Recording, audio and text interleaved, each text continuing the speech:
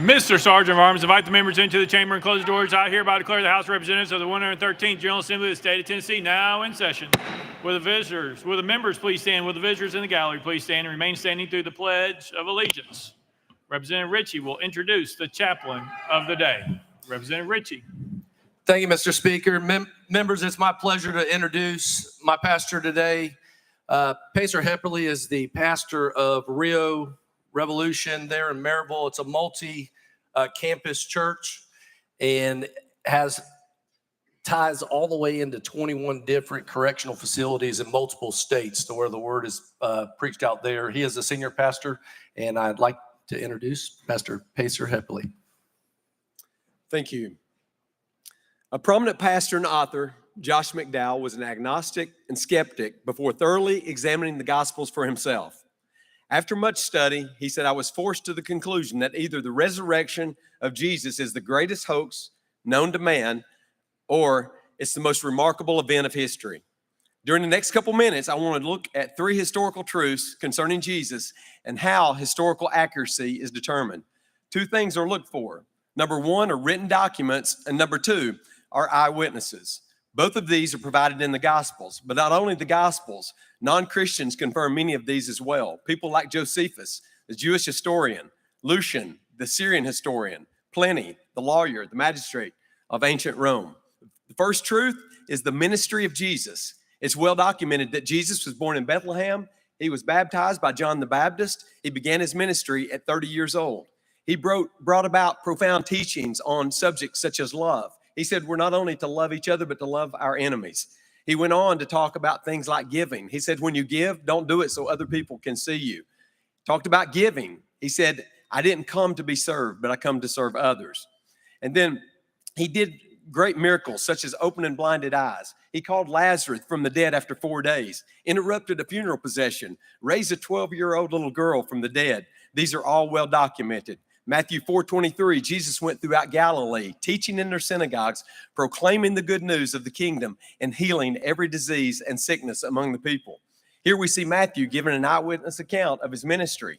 Josephus, a non-Christian, also gave witness. Here's what he said. About this time there lived Jesus, a wise man, if indeed I ought to call him a man, for he wrought surprising feats. I don't think anyone questions the life and ministry of Jesus. The second truth is the death of Jesus by crucifixion. Perhaps no other fact surrounding the life of Jesus is better attested to than his death by crucifixion. The Roman execution was horrendous. It began with a beating. This would bring the victim to the state just short of death. And then came the walk. The victim was required to carry the crossbar strapped to his shoulders outside the city, weighing between 75 and 125 pounds. And then came the suffering. Romans perfected the process for maximized suffering. The body weight itself caused suffocation.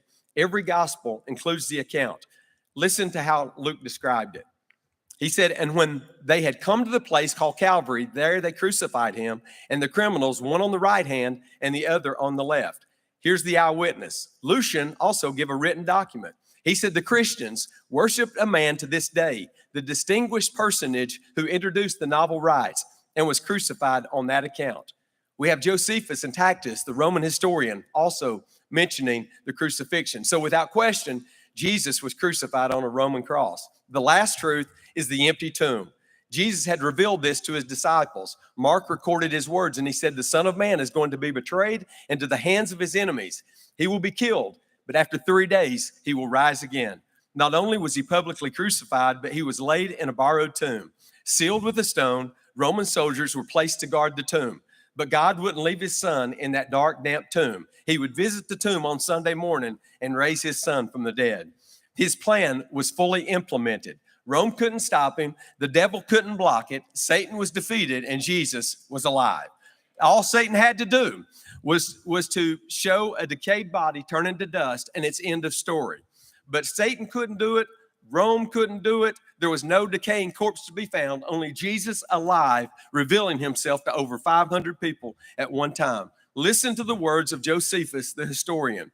He said, on the 3rd day he appeared, restored to life, and the tribe of Christians has not disappeared. Let's pray. Our Father, which art in heaven, hallowed be thy name. Thy kingdom come, thy will be done on earth as it is in heaven. Give us this day our daily bread. Forgive us our trespasses as we forgive those who have trespassed against us. Lead us not into temptation, but deliver us from evil. For thine is the kingdom, the power, and the glory forever. Amen. Representative Ritchie will lead us in the Pledge of Allegiance. Attention, salute, pledge. Pledge allegiance to the flag of the United States of America and to the republic for which it stands, one nation under God, indivisible, with liberty and justice for all.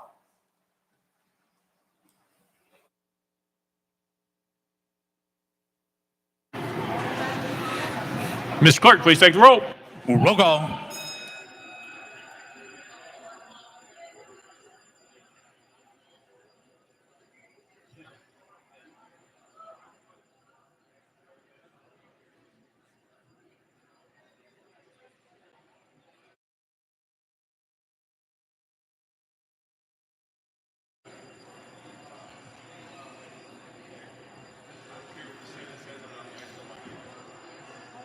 Me.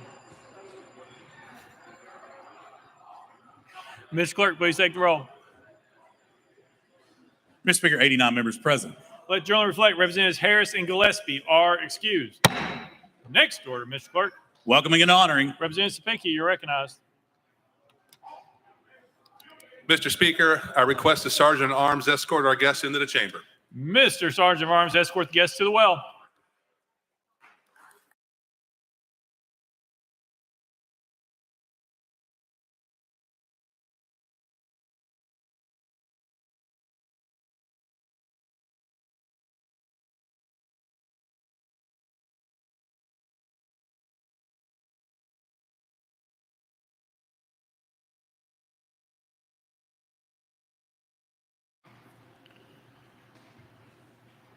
Representative Sapinki, you're recognized.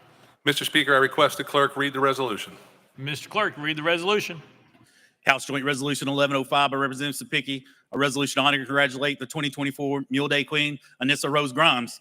Whereas it is fitting that the members of this General Assembly should salute those young citizens who, through their extraordinary efforts, have distinguished themselves as outstanding Tennesseans of whom we can all be proud. And whereas one such noteworthy person is Anissa Rose Grimes, who was recently selected as the 2024 Mule Day Court Queen.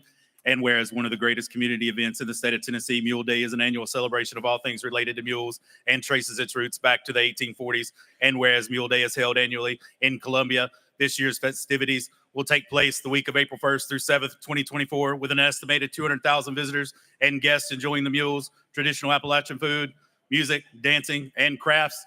And whereas 2024 Mule Day Queen Anissa Grimes is the daughter of Nora Grimes and the late Walter F. Grimes Jr. and a student at the Tennessee College of Applied Technology in Hohenwald, where she is studying to become surgical technologist. And whereas Mrs. Grimes holds a phlebotomist certification from Columbia State Community College and is employed as a certified nurse assistant at the Murray Regional Medical Center, where she works in the cardiology unit. And whereas a community-oriented individual, Anissa Grimes has distributed care baskets to local cancer patients and collected items for local nursing homes and assisted living facilities. And whereas we find it appropriate to pause in our deliberations to acknowledge and applaud this young woman for her remarkable achievement, now therefore be it resolved by the House of Representatives, the 113th General Assembly of the State of Tennessee, the Senate concurring, that we honor and congratulate Anissa Rose Grimes upon being selected as the 2024 Mule Day Queen, extending to her our best wishes for every future success.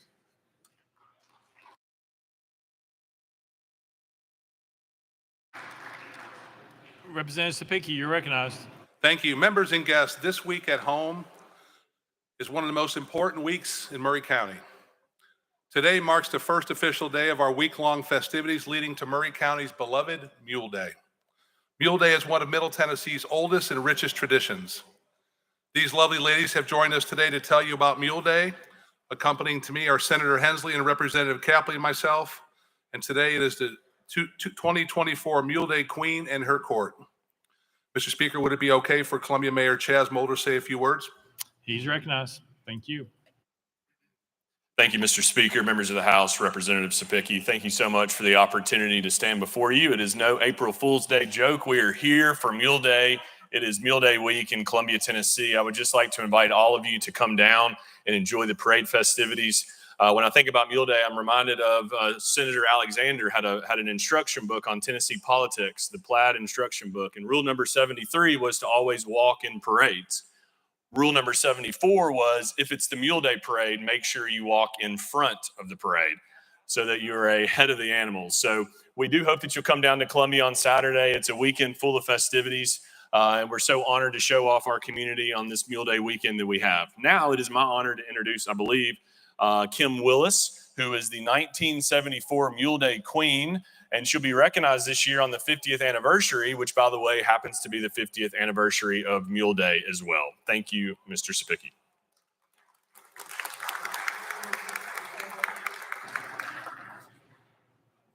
Representative Sapicki. Mr. Speaker, we have one of our previous members here, Representative Sheila Budd is now the county mayor of Murray County. Could we ask her to say a few short words? She is recognized. Thank you, Mr. Speaker and Representative Sapicki. And I noticed that he said a few short words. That's what I always tried to say when I was standing up here, a few short words. But Murray County this week is going to be electric with our mule train coming in, and we have a liars contest. We have these absolutely beautiful young ladies who are going to preside over Mule Day. And if you haven't ever been, you need to come. We have craft fairs. We have a liars contest. We have great things going on in Murray County this entire week, and then culminating with the parade on Saturday morning at 11. So let me give you a special invitation. And also at this time, let me tell you each one how much I appreciate you and what you do in this house for the state of Tennessee. I very much appreciate it. Thank you.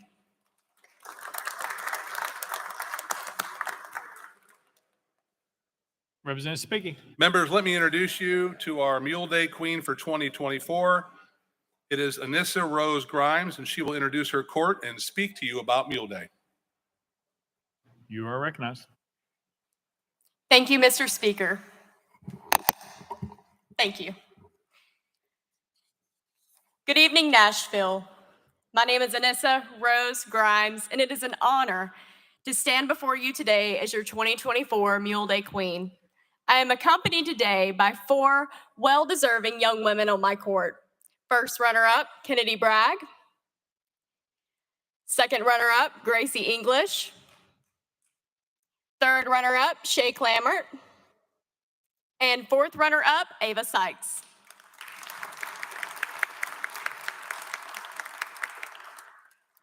We take great pride in representing our hometown, Columbia, Tennessee, and its tradition that has been around since the 1950s, Mule Day. 2024 is a special year in Mule Day history. It is the 50th anniversary of arts and crafts, tall ears, and country tradition. But this year is special for more than just one reason. I'm happy to announce that this year we will be making our mark in Mule Day history by having 2 Mule Day Queens in our parade. I presented the opportunity of a lifetime to a young woman who has captured the hearts of many. Carly McGee has been fighting alveolar rhabdomyosarcoma for about 2 years now. And it is an honor to have her as our 2024 honorary Mule Day Queen. This young woman is so well deserving of this title. She has a heart of gold and a faith in God like no other. The cancer community will always have a special place in my heart. From working in the medical field to being the daughter of a parent who has passed from brain cancer, life has taught me how important it is for people to have a sense of community and belonging. It is a privilege this year to have this title and to be able to make my mark on Mule Day history by uplifting, encouraging, and being a leader and example to my community. If you take anything away from today, let it be this. Sometimes the smallest actions can make the largest impact. Everyone has the opportunity to make change, and together, little by little, we can truly make a difference, not only in Muletown, but in Tennessee, and maybe someday the world.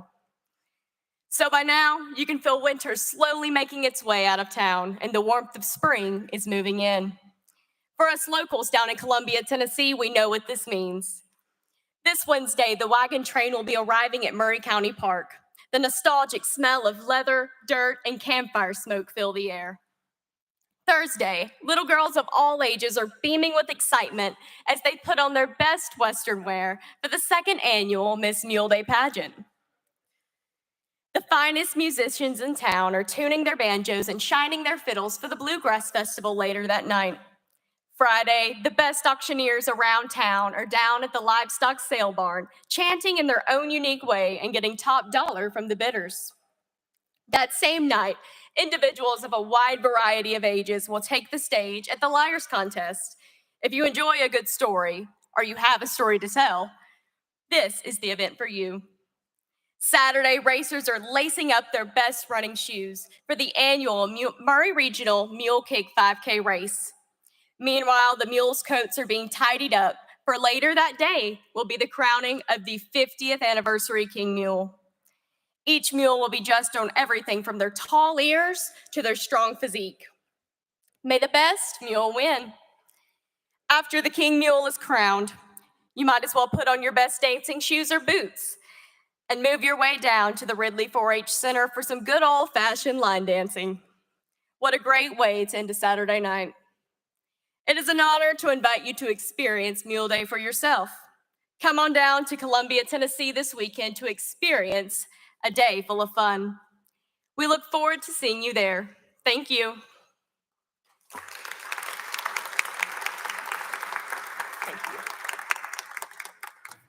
Representative Sapicki. Mr. Speaker, I'd like to recognize Representative Capley to say a few words. Representative. Thank you, Mr. Speaker. And members, I first want to say that I'm honored to represent a portion of Murray County and acknowledge this hallowed tradition, what is Mule Day. And to briefly summarize, I know many of you are curious as to if I'm going to be participating in the Liars Contest, and I have withdrawn my name from the competition. Thank you, Mr. Speaker. Representative Sapicki. And thank you, Mr. Speaker. I'd like to recognize Senator Hensley from that retirement community we call the Senate. Senator, you're recognized. Thank you, Mr. Speaker. It's always an honor to come back over here to the big house and where the excitement usually is. And it's an honor to represent Murray County in the Senate and share with Kip and Scott and to represent the mule capital of the world. And I would just like to add to what everyone else has said, invite everyone to come if you can sometime, especially on Saturday. It will be well worth your time. And thank you, Mr. Speaker. Thank you, Representative Sapicki.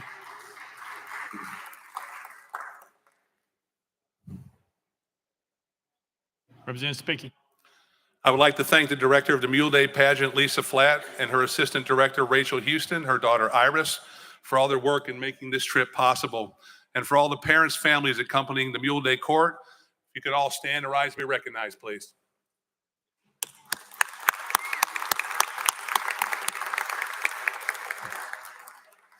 Members, what began in 1840s as Breeders' Day, a meeting for all Columbia's mule breeders, is now in 2024 an event that over 200,000 guests will visit our city to partake in all things mule.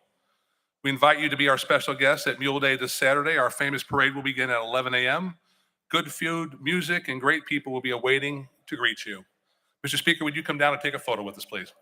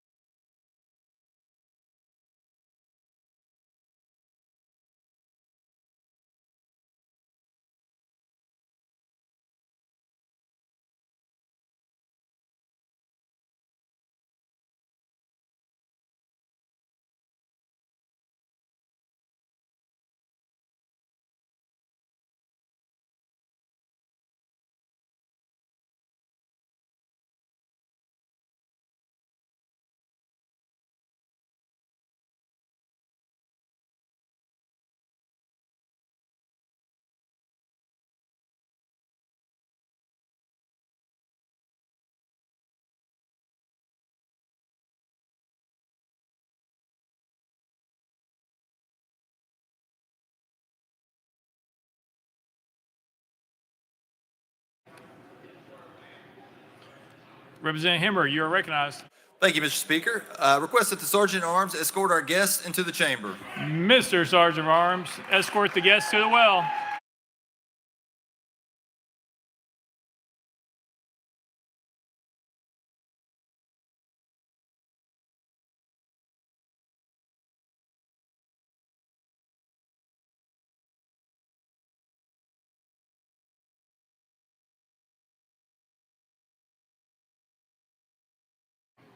Representative Hemmer, you are recognized. Mr. Speaker, I request the clerk read the resolution, please. Mr. Clerk, read the resolution. House Joint Resolution 686 by Representative Hemmer and others, a resolution to honor the memory of legendary singer-songwriter Jimmy Buffett. Whereas the members of this General Assembly were greatly saddened to learn of the passing of Jimmy Buffett, and whereas a singer, songwriter, author, sailor, pilot, and entrepreneur, Mr. Buffett was a folk hero beloved by so many, especially his devoted following parrot heads. And whereas born James William Buffett on December 25th, 1946 in Pascagoula, Mississippi, Jimmy Buffett was one of the 3 children born to Mary Lorraine Peets and James Delaney Buffett Jr. And whereas Mr. Buffett found success primarily with albums and enjoyed a few years on the pop singles chart with Margaritaville, his 1977 breakthrough hit, reaching the top 10, his music was often described as Gulf and Western, a nod to his fusion of laid-back twang and island-themed lyrics. And whereas his catalog also includes his first top 40 hit, Come Monday, as well as A Pirate Looks at 40, Cheeseburger in Paradise, and Son of a Sailor. For a time during the early days of his career, Mr. Buffett lived in Nashville and worked as a journalist for Billboard magazine while trying to break into the country market. And whereas accompanied by his Coral Reefer Band, Jimmy Buffett performed live shows replete with the sing-along anthems and festive tropical iconography, making him a perennial draw on the summer concert circuit where he built an ardent fan base. And whereas it is fitting that the members of this General Assembly should pause to remember the bountiful life of this exceptional entertainer and human being, now therefore be it resolved by the House of Representatives, 113th General Assembly of the State of Tennessee, the Senate concurring, that we honor the memory of James William Jimmy Buffett, reflecting fondly upon his monumental career.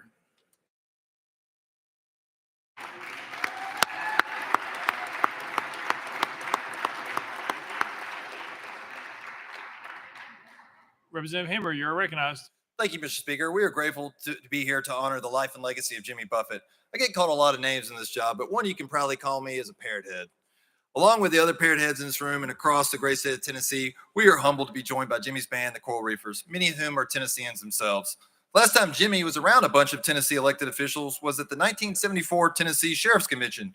Jimmy was at the hotel for another event, got drunk, but couldn't find his car in the parking lot. So he did what any reasoned person would do. He got on top of the nearest car to look around for his rental car. However, there were 2 big problems. One, he couldn't find his dress shoes that day and wore his golf shoes. And 2, the car he walked on top of the roof happened to be Sheriff Buford Pusser. Well, the sheriff found Jimmy and it didn't end well for him, but luckily Jimmy survived to tell this tale many times and many other adventures through the years that helped inspire many songs that we know by heart.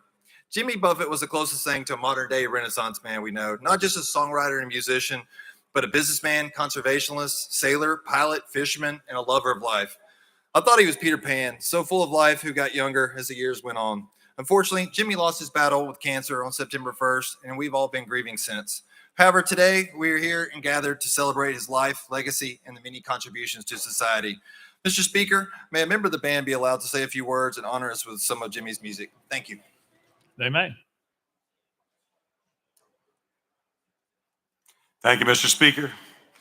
We were, the Coral Reefers were blessed to run the world with Jimmy Buffett for a few decades. And one thing about him, what motivated him every day was to make everybody that he crossed paths with have a better day. I think that's pretty universal. That's pretty bipartisan. He was a great example to all of us, and he would get a particular kick out of the fact that we are in the State House with 4 guitars and 2 accordions, which I believe could qualify as a security breach on a normal day.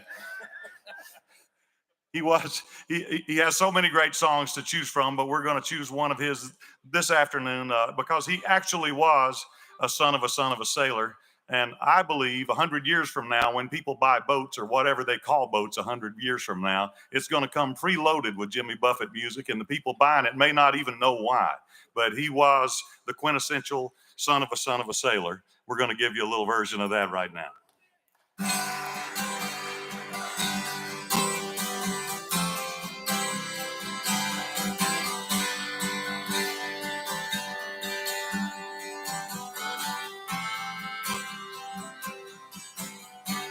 As a son of a sailor, I went out on the sea for adventure, expanding the view of the captain and crew like a man just released from indenture. As a dreamer of dreams and a traveling man, I chalked up many a mile, read dozens of books about heroes and crooks, and I learned much from both of their style. A son of a son, son of a son, a son of a son of a sailor, a son of a gun, load the last ton, one step ahead of the jailer. Now way in the near future, southeast of disorder, you can shake the hand of the Mango Man as he greets you at the border. And the lady she hails from Trinidad, island of the spices, salt for your meat and cinnamon sweet, and the rum is for all your goodbyes. Got to haul a sheet in as we ride on the wind, our forefathers harnessed before us. And hear the bells ring as the tide rig and sing. It's the son of a gun of a chorus.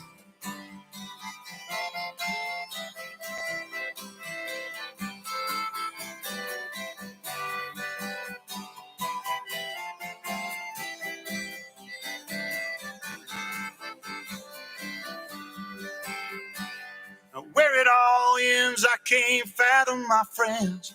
If I knew, I just might toss out my anchor. So I cruise along, always searching for songs, not a lawyer, a thief, or a banker, but a son of a son, son of a son, son of a son of a sailor. The seas in my veins, my tradition remains. I'm just glad I don't live in a trailer.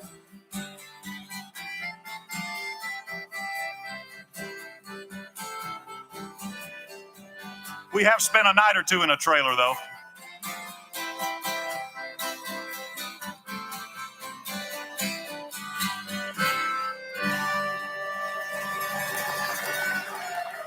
Godspeed, Jimmy.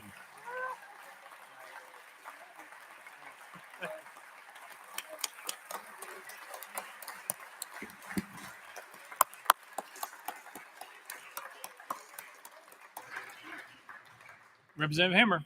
Thank you, Mr. Speaker. If you please join us down the well for a brief picture.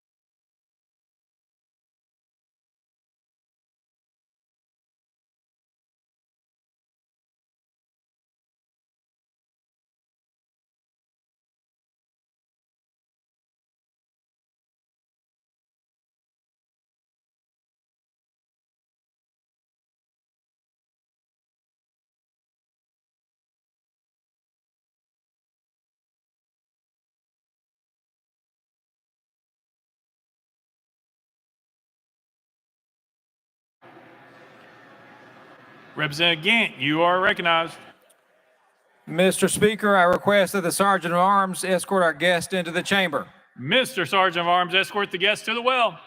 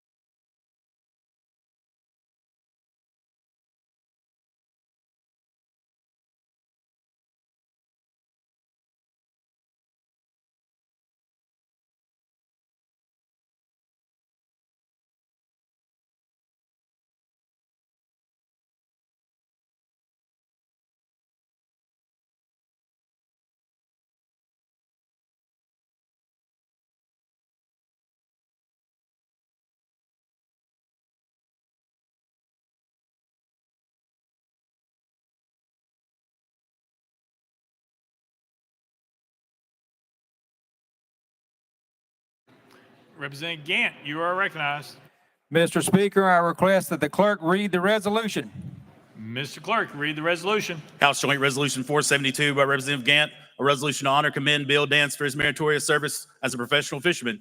Whereas it is fitting that the members of this General Assembly should specially recognize those estimable public servants who, through their extraordinary efforts, have become leaders of whom we can all be proud. And whereas one such individual is Bill Dance, who has rendered more than 60 years of commendable service as a professional angler and outdoorsman. And whereas Bill Dance is the first superstar of professional bass fishing, and throughout the years, he has taught several generations how to fish. And whereas he began competing in and winning bass tournaments in the 1960s, and since 1968 has appeared in more than 2,000 shows. He has educated millions of fishing enthusiasts as the host and producer of Bill Dance Outdoors and Bill Dance Saltwater, which air on the Outdoor Channel and Sportsman Channel, respectively. And whereas no stranger to awards and accolades, Mr. Dance has received 23 National Bass Anglers Sportsman Society titles. He holds 3 Bass Angler of the Year titles and 8 Bassmaster Classic qualifier titles, and he has placed in the top 10 40 times. And whereas in 2021, Mr. Dance received an honorary doctorate from the University of Tennessee as the most befitting honor that recognizes his outstanding contributions to the sport of fishing. He was again recognized and celebrated the same year by country music legend Luke Bryan, who released an ode titled Bill Dance. And whereas Bill Dance epitomizes the spirit and commitment that are characteristic of true Tennessean, now therefore be it resolved by the House of Representatives of the 113th General Assembly of the State of Tennessee, the Senate concurring, that we hereby honor and commend Bill Dance for his years of dedicated service to the state of Tennessee and the sport of fishing, and extend to him our best wishes for every future success.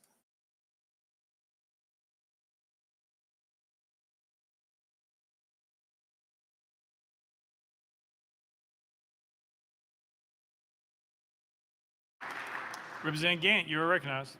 Thank you, Mr. Speaker. It is an absolute honor for me today.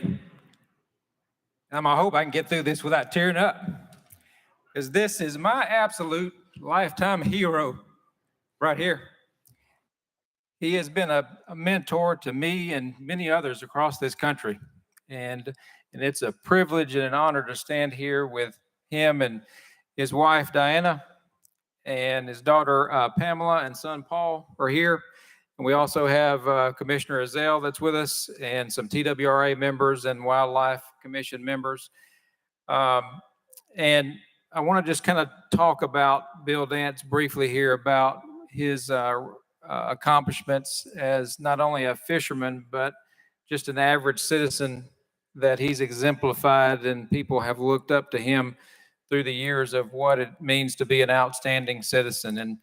And Bill Dance, professional bass fishing first superstar, has taught generations to fish. He was the first superstar in fishing across our country.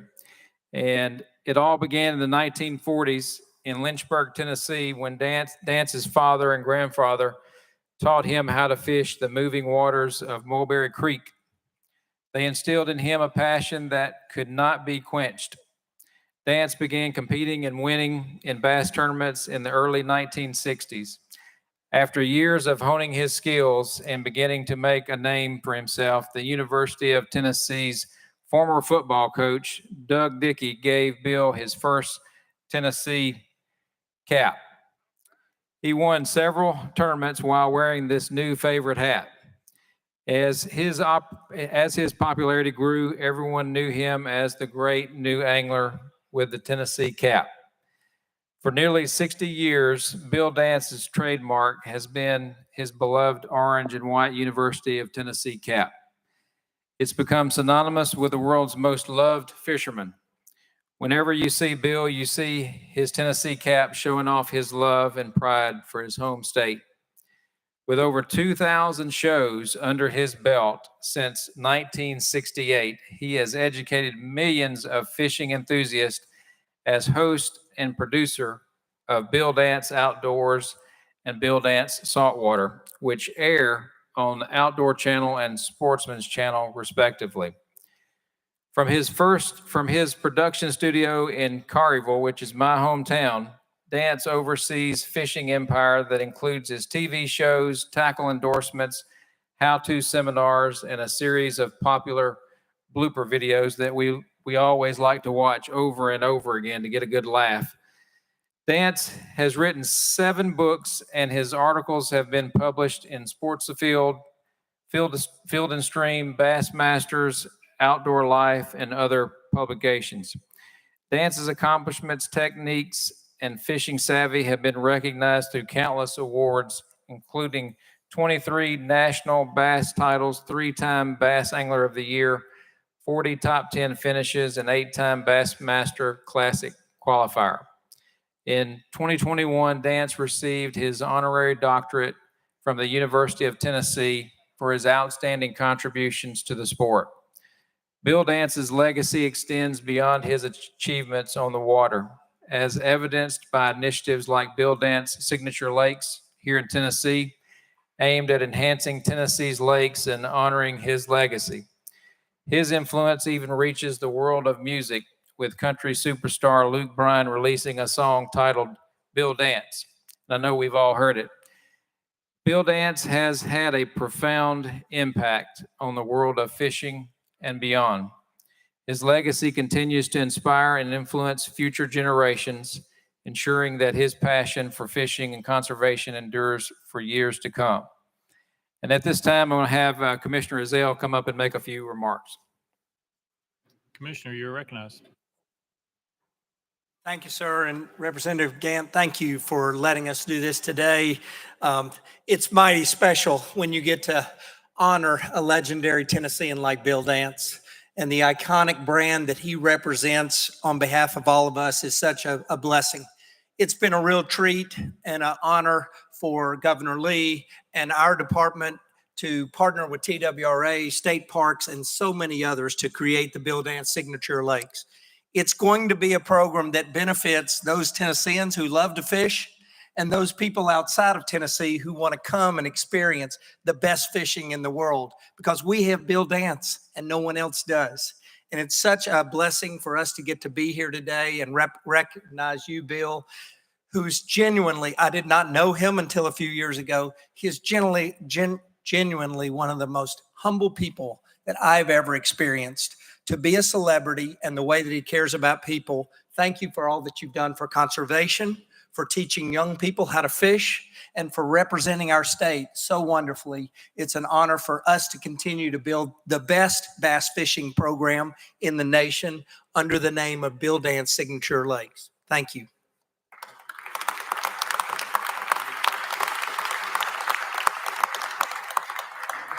Representative Gant. Mr. Speaker, at this time, I'm going to ask Bill's daughter, Pamela Dance, if you'll recognize her to make a few remarks. She is recognized.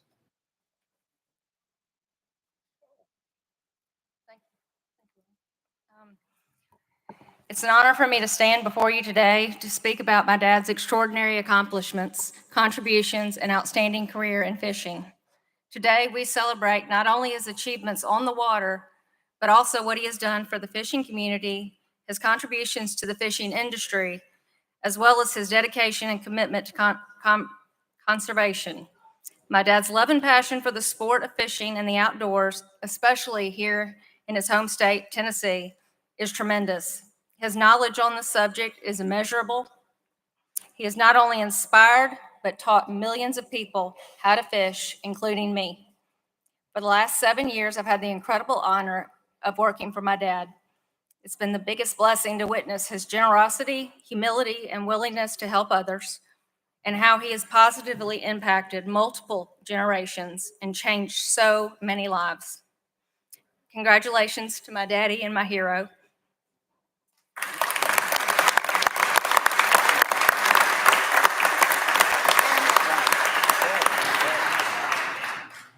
Representative Gant.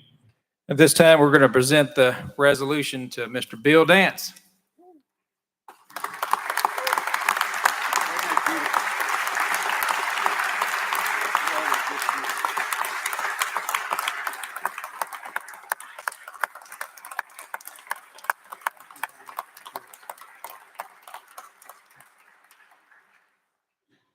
Representative Gant. At this time, Mr. Speaker, if you will let Mr. Bill Dance say a few remarks. Thank you.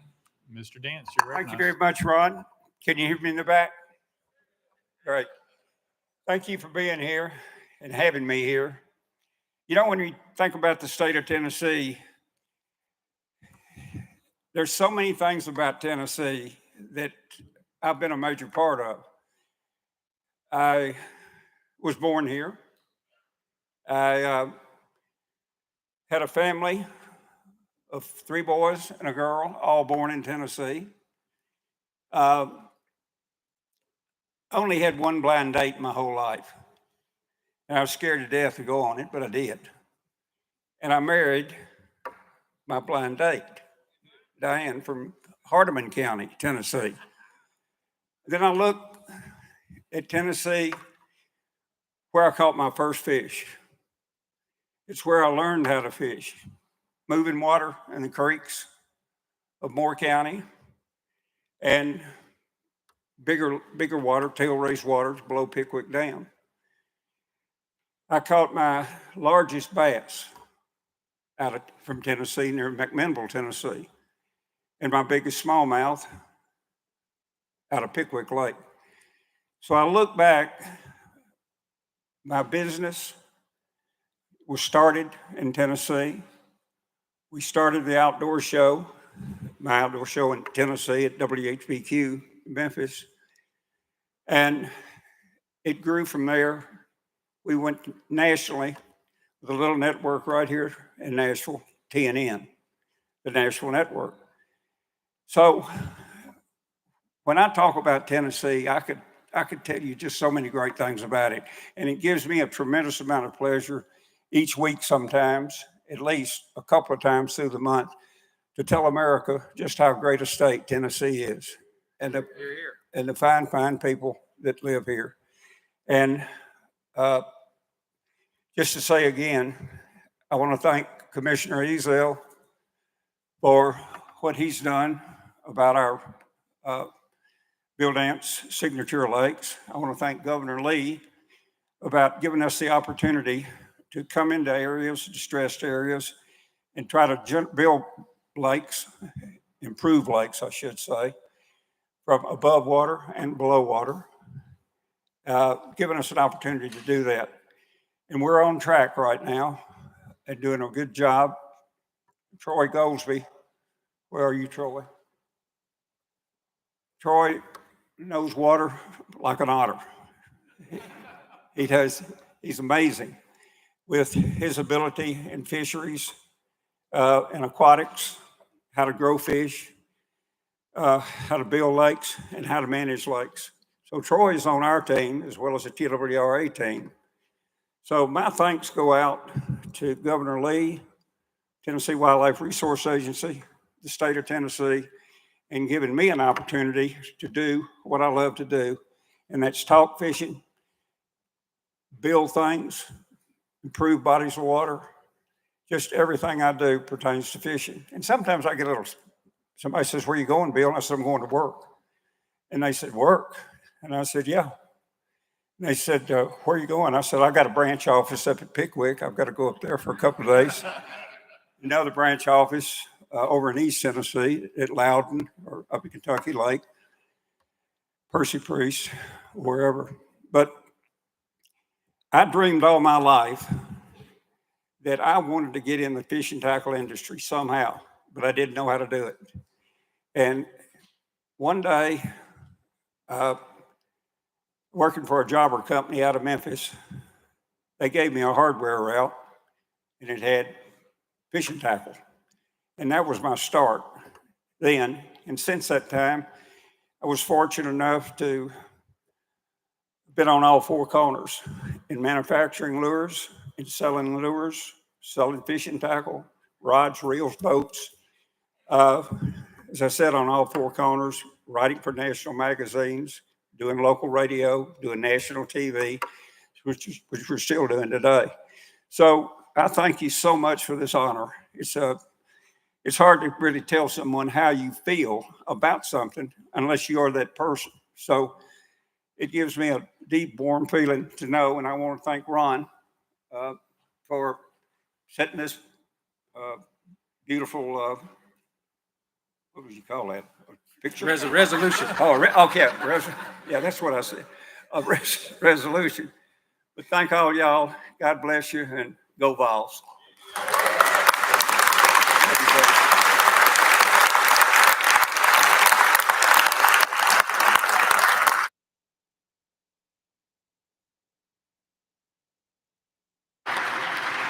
Representative Gant. Mr. Speaker, if you could join us in the well, please, for a picture.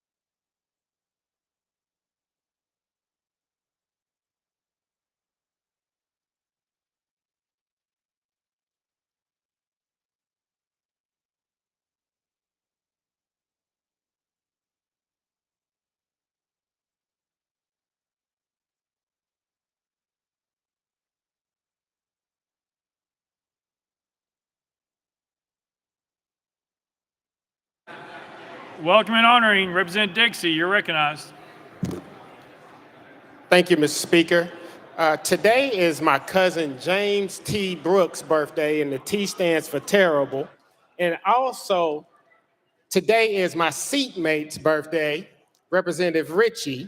So please say a prayer for him, his family, and definitely for me for sitting beside him and having to work with him all this time. But happy birthday, Representative Ritchie.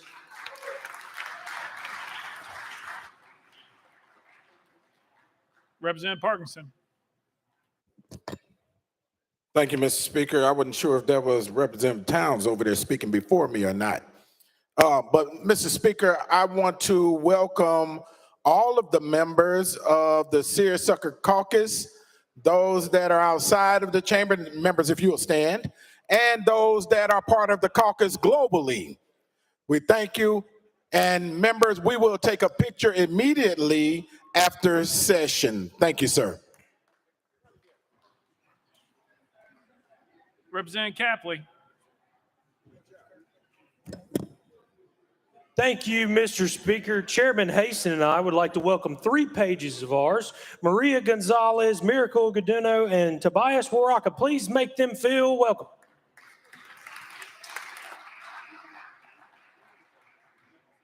Representative Helton Haynes. Thank you, Mr. Speaker. I would like to welcome Shannon Berger, CEO of Simpa Community Care in Chattanooga, Tennessee. She's in the gallery today. Please make her welcome.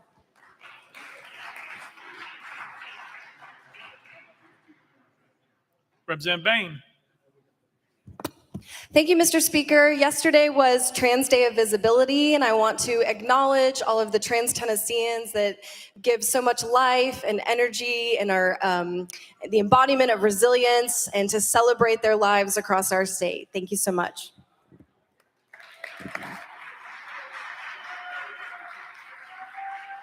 Representative Glenn.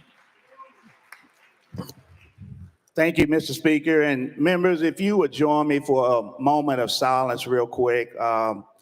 Friday, we had a young man in my district by the name of Cam Ward who went to Rossview High School. He was a senior. He was playing basketball out at one of the parks and just casually going back, playing on defense, and he collapsed and died on the basketball court. It makes me think about the bill we passed earlier this year that talks about the defibrillators coming out of the school and actually being part of the athletic piece. So if you would, just join me with a moment of silence for the young man and his family. Thank you. Representative Kiesling.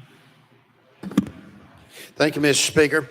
We are delighted today to have educator Joy Perry. We're going to ask Joy and her students from Huntsville Middle School to please stand to our right, members up there, and they are visiting us today. She has her students from the student government class there at Huntsville Middle School. Would you please, members, please make them welcome today. Thank you. Thank you, Mr. Speaker. Representative Terry.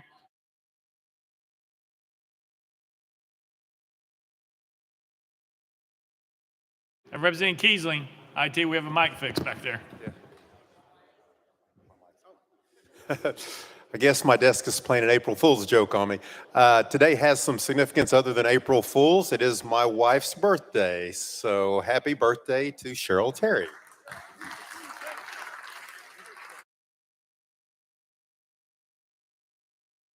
Representative Hicks of Hawkins. Thank you, Mr. Speaker. Representative Alexander and I'd like to make welcome Dr. Michael Mabry up in the balcony. He will be Doctor of the Day for tomorrow, but we would like to make him welcome. He's from State of Franklin Healthcare and lives in my district and does a great job. Thank you, Michael.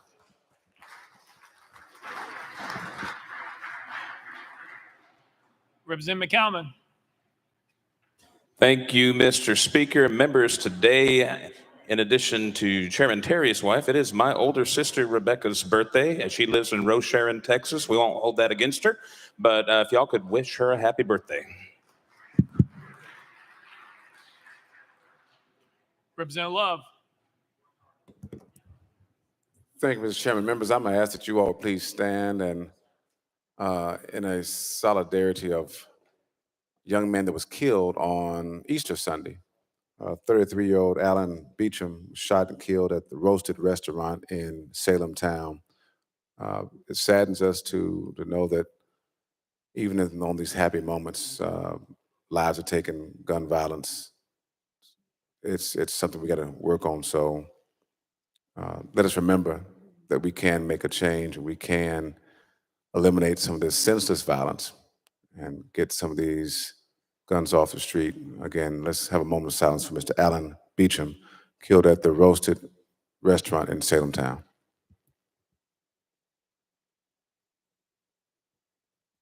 Thank you, members. Lear Lamberth. Thank you, Mr. Speaker. After that somber moment, just a little lightness here. Today is Seersucker Day, and I appreciate the chair calling that, but it is also another special day. It was Joe Town's Lookalike Day for those that did not want to dress in seersucker, and Representative John Ray Clemens has gone above and beyond. I don't know that anybody comes even close to be able to, to beat Joe Towns. And is Joe Towns even in the room right now? There's a couple that have tried. Y'all can all vote on it later. There's a couple contenders here, but I did want to recognize that if you see these starry badges here and everything else, let Joe Towns that he's got competition for style today. Well done.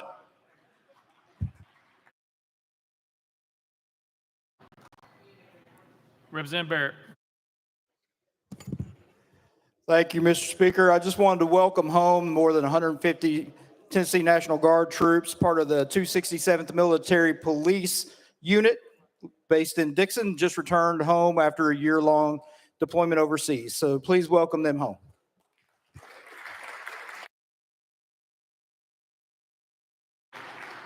Representative Vaughn. Thank you, Mr. Speaker. For those of you who made it to Calendar and Rules on last Thursday, you heard me speak of the great bravery and resilience of one of our fellow members, Chairman Williams. I spoke about resilience on Thursday, but he turned tragedy into triumph. After nearly losing his thumb to an angry steakhouse door, he did not let it slow him down. He came out this weekend, 7 stitches, mangled digit, and still recorded his first hole-in-one of his young golf career. So celebration, a story of true triumph. Chairman Ace Williams, congratulations, and I look forward to you meeting your obligations for those who have holes-in-one. Thank you. Larry Camper.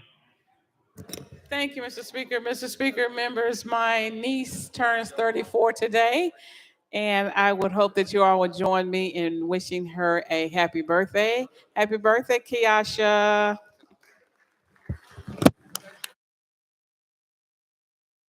Representative Boyd. Thank you, Mr. Speaker. Members, 13 years ago, my wife gave birth to a beautiful baby girl. And that baby girl has grown up into just an incredible young lady that is just, she's beautiful, she's confident, she's witty, and she's an incredible Christian young lady. And today is her first day of her teenage life. If you'd make my daughter Blair Ellen wish her a happy birthday.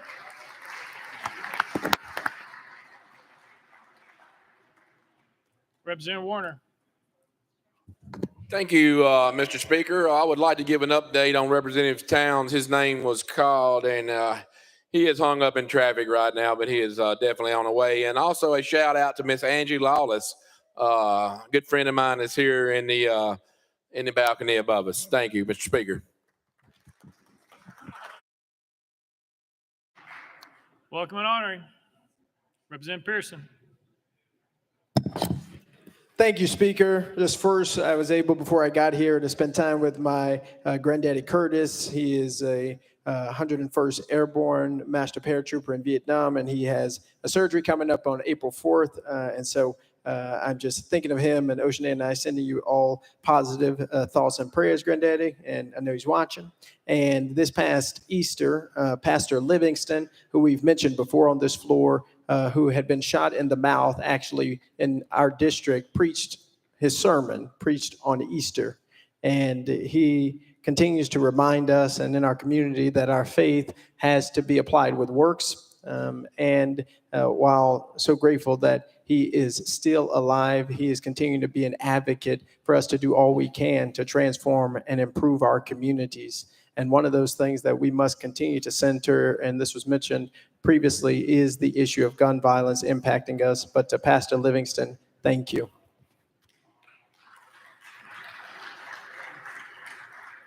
Welcome and honoring. Chairman Faison. Thank you, Mr. Speaker. Members, I want to point your attention to the back. Our friend, Representative Michael Hale, is here. He has been through a situation. Y'all give him some love.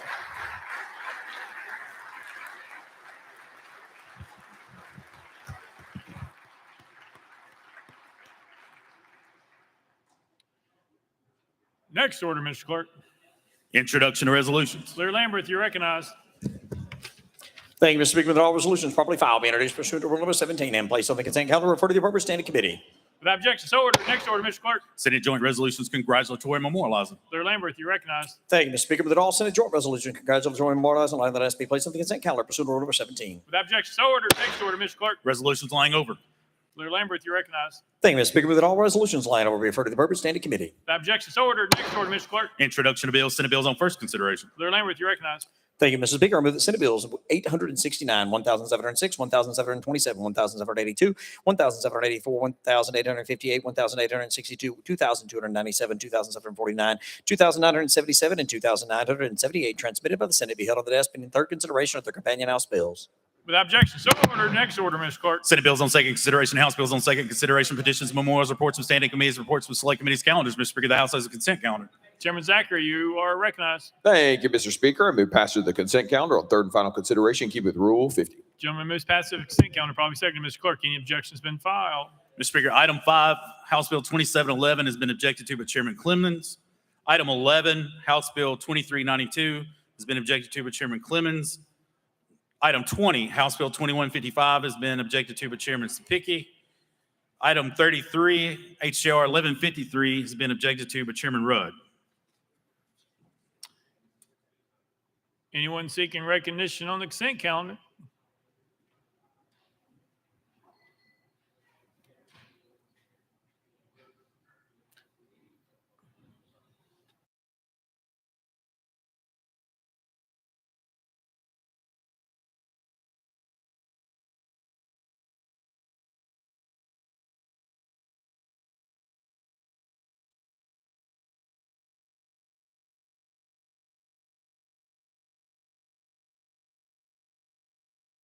Leader Camper.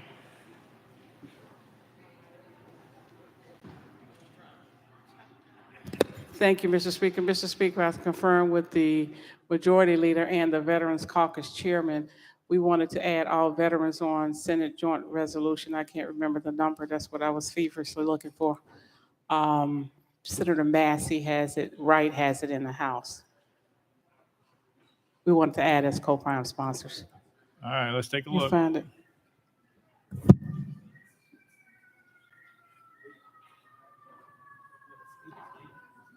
Did you say, Representative Wright, do you have a resolution? Can you help us find it on the consent calendar?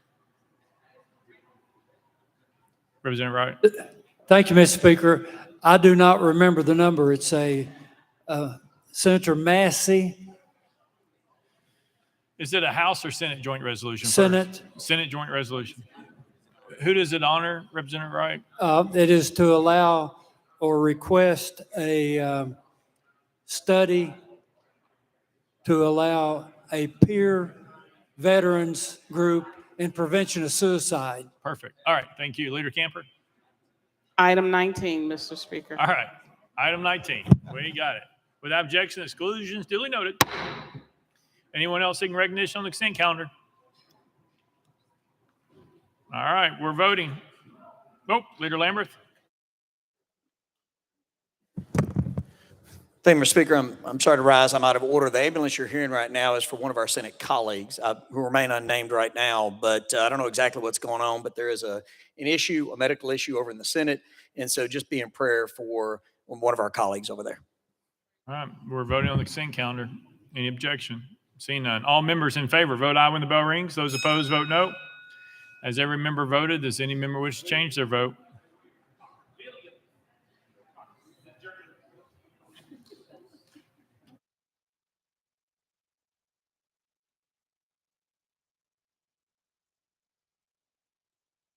Mr. Clerk, please take the vote. Ayes 92, no nays, 2 present, all voting. Having received the constitutional majority, I declare the consent calendar passed without objection. The motion reads to table. Next order, Mr. Clerk. Mr. Speaker, the House has a regular calendar. Call for first bill, Mr. Clerk. House Bill 2907 by Chairman Kumar relative to healthcare services. Chairman Kumar, you're recognized. Thank you, Mr. Speaker. I move that the bill be held on the desk. Without objection, held on the desk. Call up next bill, Mr. Clerk. House Bill 2169 by Chair Lady Littleton and others relative to the Tennessee Foster and Adopted Parent Protection Act. Mr. Speaker, the Senate bill is on the desk. Chair Lady Littleton, you are recognized. Thank you, Mr. Speaker. I move to substitute and conform to Senate Bill 1738. Chair Lady Littleton moves substitute form Senate Bill 1738, prompting second without objection. So ordered. Chair Lady Littleton, you're recognized. Thank you, Mr. Speaker. I move passage of Senate Bill 1738 on third and final consideration. Chair Lady Littleton moves passage of Senate Bill 1738 on third and final consideration. Prompting second. Mr. Clerk, call up First Amendment. House Civil Justice Committee Amendment number 1. Chairman Farmer, you're recognized. Thank you, Mr. Speaker. Move to withdraw. Without objection, amendment number 1 withdrawn. Next amendment, Mr. Clerk. House Amendment 2 by Chair Lady Littleton, Mr. Speaker, was timely filed. Chair Lady Littleton, you are recognized.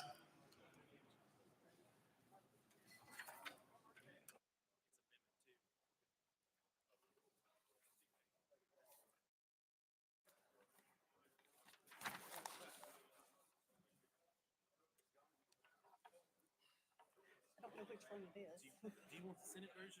Yes. So you want to move to withdraw,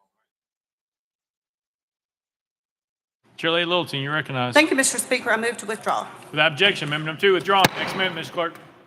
House Amendment 3 by Chair Lady Littleton, Mr. Speaker, was timely filed. It's the same as Senate Amendment number 2. Chair Lady Littleton, you're recognized. Thank you, Mr. Speaker. I move to withdraw. Without objection, amendment number 3 withdrawn. Next amendment, Mr. Clerk. Mr. Speaker, no further amendments. Chair Lady Littleton, you are recognized. Thank you, Mr. Speaker. This bill, as amended, enacts the Tennessee Foster and Adoptive Parent Protection Act, which prohibits the Department of Children's Services from requiring a current or prospective adoptive or foster parent to affirm, accept, or support any government policy regarding sexual orientation or gender identity that conflicts with her own sincerely held religious or moral beliefs, and prohibits DCS from denying or precluding from consideration of parents' eligibility to foster or adopt based on their religious or moral beliefs. Clarifies that DCS may consider the religious and moral beliefs of a child and their family or origin included in relation with the religious or moral beliefs of the prospective adoptive or foster parents when determining the most appropriate placement for the child. With that, Mr. Speaker, I renew my motion. Chair Lady Littleton renews the motion. Any discussion on the bill? Representative Bain, you are recognized. Thank you, Mr. Speaker. So I want to pause to talk about the current issues facing DCS right now. We have dangerous conditions in state-run homes. DCS is underfunded. There is child mistreatment, handcuffing kids, waiting lists of children. And I want to understand with these pressing and very serious issues, what is the motivation behind this piece of legislation? Chair Lady Littleton, you are recognized. Thank you, Mr. Speaker. Under this bill, parents will not be forced to follow or accept policies that center around gender identity or sexual orientation if their moral or religious beliefs do not allow them to do so. The bill intends to protect otherwise qualified parents from being denied the ability to adopt or foster children based on values and beliefs. This bill does not disregard the values or beliefs of the child, or their placement should be based on a comprehensive list of factors in the best interest of the child. This bill clarifies that DCS may consider the religious and moral beliefs of the child or their family of origin, including in relation to the religious or moral beliefs of the prospective adoptive or foster parent when determining the most appropriate placement for the child. Tennessee should welcome a diverse range of qualified adoptive and foster parents, including people of faith and beliefs, and this bill will enforce this idea. It is important to always consider the best interest of the child. So you want them to go into a home where they will be loved and accepted. Representative Bain. Thank you, Mr. Speaker. Representative Littleton, I know that you care about kids, and I've heard you say this again and again. Children deserve to be in loving and safe homes. Do you feel that this policy enhances the protection and well-being of children in DCS custody? Chair Lady Littleton. Thank you, Mr. Speaker. That is exactly what this bill does. Representative Bain. Okay, thank you, Mr. Speaker. The language in this bill presumes that religious beliefs of the parents supersedes the best interests of the child. Do you agree or disagree? Chair Lady Littleton. I agree that it's the best interest of the child to go into a home where they can flourish and be themselves, and this is in the best interest of the child. Representative Bain. Thank you, Mr. Speaker. I mean, the name of the bill implies that parents need protection from children who have different gender identities. I thought the point of policies like this is to protect Tennessee children. Chair Littleton. Thank you, Mr. Speaker.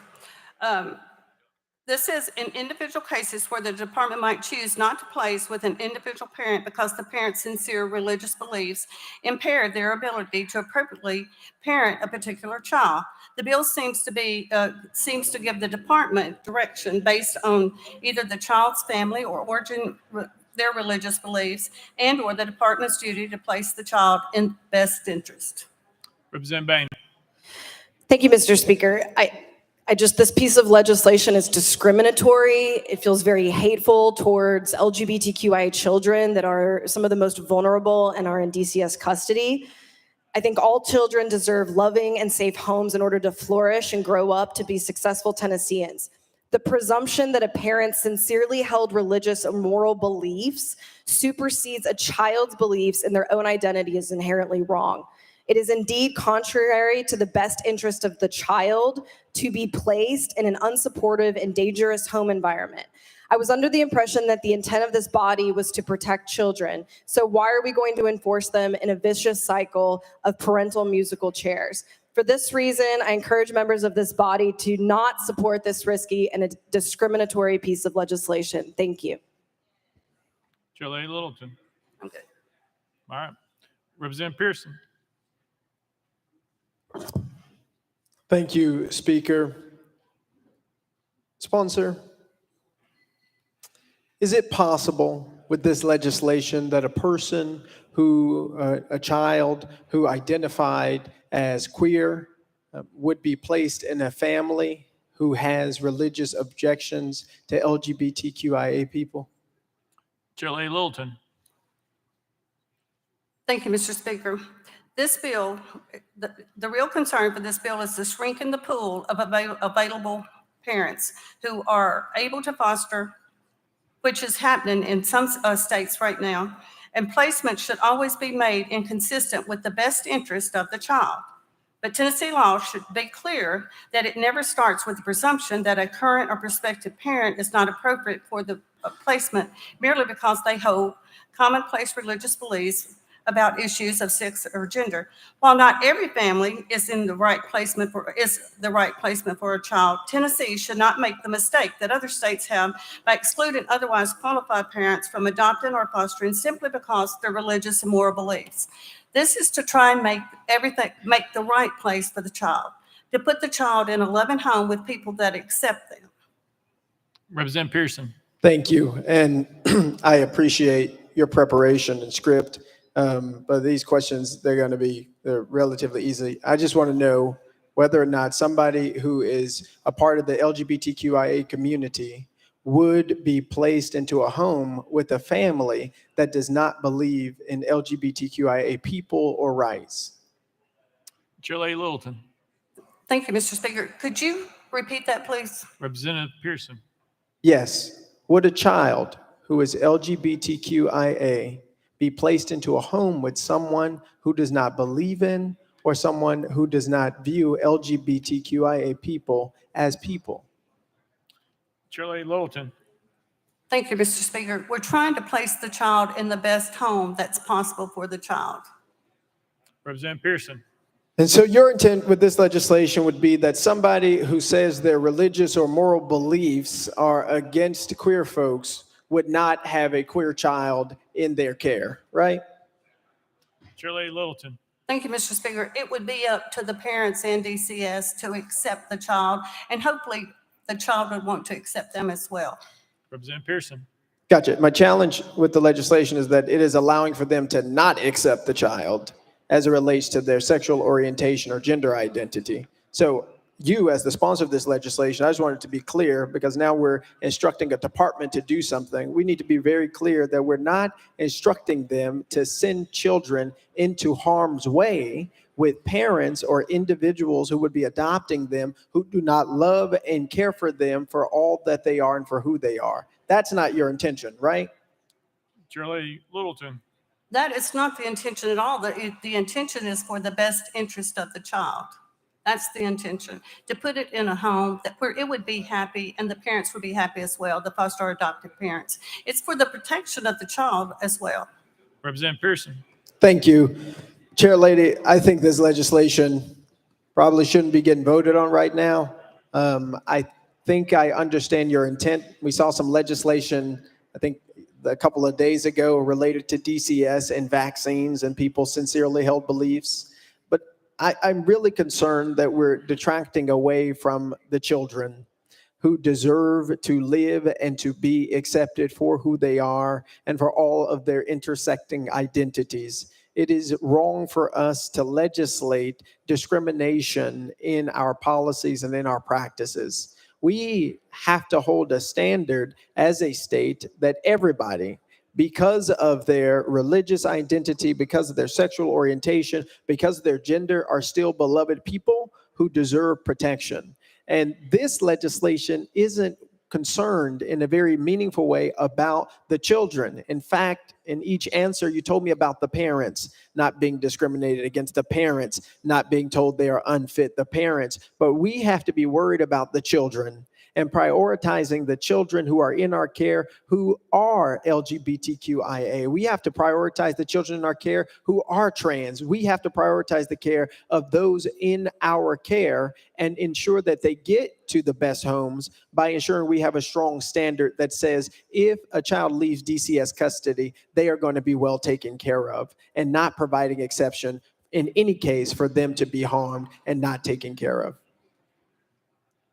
Chair Lady Littleton. Thank you, Mr. Speaker. That is exactly what this bill does. The bill would work with the current DCS guidelines to ensure the best interest of the child when considering their placement. Representative Jones. Thank you. Representative Littleton, I think it's interesting that the word moral is in this bill because this bill is immoral. Discrimination cloaked under the guise of religion is still discrimination. Hate cloaked under the veil of religion is still hate. You stated that you want these kids to be sent into a home where they're loved and where they can flourish. Can you explain the logic of how a child can go into a home where they're told that they are wrong, that their identity is wrong, that they don't belong, that they have made a mistake with who they are, and how can they flourish in such an environment? Representative Littleton, I just am struggling to understand the logic behind putting a child in such an environment and saying that if your identity is constantly at play, being challenged, that you can still flourish and feel loved. Can you explain that, Representative Littleton? Chair Lady Littleton, you're recognized. Thank you, Mr. Speaker. I'm not sure how many ways I can explain that this is for the best interest of the child. If those parents have religious and moral beliefs against it and do not want the child in their home, this prevents that. And maybe the child wouldn't want to go in that home. This is what protects the child. It's the best interest of the child. Representative Jones. This bill is called the Tennessee Foster and Adoptive Parent Protection Act. It doesn't say the Child Protection Act. And nowhere in the script that they prepared for you did you answer the question to say, how can a child be protected and feel validated and flourish in an environment where they may be put in a home that says that because they are LGBTQ+, that they are wrong, that they are mistaken, that they are sinful, or whatever language you want to use. I mean, it just is, it's not logical. And so did they give you notes on that? Can you explain an example where a child goes into this environment and can flourish? I'm struggling to see that. Chair Lady Littleton. Thank you, Mr. Speaker. This bill clearly says that they would not go into those homes if they had religious beliefs or moral beliefs. And that's why other states are shutting out foster parents that will not accept those children because of moral beliefs and their religious beliefs. So this is to protect as well as the child, the foster parents and the adoptive parents. Because all of them should have the same, if they refuse, there are a couple of states already will not let them have another child. Representative Jones. I'm reading the legislation, Representative Littleton. It says that the department cannot create policies requiring a current or prospective adoptive or foster parent to affirm, accept, or support any government policy regarding sexual orientation or gender identity that conflicts with the parent's sincerely held religious beliefs. Nothing in this is saying that children will be protected, Representative Littleton. I don't know who wrote this bill. I don't know if you didn't write it, so you don't know what's in the bill. But this bill that I'm reading before me right here says that children can be placed in environments that are hostile to them, that they're not affirmed, that they're not welcome, that they're not treated with dignity because of who they love or how they identify with. And that is immoral.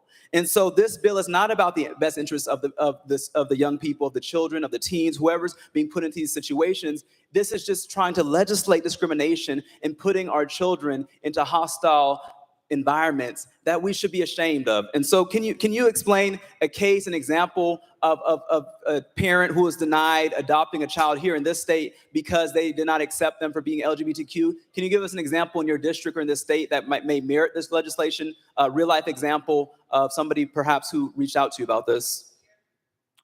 Chairlady Littleton, you are recognized. Thank you, Mr. Speaker. This bill says the Department of Children's Services shall not require a current or prospective adoptive or foster parent to affirm, accept, or support any government policy regarding sexual orientation or gender identity that conflicts with the parent's sincerely held religious or moral beliefs. So you're saying right the opposite. This says that they don't have to accept them. Representative Jones. Thank you. So again, my question was, can you give an example? And we cannot. Because this legislature has done everything they can to bully LGBTQ children and teens, and it is wrong. We are adults here bullying children and putting them in environments where they're not safe. When we leave here, colleagues, we should be ashamed that we're letting these things go through. This is a bill that is a solution in search of a problem. This is a bill about legislating hate. This is a bill about using religion, the white sheet, whatever you want to call it, cloaking it over discrimination over children. And that is who we should be concerned with protecting every day in this body. Representative Todd. Thank you, Mr. Speaker. I move previous question. Previous question's been called. There's objection. We're on the board.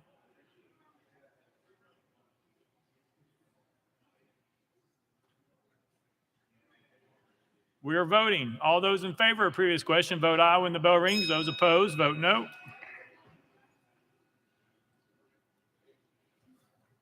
Has every member voted? Does any member wish to change their vote? Mr. Clerk, please take the vote. Aye, 73, 20 nays. Previous question prevails. We are voting. All those in favor of Senate Bill 1738 as All those in favor of Senate Bill 1738, vote aye when the bell rings. Those opposed, vote no. Has every member cast their vote? Does any member wish to change their vote? Mr. Clerk, please take the vote. Aye, 73, 20 nays. Senate Bill 1738, having received constitutional majority, I hereby declare passed without objection. The motion reconsider is tabled. Call the next bill, Mr. Clerk. House Bill 2791 by Chair Lady Littleton and others relative to data. Mr. Speaker, the Senate bills on the desk. Chair Lady Littleton, you are recognized. Thank you, Mr. Speaker. I move to substitute and conform to Senate Bill 2059. Chair Lady Littleton moves to substitute and conform to Senate Bill 2059, probably seconded without objection. So ordered. Chair Lady Littleton. Thank you, Mr. Speaker. I move passage of Senate Bill 2059 on third and final consideration. Chair Lady Littleton moves passage of Senate Bill 2059 on third and final consideration. Probably seconded. Mr. Clerk, call First Amendment. House Civil Justice Committee Amendment number 1. Mr. Speaker, it's the same as Senate Amendment number 1. Chairman Farmer, you are recognized. Thank you, Mr. Speaker. This amendment is the same as Senate Amendment number 1. Move to withdraw. Without objection, amendment number 1 withdrawn. Next amendment, Mr. Clerk. Mr. Speaker, no further amendments. Chair Lady Littleton, you are recognized. Thank you, Mr. Speaker. As amended, this bill requires the Administrative Office of the Courts to file a report listing any juvenile courts not in compliance with the quality statewide data collection requirements to the court judge, to the juvenile court not in compliance, and to the chairs of the Senate Judiciary Committee and the House Civil Justice Committee by October 1st of each year. With that, I renew my motion, Mr. Speaker. Chair Lady Littleton renews her motion. Any discussion on the bill? Representative Moon, you're recognized. Thank you, Mr. Speaker. I'll call previous question. Previous question been called. Any objection? There's objection. We're on the board. All those in favor of previous question, vote aye when the bell rings. Those opposed, vote no. Has every member voted? Does any member wish to change their vote? McCallum, aye.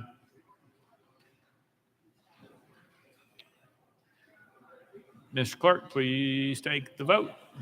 Aye, 72, 18 nays. Senate Bill 2050, previous question prevails. We are voting. All those in favor of Senate Bill 2059 vote aye when the bell rings. Those opposed vote no. As every member voted, does any member wish to change their vote?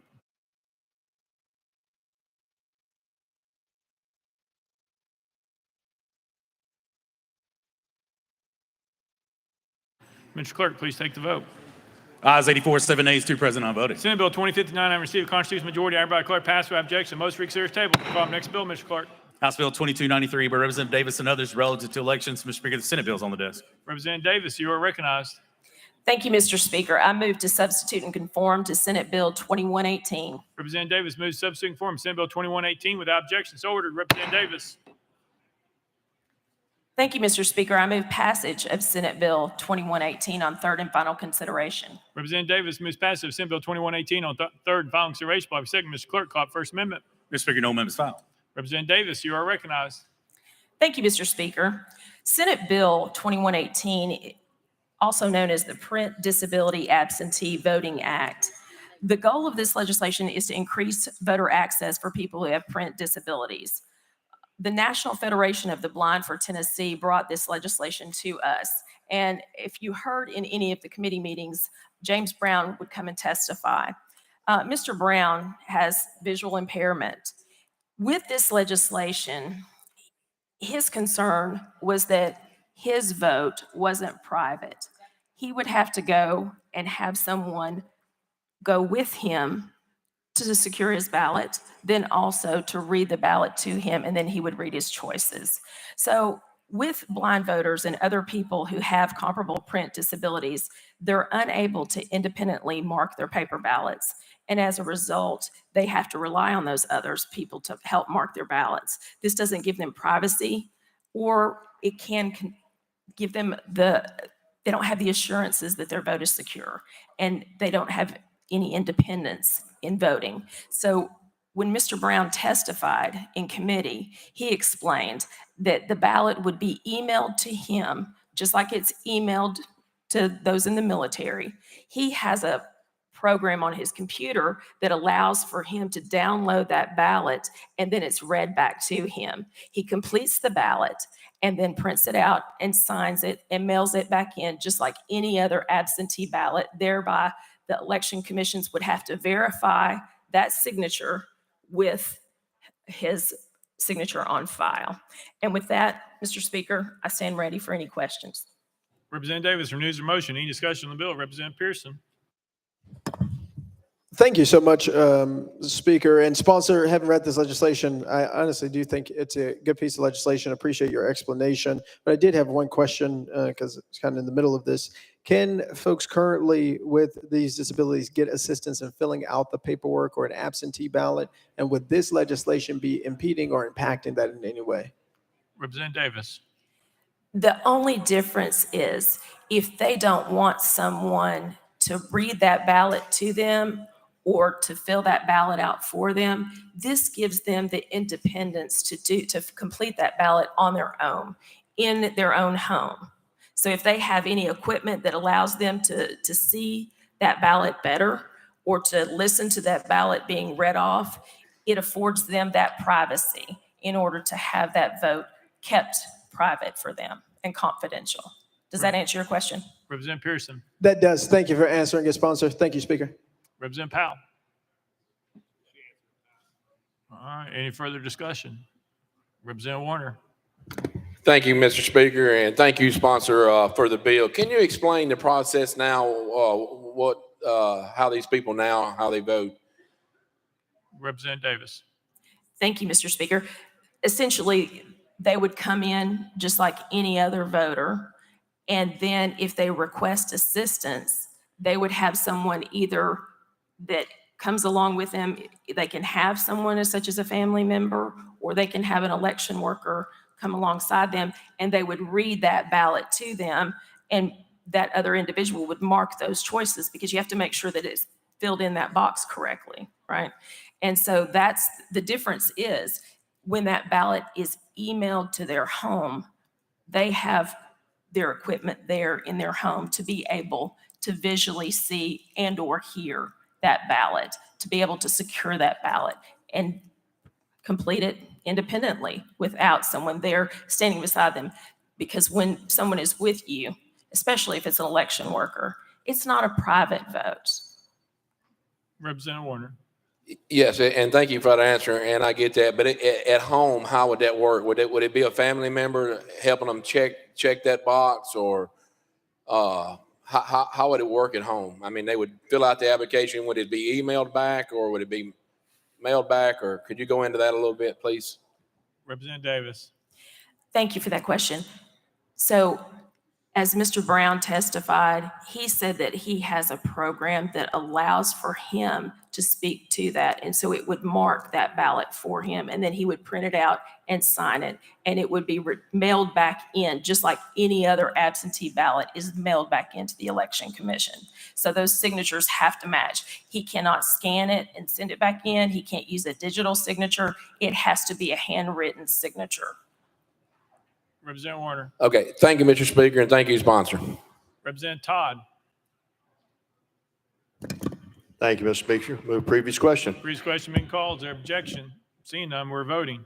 All those in favor of Senate Bill 2118, vote aye when the bell rings. Those opposed, vote no. Has every member voted? Does any member wish to change their vote?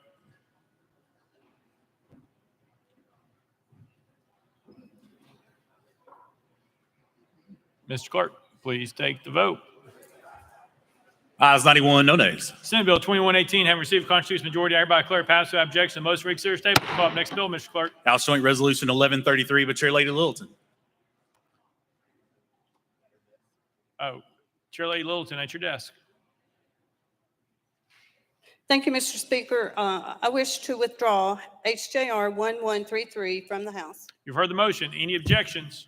Without objections, so ordered. Call up next bill, Mr. Clerk.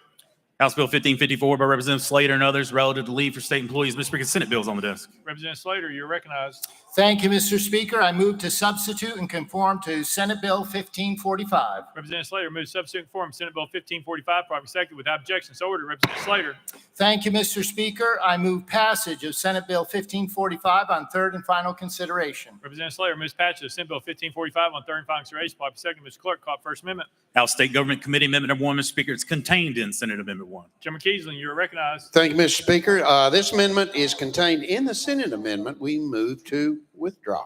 Without objection, amendment number 1 withdrawn. Next amendment, Mr. Clerk. House State Government Committee Amendment Number 2, Mr. Speaker, it's also contained in Senate Amendment Number 1. Chairman Keesling, you're recognized. And we also, thank you, Mr. Speaker, and we move to withdraw on this one as well, sir. Without objection, amendment number 2 withdrawn. Next amendment, Mr. Clerk. Mr. Speaker, no further amendments. Representative Slater, you're recognized. Thank you, Mr. Speaker. Last year, we passed legislation to grant paid parental leave to state employees for the birth or adoption of a child. This legislation expands paid parental leave to state employees who foster a child. The paid parental leave would be 6 weeks. As amended, if a foster care parent uses only a fraction of that leave, the parent may use the balance of the leave for subsequent placements. And with that, I renew my motion. Representative Slater renews his motion. Any discussion on the bill? Representative Leatherwood.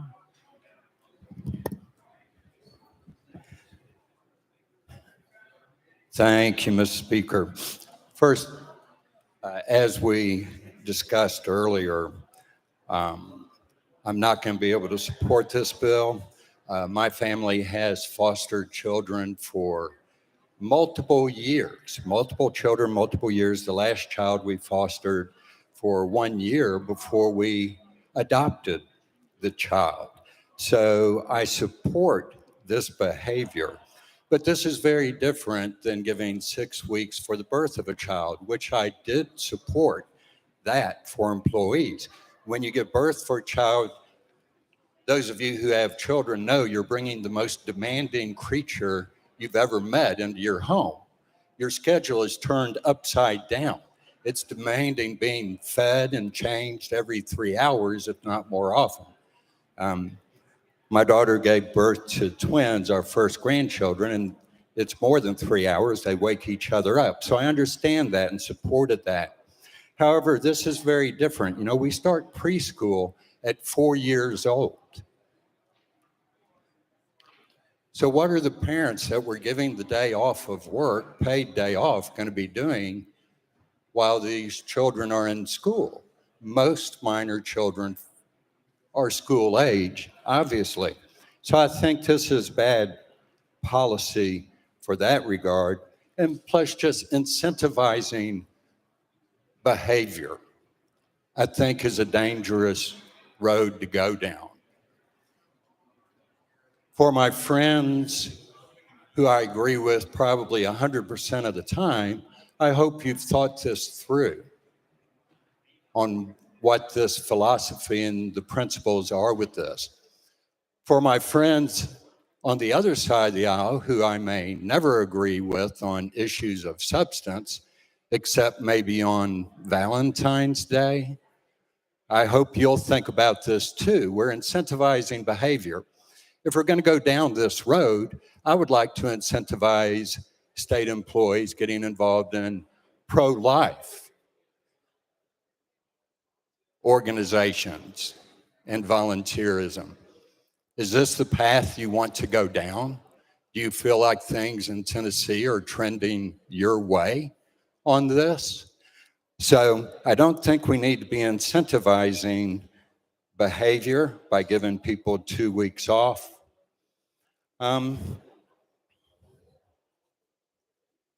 So with that, again, I support fostering. We ought to do it, but we ought to do it for the right reasons. And having done it for years, it's not necessary to have 2 weeks off paid to do it. Thank you. Representative Slater. Thank you, Mr. Speaker. And let me thank you for you and your family. I've known many families who have fostered. Our oldest son and daughter-in-law, they fostered and then eventually adopted 2 children. And I'm thankful too that the fostering that your family experienced was unencumbered with a lot of issues. But I know of folks who have fostered, and there are issues when fostering oftentimes that do require a great deal of commitment and time so that children who are brought into the home can adjust. So I'm thankful that we're able to, if this legislation passes, that we're able to incentivize, you use that term, to incentivize our state employees to be engaged in fostering children in Tennessee. And with that, Mr. Speaker, I renew my motion. Representative Ritchie.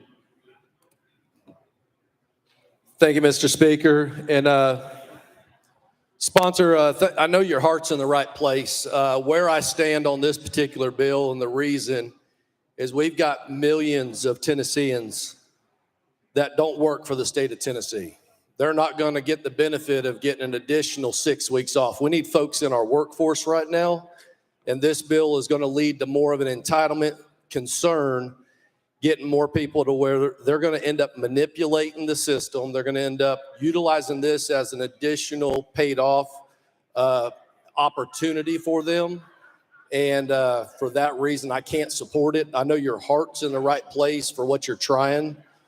But when we have small business owners all across this state that are doing everything they can just to be able to keep their doors open and to be able to provide a safe, profitable work environment for those employees to be able to go home, they're not eligible for this. And for that reason, it's either good for all or it's not good for any. I can't support this legislation because I think it's going to end up being manipulated. It was shared that they could end up taking a week or possibly 2 weeks. And then if the need arises or if that particular foster child went to a different home, then they fostered another child later on to where they could split it up. I understand where that scenario is, but we've got state employees that have a number of vacation weeks to begin with. So the question I have is, do you not see this potentially being manipulated and used as a bad practice down the road? Representative Slater. Thank you, Mr. Speaker, and thank you for your question. And of course, the state is one of the largest, if not the largest employer in Tennessee. As policymakers here in the legislature, we're responsible for the pay and benefits of those employees. And to offer this benefit to our state employees, I hope will end up being an incentive for other employees in Tennessee to offer a similar benefit. You mentioned medium-sized businesses. That may not be possible, but those business owners that I know that want to treat their employees well and want to do right by their employees, this may be the type of benefit that they would like to add. I would certainly hope that some of our largest employers in the state would look at this benefit, and the state of Tennessee would lead the way when it comes to offering a benefit that will truly benefit students that often, or children who are often don't have the advantages that many of us have had. And so with that, I renew my motion. Representative Ritchie. Thank you, Mr. Speaker. And part of the kind of concern that I draw with your answer, with the state of Tennessee being, if not the largest, one of the largest, I think we need to limit the size of government. And utilizing that as an argument for passing a piece of legislation that is going to be manipulated down the road is a bad course. I'm not a part of the party that's wanting to grow government and grow the size of the state of Tennessee. So for that reason, I know your heart's in the right way, right place. I just can't support this legislation. Representative Slater. Yes, and I stand with you in shrinking the size of government, and I am not for big government as well. But the fact remains that as an employer, as a large employer here in the state of Tennessee with state employees, I think that this is good policy for us as a legislature to pass in order to benefit children here in the state. Children, by the way, that we're responsible for because they are in foster care by the very nature. And with that, I renew my motion. Representative Powell. Thank you, Mr. Speaker. Sponsor, I'd like to thank you for carrying and sponsoring this pro-family piece of legislation. And, you know, I take exception to some of the comments that were made about people taking advantage of the system. You know, and I've got a lot of friends, I've got a lot of neighbors and people in my community that foster and have fostered children. And it's a wonderful thing to do. And anytime a child enters a new home, as you know, those first several weeks are critical to the success of building that family, to making sure that it's successful and sustainable. And there's a process that takes place. Yes, there is a process, you know, when you know, someone gives birth and there's a new child, clearly. But at the same time, it's about the family. I've worked on legislation similar for state employees to make sure that fathers also have access to some of this paid leave the same as the mothers, because it's important for the fathers to also be there during the secure bonding time. And yes, the state is a large employer, if not the largest employer in the state. There is nothing in this legislation that stops businesses from utilizing this model. We should be the ones that set policy that make it so that companies in the state want to follow us. And the other thing we've got to remember is how critical our state employees are to the success of everything that we do.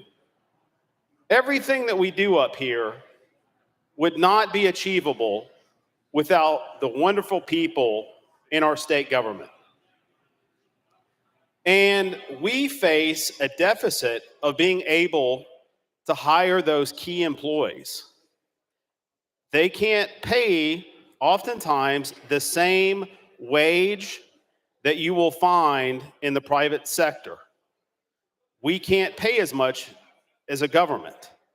And so one of the critical things to being able to attract the best and brightest to state government is to offer strong benefits. And this is another wonderful thing that state employees can look at and think, you know, there are some sacrifices I might be making as far as my paycheck, but I have these wonderful benefits. And so I think it's critically important to celebrate good policies like this that encourage strong families in Tennessee, that encourage fostering, and you're doing it in a very responsible way. We shouldn't think about what's the worst that can happen. We should think about the best that can happen. And the best that can happen is more children can be placed in homes where they're wanted and homes that they desperately need. That's the best that can happen. So thank you, Mr. Sponsor, for sponsoring this legislation. I look forward to supporting it. And I hope my colleagues will vote for this pro-family legislation as well. Representative Slater. Thank you, Mr. Speaker, and thank you for your comments. Representative Johnson of Knox. Thank you, Mr. Speaker. Yeah, I have to say, as someone who worked with emotionally disturbed behavior disorder kids in my classroom, oftentimes maybe 50% of my students were foster students, and they got moved around a lot. And they got moved around a lot because they weren't able to have this process that you're talking about. And it would make such a huge difference, especially those families that are taking troubled kids.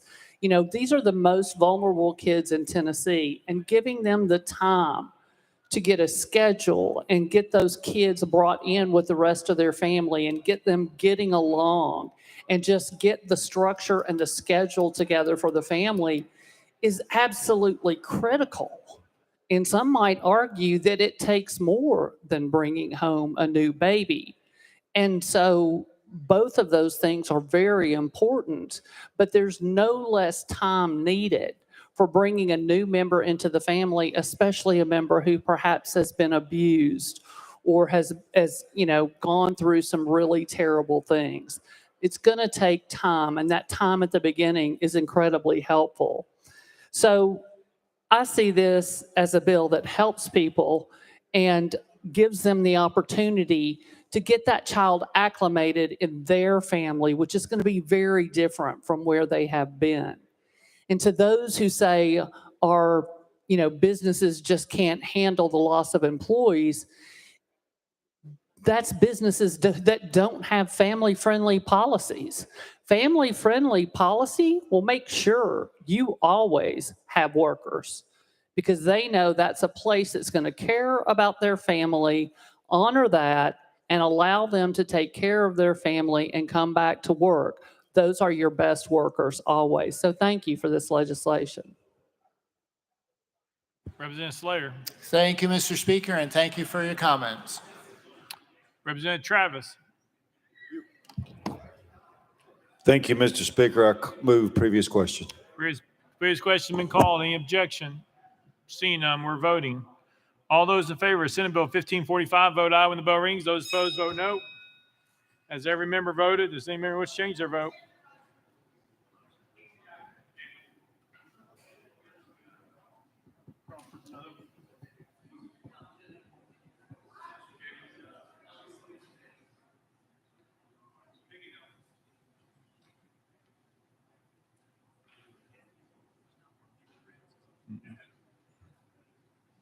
Mr. Clerk, please take the vote.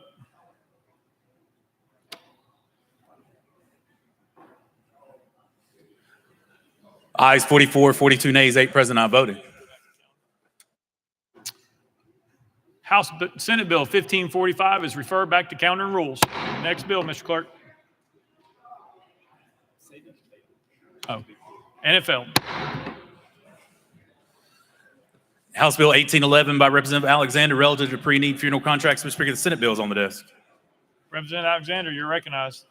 Thank you, Mr. Speaker. I move to substitute and conform to Senate Bill 2577. Representative Alexander moves to substitute and conform Senate Bill 2577, probably second without objection. So ordered. Representative Alexander.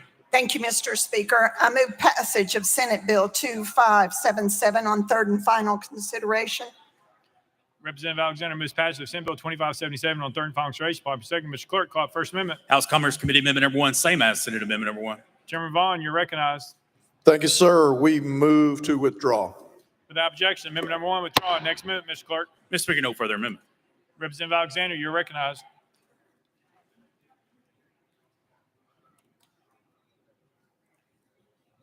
Thank you, Mr. Speaker.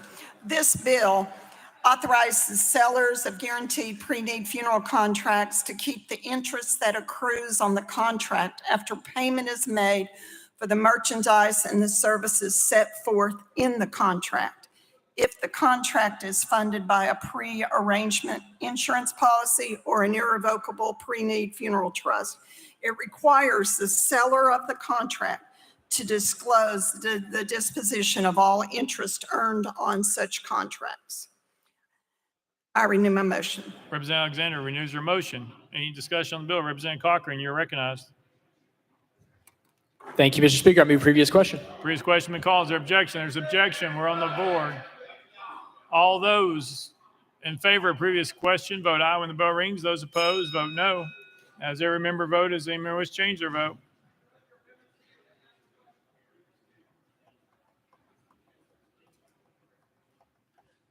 Mr. Clerk, please take the vote. Ayes 70, 20 nays. Previous question prevails. We're voting. All those in favor of Senate Bill 2577, vote aye when the bell rings. Those opposed, vote no. As every member voted, as any member wish to change their vote.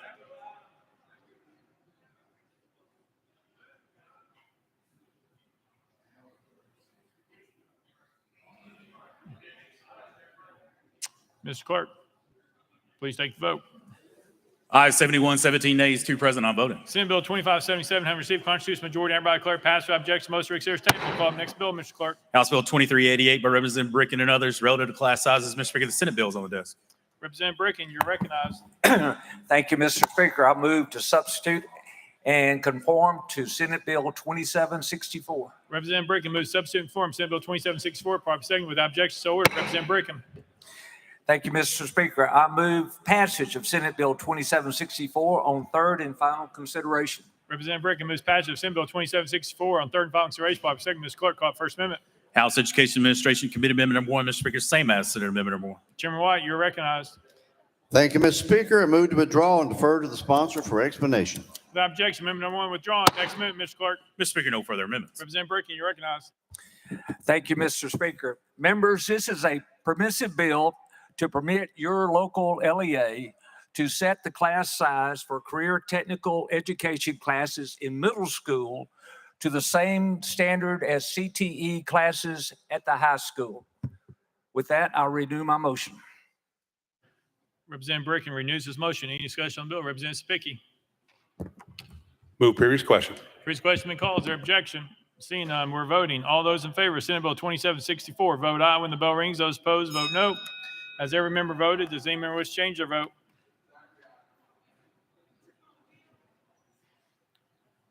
Mr. Clerk, please take the vote.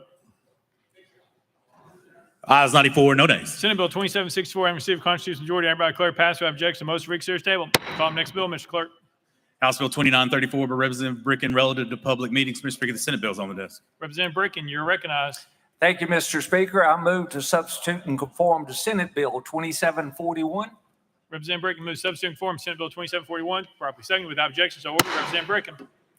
Thank you, Mr. Speaker. I move for passage of Senate Bill 2741 on third and final consideration. Representative Bricken moves passage Senate Bill 2741 on third and final consideration. Properly seconded. Ms. Clerk, call it First Amendment. House State Government Committee Amendment number 1, same as Senate Amendment number 1. Chairman Keesling, you're recognized. Thank you, Mr. Speaker. This amendment is the same as the Senate amendment. We move to withdraw. Without objection, amendment number 1 withdrawn. Next amendment, Ms. Clerk. Mr. Speaker, no further amendments. Representative Bricken, you're recognized. Thank you, Mr. Speaker. Last year, this body passed a law that required county and city legislative bodies to make an agenda available to the public at least 48 hours before the meeting. This bill tonight adds states, boards, state commissions, state councils to this legislation. With that, I renew my motion. Representative Bracken renews his motion. Any discussion on the bill? Representative Pearson. Thank you, Speaker. And sponsor, thank you for this legislation. There is a clarification that you made in our state government committee that I thought was so important, and I believe one of the representatives asked about it. Some people are putting just one word on an agenda, and the public really isn't able to know what is happening. And so in your section C, it says that the legislative body shall not circumvent the spirit or requirements of this section by withholding items from an agenda for the purpose of avoiding public disclosure. And so just want to make sure as a part of this legislative intent that it is to give our citizens the most information as possible on an agenda, correct? Representative Bracken. Thank you for the question. Thank you, Mr. Speaker. This legislation does insert that a good, reasonable explanation of the item should be on the agenda. So for clarity and visibility, that's what's included in the legislation. Representative Pearson. Thank you, Speaker. Thanks, sponsor. Any further discussion? Seeing none, any objection to the question? Seeing none, all those in favor of Senate Bill 2741, vote aye when the bell rings. Those opposed, vote no. As every member cast their vote, does any member wish to change their vote?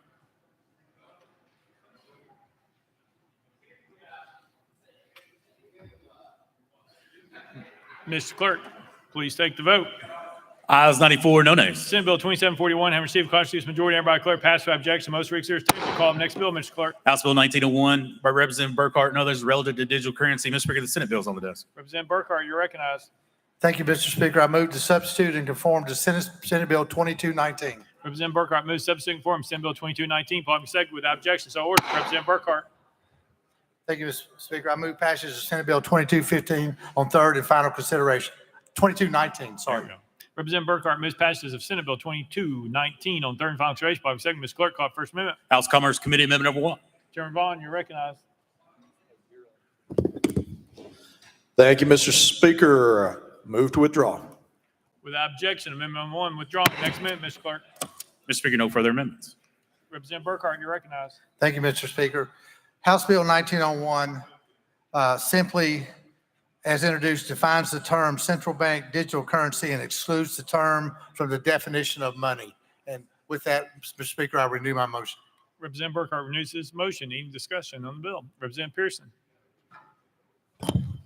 Thank you, Speaker and sponsor. Could you explain just a little bit more what central bank digital currency is compared to money that we a tender that we would think of now? Representative Burkhart.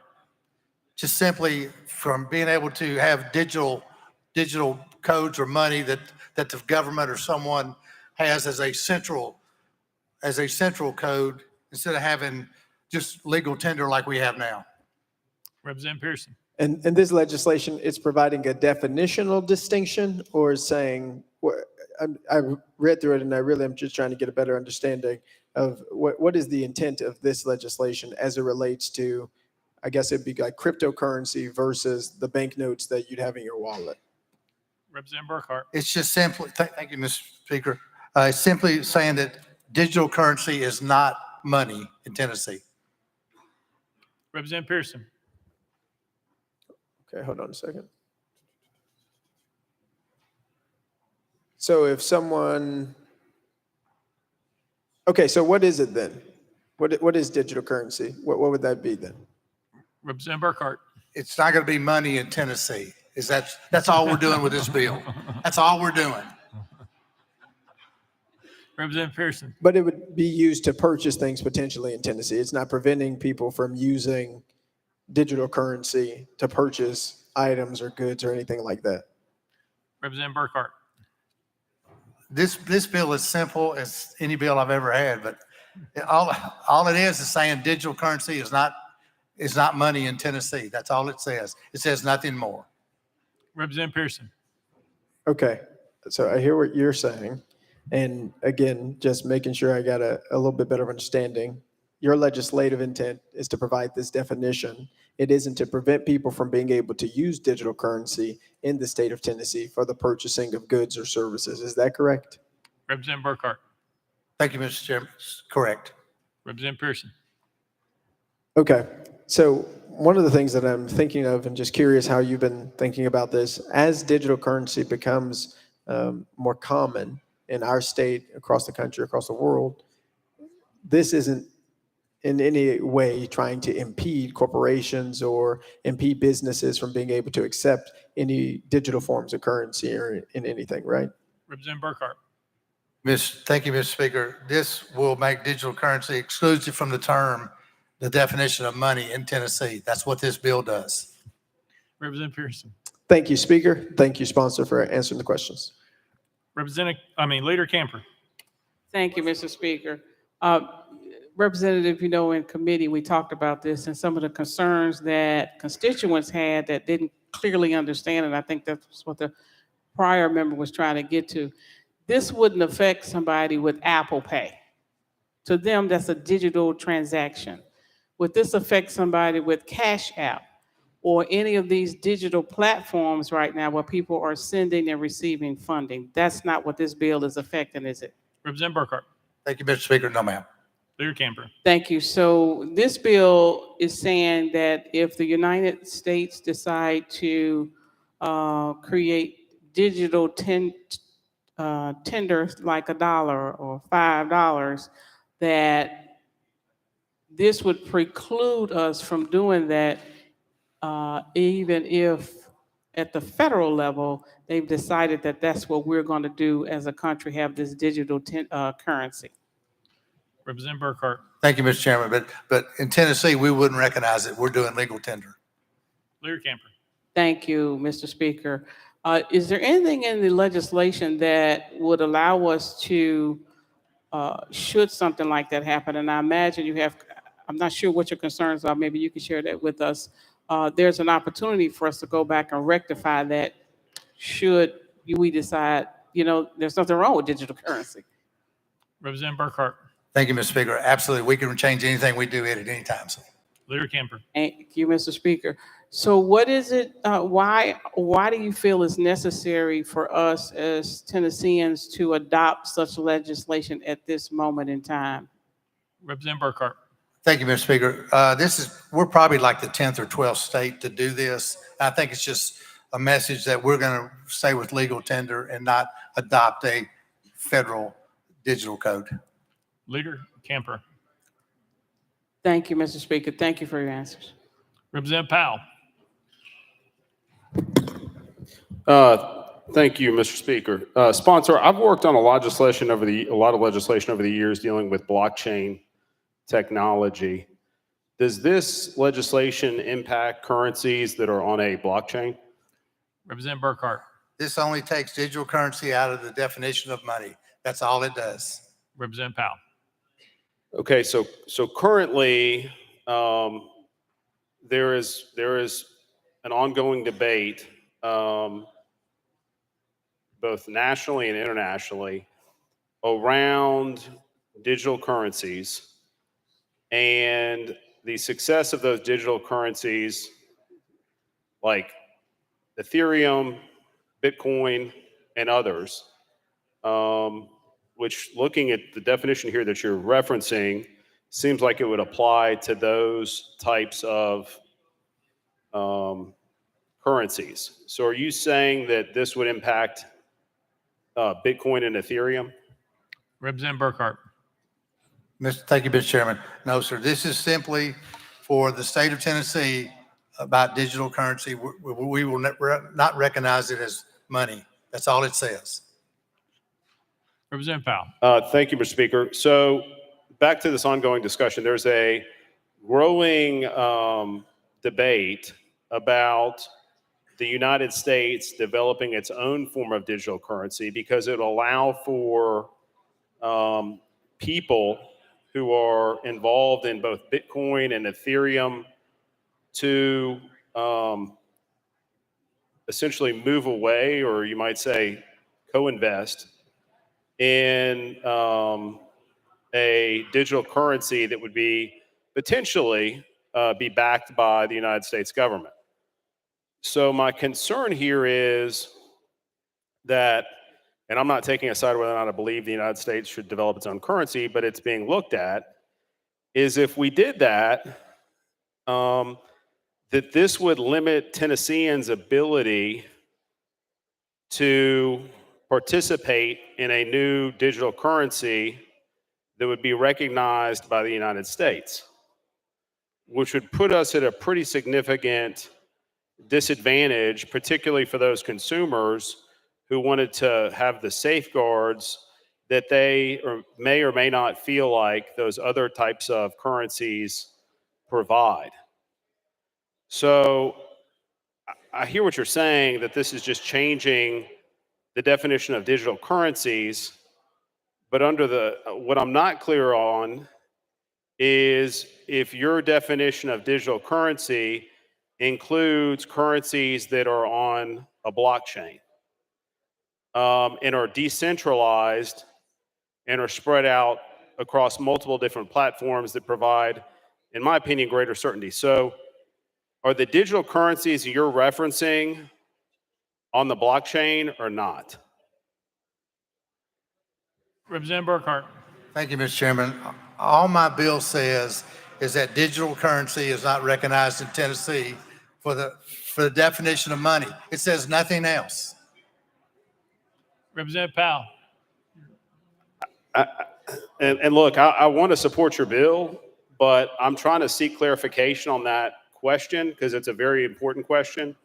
And I don't want to see our state take a step back as far as digital asset policy, because we are competing with other states like Wyoming and Texas around digital currency. And it's a very important situation. So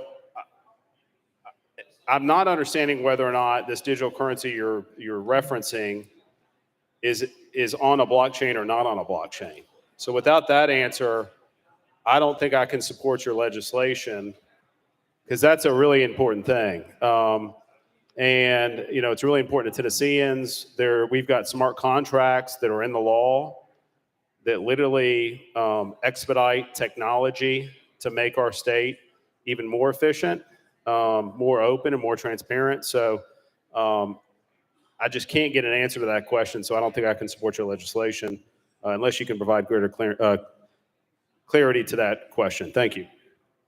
Representative Burkhart. Thank you, Mr. Chairman. You should support it, so thank you. Representative Travis. Thank you, Mr. Speaker. Move previous question. Previous question's been called. Any objection? Seeing none, we're voting. All those in favor of Senate Bill 2219, vote aye when the bell rings. Those opposed, vote no. As every member voted, does any member wish to change their vote?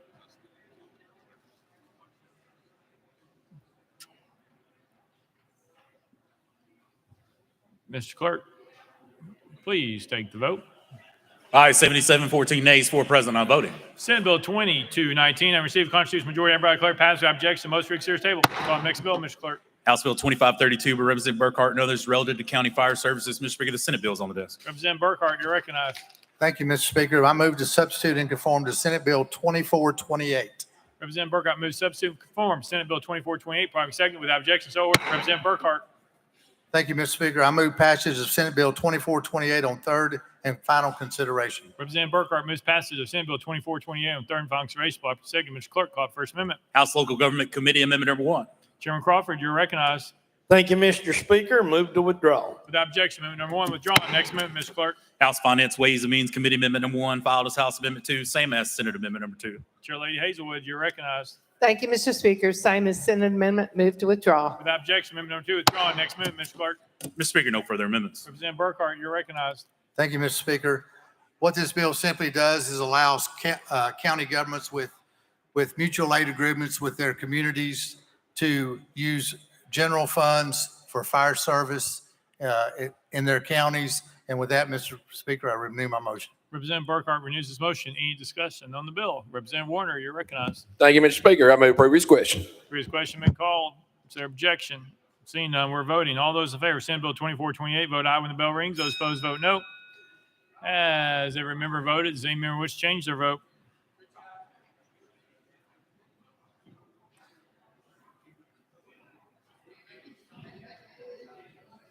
Mr. Clerk, please take the vote. Ayes 94, no nays. Senate Bill 2428, having received a constitutional majority, I hereby declare passed without objection. Motion to reconsider is tabled. Call the next bill, Mr. Clerk. House Bill 2480 by Representative Cochran relative to dairy products. Mr. Speaker, the Senate bill is on the desk. Representative Cochran, you're recognized. Thank you, Mr. Speaker. I move to substitute and conform to Senate Bill 1914. Representative Cochran moves substitute and form Senate Bill 1914. Following seconded without objection. So ordered. Representative Cochran. Thank you, Mr. Speaker. I move passage of Senate Bill 1914 on third and final consideration. Representative Cochran moves passage of Senate Bill 1914 on third and final consideration. Following second, Ms. Clerk, call First Amendment. House Education Administration Committee Amendment number 1, same as Senate Amendment number 1. Chairman White, you're recognized. Thank you, Mr. Speaker. Same as the Senate amendment. Move to withdraw and defer to the sponsor for explanation. Without objection, amendment number 1 withdrawn. Next amendment, Mr. Clerk. Mr. Speaker, no further amendments. Representative Cochran, you're recognized. Thank you, Mr. Speaker.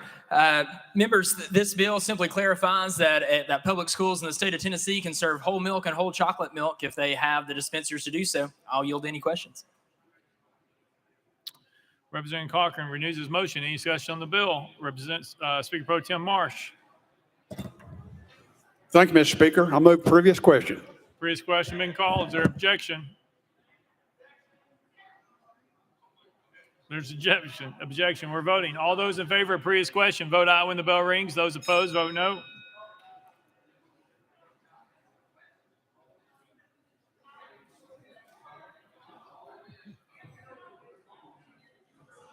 Mr. Clerk, please take the vote. Ayes 72, 20 nays. Previous question prevails, so we're voting. All those in favor of Senate Bill 1914, vote aye when the bell rings. Those opposed, vote no. Has every member voted? Does any member wish to change their vote? Holsley, aye.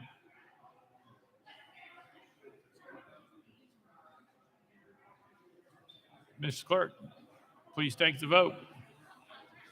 Ayes 88, 5 nays, 1 present not voting. Senate Bill 1914 having received a constitutional majority, I hereby declare passed without objection. The motion reconsider is tabled. Call the next bill, Mr. Clerk. House Bill 2773 by Leader Cochran and others relative to parental access to minor child's medical information. Representative Cochran, you're recognized.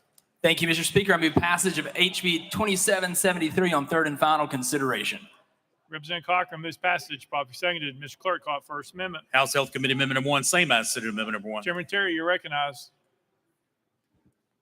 Thank you, Mr. Speaker. Move to withdraw.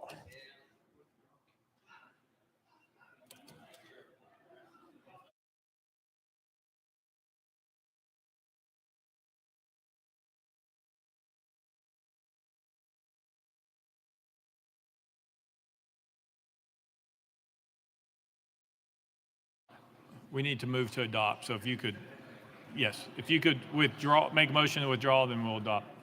Chairman Terry, you're recognized. Motion to withdraw my previous motion. That's a proper motion, properly seconded. Any discussion? Seeing none without objection? So ordered. Chairman Terry, you're recognized. Thank you, Mr. Speaker. Now we move to adopt. Chairman Terry moves adoption of committee amendment number 1, properly seconded. Any discussion on the amendment? Seeing none. All those in favor of committee amendment number 1 say aye. Aye. All those opposed say no. The ayes have to be adopted. Next amendment, Mr. Clark. Mr. Speaker, no further amendments. Representative Cochran, you're recognized. Thank you, Mr. Speaker. And members, this is the Cassie Rott Act. This came from a very tragic situation in my district where a young lady took her own life. The mother was not aware, and she was a minor. The mother was not aware of the condition she was facing. And so four primary things that this bill accomplishes. One, it requires a physician that's using reasonable skill, knowledge, and care to report to a minor's parent or legal guardian if a minor has the apparent ability to attempt a suicide and is likely to, unless prevented from doing so. It provides the parents access to the minor's medical records. It also adds a duty to warn. So again, if a service provider thinks that a minor is having any type of an actual threat of bodily harm against a clearly identified victim, that doctor is already required to notify law enforcement. This would require them again to notify that minor's parent as well. And so with that, I will yield to any questions. I renew my motion. Representative Cochran renews his motion. Any discussion on the bill? Representative Pearson, you recognized. Thank you, Speaker. And I'm not going to call previous question for my colleagues who I know want to ask things. One of the concerns that I have here. Say again? But I want to hear your voice and your opinion on such important legislation impacting 7 million people. So I'm not going to call previous question. I'm concerned specifically, and I saw a number of exceptions in here, sponsor, about young people who are seeking treatment. Your legislation includes even for something like STDs or things like that, that automatically going to their parent. And so what rights are you preserving of the young people, in addition to obviously the issues of care and concern that I think we need to have when it comes to, ideation of suicide? I'm worried about the lessening of protections of the 16-year-old or 17-year-old who might be, as your language describes here, endangered or worried about their own physical safety if this information is presented to their parent. Representative Cochran. Thank you, Mr. Speaker. So, so the 16 and 17-year-old, the situations where you're mentioning a 16 or 17-year-old, they are minors. And I think it's important for a parent to always be involved in the health care of their child, since they are their legal guardian. You said automatically, though, that's not true. This legislation doesn't require a physician to automatically transfer information to a parent, but it does give a parent access to that if they ask for it. If they know their child had to go to the doctor last week or whenever, they can call the physician and ask for that prescription information. Primarily, well, for numerous reasons. Again, I think that the biggest reason is they are the child's legal guardian. They should be involved in those healthcare decisions. Also, since they are the legal guardian, if that child is involved in some sort of medical emergency, if they fall and hit their head, an ambulance comes and picks them up, they go to the hospital, the medical professionals ask the parent or legal guardian, hey, what medications is your child taking? Right, so they want to make sure that there are no complications there. So someone needs to be able to get that information. And so, again, I think that equipping parents, responsible parents and guardians with medical information is never a bad thing. Representative Pearson. Thank you, Speaker and sponsor. And I appreciate that idea of all parents are responsible. But that oftentimes in really horrible situations isn't the truth. And again, I don't want to think about or legislate from the place of that privilege, but instead of a place where the young person who is seeking medical treatment is worried about having to tell their parent that they were now having sex and they got an STD, and their parent have this legal or this religious concern about that, and that now is endangering the child's health and well-being and things like this, and they not having any protection or recourse themselves. Again, it isn't from the position I think that you're speaking of. We have responsible parents who are just concerned about their kids. There are some parents and there are some individuals who are legal guardians who might not have the best interests of the child, and a child who might be seeking treatment or seeking health care and has not informed their parent for whatever the reason is. If it isn't threatening their life, if it isn't endangering other people,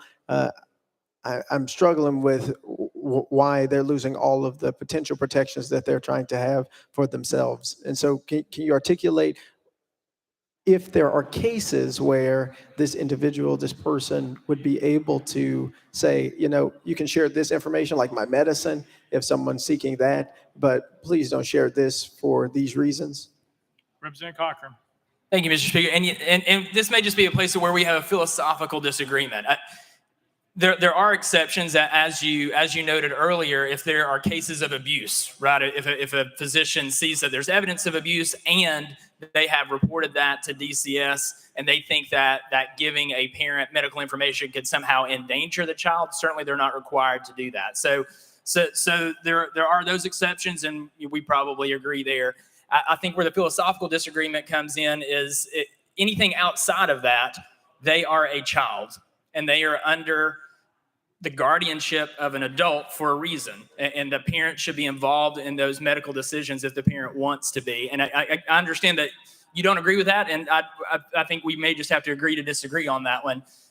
cases of abuse, that's an exception, and that's written in the bill. On the others, I don't think that there should be an exception. Representative Pearson. Thank you for answering the question, sponsor. Thank you, Speaker. Representative Gant. Thank you, Mr. Speaker. I move previous question. Previous question been called. Is there objection? Seeing none, we're voting. All those in favor of House Bill 2773 as amended, vote aye when the bell rings. Those opposed, vote no. As every member voted, does any member wish to change their vote?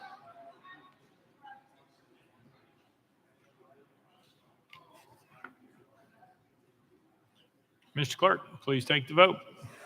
Ayes 85, 3 nays, 4 present, not voted. House Bill 2773 and receive a constitutional majority. Everybody clerk passed. Without objection, most reconsider table. Call up next bill, Mr. Clerk. House Bill 2081 by Representative Alexander and others relative to the medication administration. Mr. Speaker, the Senate bill's on the desk. Representative Alexander, you're recognized. Thank you, Mr. Speaker. I move to substitute and conform to SB 1793. Representative Alexander moves substitute and form Senate Bill 1793. Party second without objection. So ordered. Representative Alexander.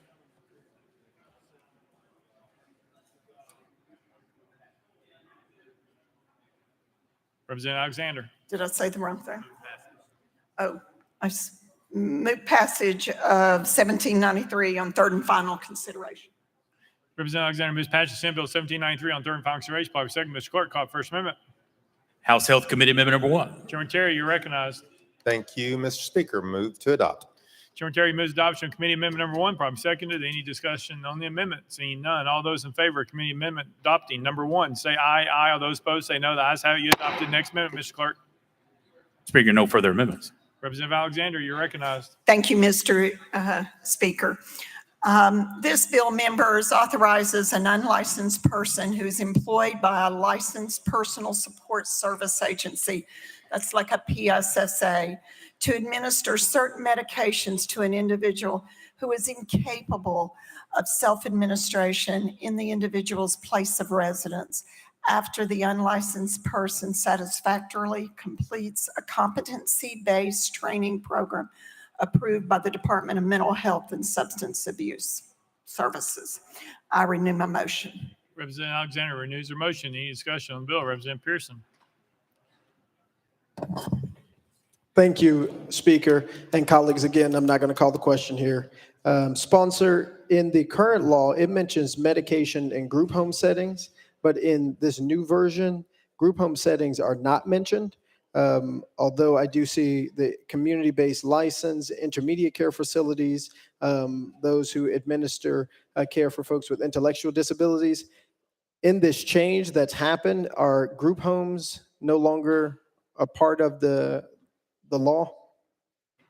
Representative Alexander. Thank you, Mr. Speaker. No, they would still be a part of the law.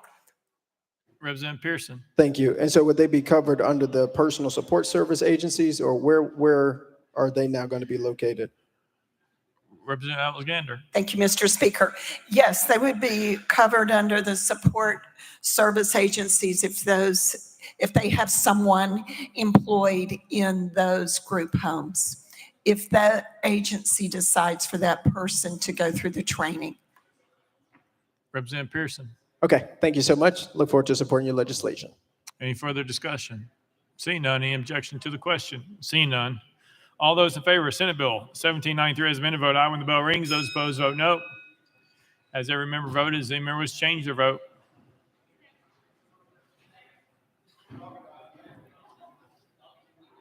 Mr. Clerk, please take the vote. Ayes 94, no nays. Senate Bill 1793 and receive a constitutional majority. Everybody clerk passed without objection. Most reconsider table. Call next bill, Mr. Clerk. House Bill 2683 by Chairman Doggett relative to retirement benefits. Chairman Doggett, you're recognized. Thank you, Mr. Speaker. I move to passage of House Bill 2683 on third and final consideration. Chairman Doggett moves past this following second. Mr. Clerk, call First Amendment. House State Government Committee Amendment number 1. Chairman Keesling, you're recognized. Thank you, Mr. Speaker. Amendment 1 does rewrite the bill. We'll defer to Chairman Doggett for further explanations. We move to adopt. Chairman Keesling moves adoption. Committee amendment number 1, probably seconded. Any discussion on the amendment? Seeing none. All those in favor of adopting committee amendment number 1, say aye. Aye. All those opposed, say no. The ayes have it. You adopted. Next amendment, Mr. Clerk. Mr. Speaker, no further amendments. Chairman Doggett, you are recognized. Thank you, Mr. Speaker. House Bill 2683 creates a new hazard duty benefit for local law enforcement, correctional officers, and firefighters. This is a tool to put in our toolbox to help for the recruitment and retention of first responders across our state. And with that, I renew my motion. Chairman Doggett renews his motion. Any discussion on the bill? Representative Warner. Thank you, Mr. Speaker. I move previous question. Previous question has been called. Any objection? Only seeing one. We're voting. All those in favor of House Bill 2683 as amended vote aye when the bell rings. Those opposed vote no. Has every member voted? Does any member wish to change their vote?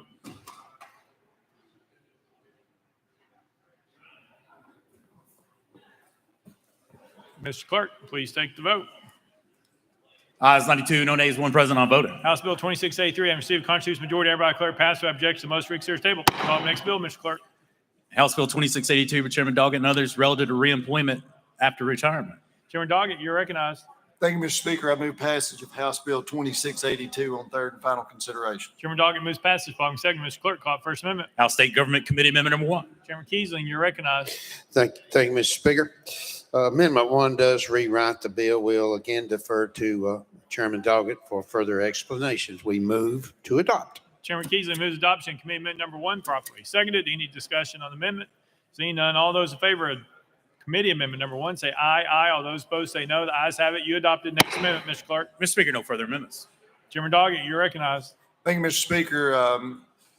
Last year, the General Assembly had approved funding to put a school resource officer in all 1,300 schools, public schools across this state. As of this last fall, we were still struggling to fill all of those positions, leaving some just shy of 600 vacancies in those schools. So what we're doing is a return to work program for retired law enforcement officers. They can come back to work, draw full retirement, get full pay for these positions. And then there's a 2-year sunset after that. With that, I renew my motion. Chairman Doggett renews motion. Any discussion on the bill? Representative Pearson. Thank you, Speaker. And sponsor, in this legislation, it says the General Assembly does not wish to expand the same return to work opportunity contained in this bill to other populations in the future. Could you just elaborate on that? Obviously, personally, I don't think school safety and increasing school resource officers is going to do anything to prevent gun violence, to make our kids safer. This bill came through committee, and so I was able to articulate that. But in this legislation, I read this and wanted to understand more what the intent of this is. Chairman Doggett. Thank you, Mr. Speaker. When the General Assembly passed this provision in reference to putting SROs in all schools, public schools across this state, it was a public policy decision that we made to do so. There are vacancies that are still existing across this state. So by putting this as a 2-year sunset, we're hoping that we can fill those vacancies with retired officers to return back to work to do that. And so that's working with the Treasurer and the Treasury Department to find the best and most effective way to do this. This is the settlement in which we came to be. Representative Pearson. Yep. Okay. Thank you for answering the question. And again, I don't think increasing SROs is the solution or resolution to the problem of public safety, with the reality that children do not just stay in schools. And as one parent mentioned, children go outside during recess, they walk home, they go into banks, they go into churches, they go into our neighborhoods. And so just increasing one school resource officer isn't going to protect the millions of children who we are responsible for. And so for those reasons, I am against the legislation, because I don't believe it is aligned with the real need to address the public safety and the gun violence epidemic impacting our children. And I do appreciate you answering the question. And thank you, Speaker. Chairman Doggett. Leader Camper. Thank you, Mr. Speaker. Representative Doggett, is there a waiting period for these people before they can come back into the system? Chairman Doggett. Yes, ma'am, there is. It's the current provision that we have for return to work. They still have to meet that time period. They have to be out of work for 60 days before they can come back into with this provision. Leader Camper. Thank you, Mr. Speaker. And is this something that the state is mandating locals do, or is it permissive for locals to decide that they want to participate in this? Chairman Doggett. Thank you.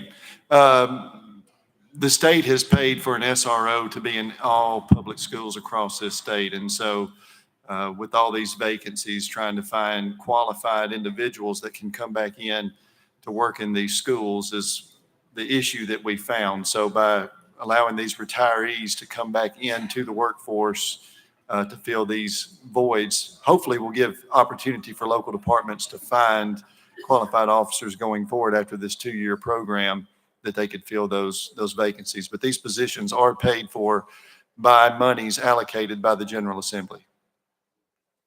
Leary Camper. Thank you, Mr. Speaker. Okay, so the grant funds that's been set aside, if there is a vacancy and someone comes out of retirement to fulfill that vacancy, then the funds to pay for that, as well as the money that's going to go into retirement for them as they continue on, will come out of these grant funds that we've already approved at the state level. And the locals are not going to have to pick up the cost of that. Chairman Doggett. That is correct. Yes, ma'am. Leary Camper. Thank you, Mr. Speaker. Thank you, Representative. Thank you. Representative Warner. Thank you, Mr. Speaker. I move previous question. Previous question been called. Any objection? See none. All those in favor of House Bill 2682 as amended, vote aye when the bell rings. Those opposed, vote no. As every member voted, does any member wish to change their vote?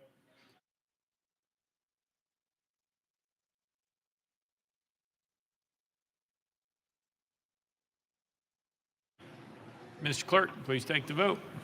Ayes 91, 4 nays. House Bill 2682, having received constitutional majority, hereby declare passed without objection. Most reconsider table. Call up next bill, Mr. Clerk. House Bill 2691 by Chairman Doggett, relative to animals. Mr. Speaker, the Senate bill is on the desk. Chairman Doggett, you're recognized. Thank you, Mr. Speaker. I move to substitute and conform to Senate Bill 2478. Chairman Doggett moves substitute and conform Senate Bill 2478 without objection. So ordered. Chairman Doggett. Thank you, Mr. Speaker. I move passage of Senate Bill 2478 on third and final consideration. Chairman Doggett moves passage of Senate Bill 2478 on third and final consideration. Block second. Mr. Clerk, call First Amendment. Mr. Speaker, no amendments filed. Chairman Doggett, you're recognized. Thank you, Mr. Speaker. Senate Bill 2478 does a couple of things. One, any state, local department, or agency must have probable cause to believe a crime has or is occurring prior to entering private property. It also states that any officer, agent, or member of an animal welfare society or group must notify appropriate law enforcement agencies prior to entering private property to make an arrest or the seizure of animals. And with that, I renew my motion. Chairman Doggett renews his motion. Any discussion on the bill? Seeing none, any objection to the question? Seeing none, we are voting. All those in favor of Senate Bill 2478, vote aye when the bell rings. Those opposed, vote no. Has every member voted? Does any member wish to change their vote?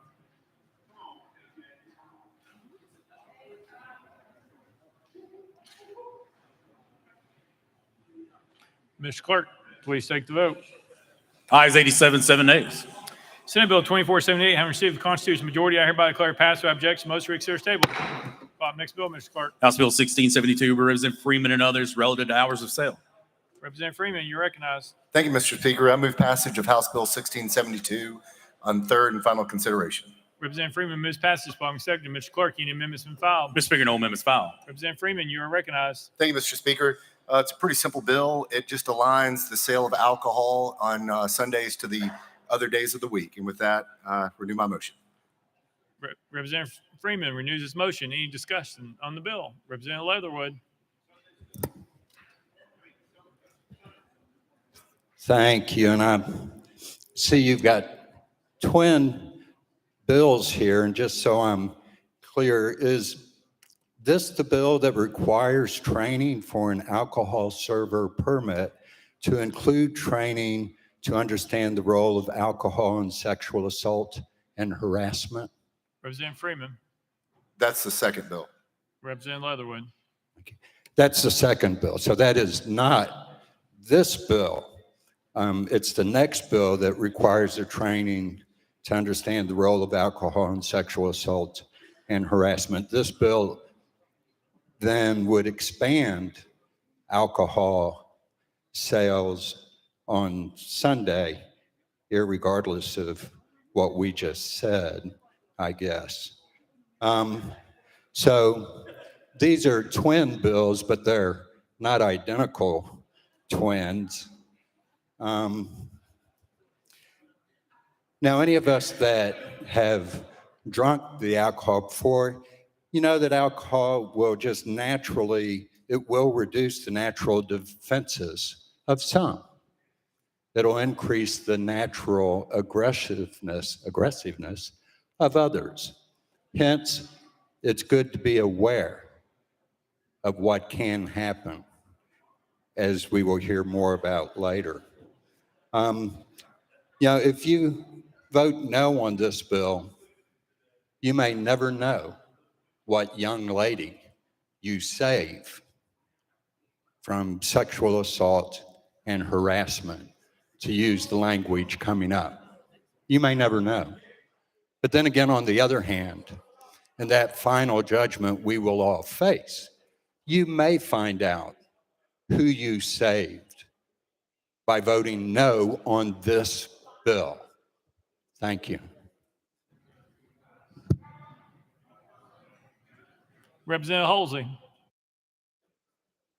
I'm sorry, Representative Freeman, if you'd like to respond, Yeah. my bad. I appreciate the sincere care for the people of Tennessee coming from my colleague.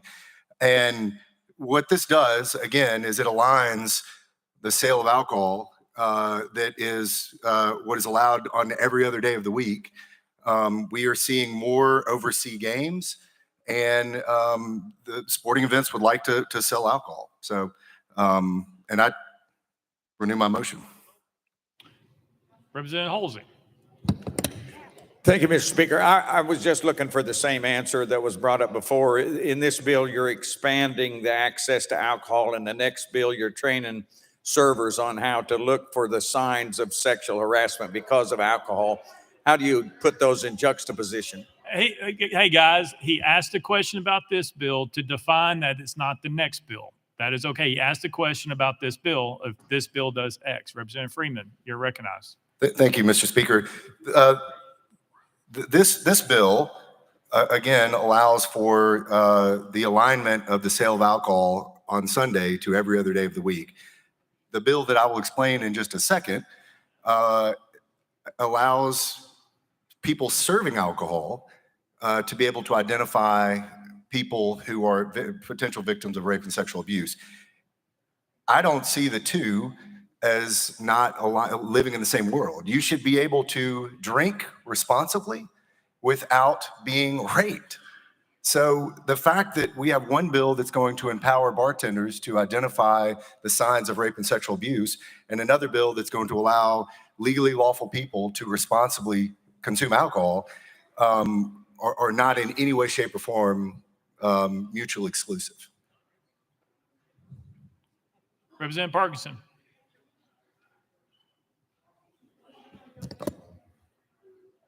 Move previous question. Previous question been called. Is there objection?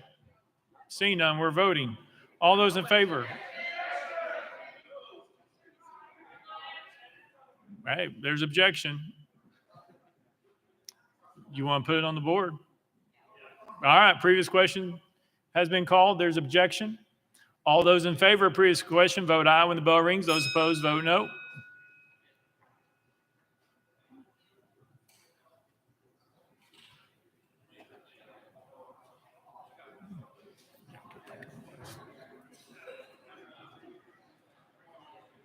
Mr. Clerk, please take the vote. Ayes 37, 50 nays. Previous question fails. Representative Gant, you're recognized. Thank you, Mr. Speaker. Sponsor, can you elaborate a little bit more on the, around the application of this, how it's going to be served, where it's going to be served? And I think it allows it at 8 a.m., starting at 8 a.m. in the morning. Representative Freeman. Yeah, it allows for on-premise sale at 8 a.m.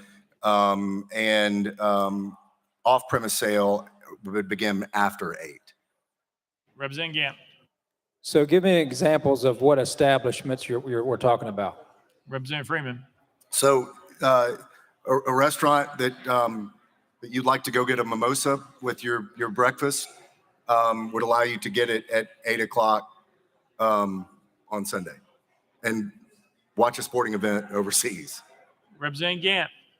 So is this at Little League games, baseball with young kids playing that would allow this to take place? Representative Freeman. Not at all. This is at places where you're legally, lawfully allowed to sell alcohol. My Little League, they don't serve alcohol. Do they at yours? Representative Gant. So you're saying that this would not allow any alcohol at Little League games across this state and any kind of venue at all? Representative Freeman. I don't know the answer to that. I mean, that's not the intent of this. This is people that you can currently buy alcohol, places where you can currently purchase alcohol. It just allows you to do it 2 hours earlier. Representative Gant. Once again, we're saturating this state with alcohol from one end to the other. And I just want us to begin to think about every time we approve alcohol in some of these situations, starting at 8 o'clock in the morning, where does it end? Where does it stop? I mean, I'm not against somebody having a beer at the restaurant or that, but I mean, every time we turn around, we're saturating this state with an opportunity for alcohol to be served. And think about that as you consider these bills, that not just this bill, but other bills that are coming before us. Thank you. Representative Freeman. Yeah, thank you. Governor Haslam signed the bill allowing sale of alcohol on Sundays. And when he did, he set different hours on Sundays than any other day of the week. So Monday through Saturday, you can purchase alcohol at 8 o'clock in the morning. This is aligning it to those other days. So we've got 6 days of the week. We are aligning it to the same days of the week. Well, next is Representative Parkinson. Move previous question. Previous question being called. Is there objection?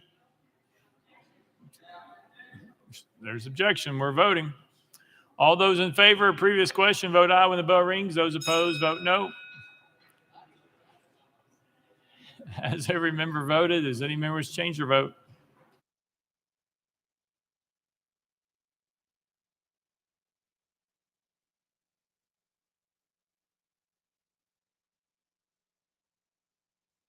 Mr. Clerk, please take the vote. Aye, 62, 27 nays. Previous question prevails.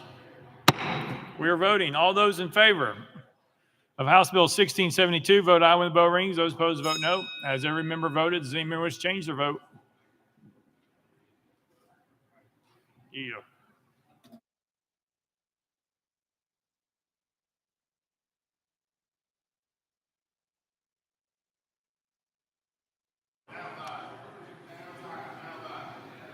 Mr. Clerk, please take the vote. Ayes 33, 46 nays, 13 present, not voting. House Bill 1672, having failed to receive the constitutional majority, I hereby declare it re-referred to the Committee of Calendar and Rules. Call up next bill, Mr. Clerk. House Bill 1870 by Representative Freeman and others relative to training for persons selling intoxicating liquors. Mr. Speaker, the Senate bill's on the desk. Representative Freeman, you're recognized. Thank you, Mr. Speaker. I move to substitute conform to Senate Bill 1798. Representative Freeman moves passage. Probably consecutive. Mr. Clerk. Oh, sorry, we're on the Senate bill. My bad. Representative Freeman moves substitute conform Senate Bill 1798. Probably second without objection. So ordered. Representative Freeman. Yeah, I move passage of Senate Bill 1798 on third and final consideration. Representative Freeman moves passage of Senate Bill 1798 on third and final consideration. Probably second. Mr. Clerk, call up First Amendment. House State Government Committee Amendment number 1.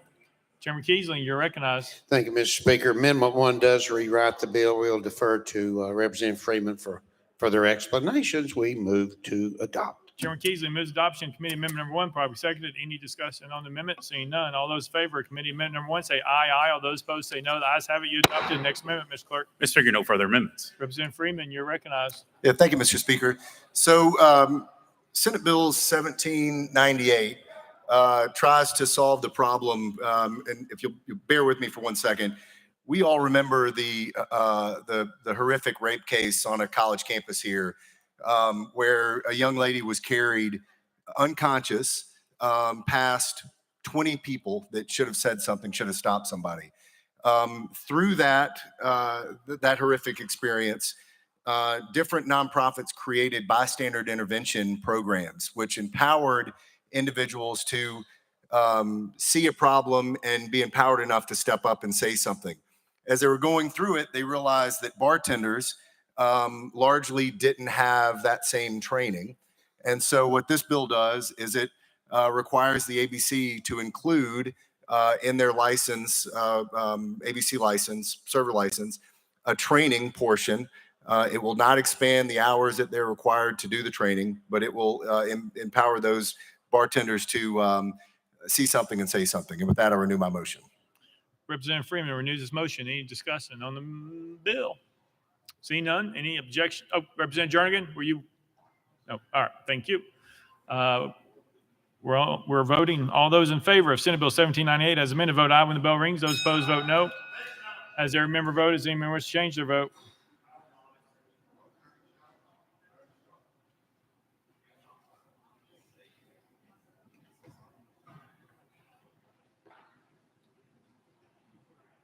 Mr. Clerk, please take the vote. Ayes 91, 4 nays. Senate Bill 1798, having received constitutional majority, hereby declare passed without objection. The motion reconsider is tabled.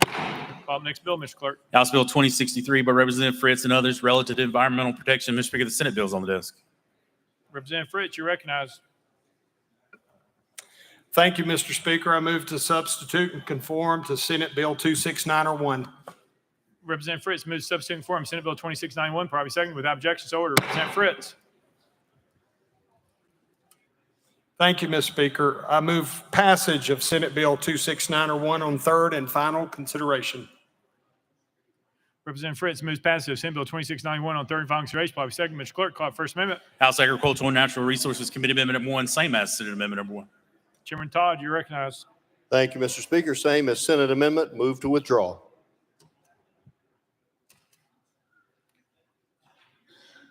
Without objection, amendment number 1 withdrawn. Next amendment, Mr. Clerk. House Amendment 2 by Chairman Clemens. Mr. Speaker, it was timely filed. Representative Clemens, you're recognized. Thank you, Mr. Speaker. It's a very important piece of legislation on such a non-important piece of legislation. This amendment would make sure that we are protecting Yetis or Sasquatch or Bigfoot from whatever this conspiracy theory is that we're passing in this legislation. And as most of my colleagues probably understand coming from me, this legislation is not to be taken seriously. This amendment's not to be taken seriously. And so I'll withdraw the amendment, and I would ask the sponsor of the bill to withdraw his bill because it shouldn't be taken seriously.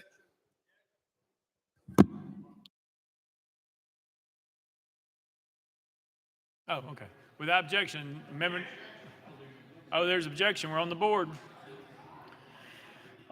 All those in favor of withdrawing Amendment 2, vote aye when the bell rings. Those opposed, vote no.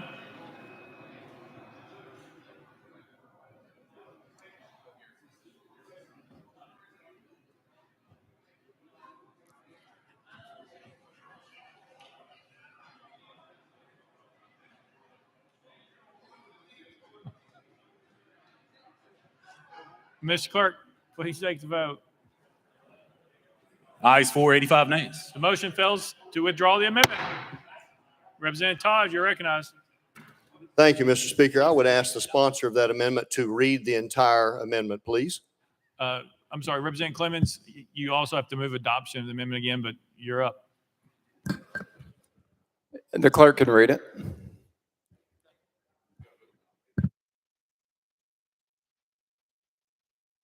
Okay.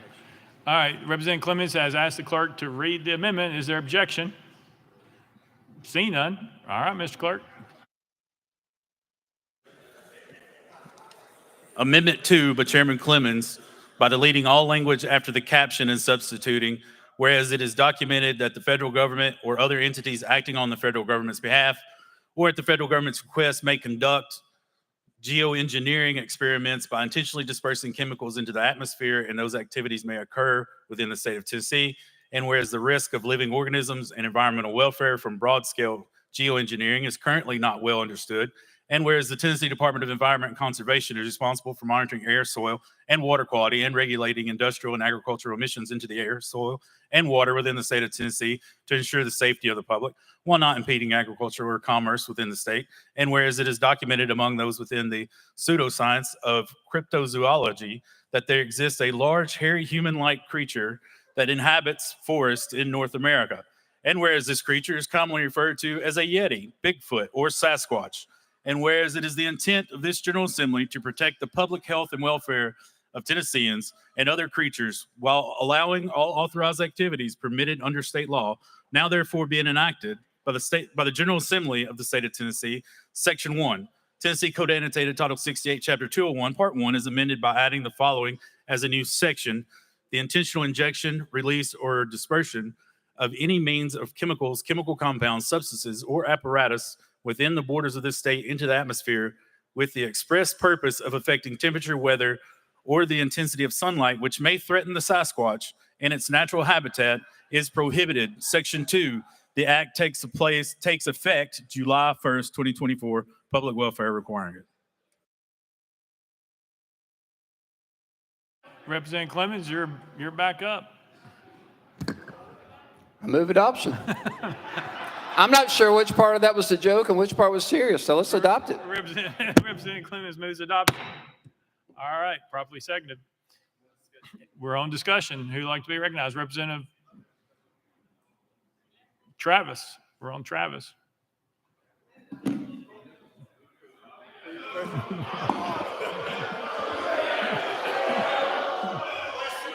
Question on the amendment. Thank you, Mr. Speaker. Representative Travis calls the question. Is there objection?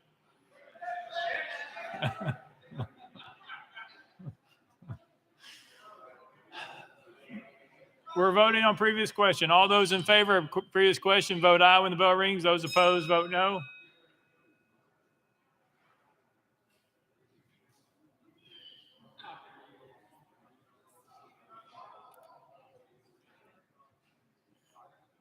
Mr. Clerk, please take the vote.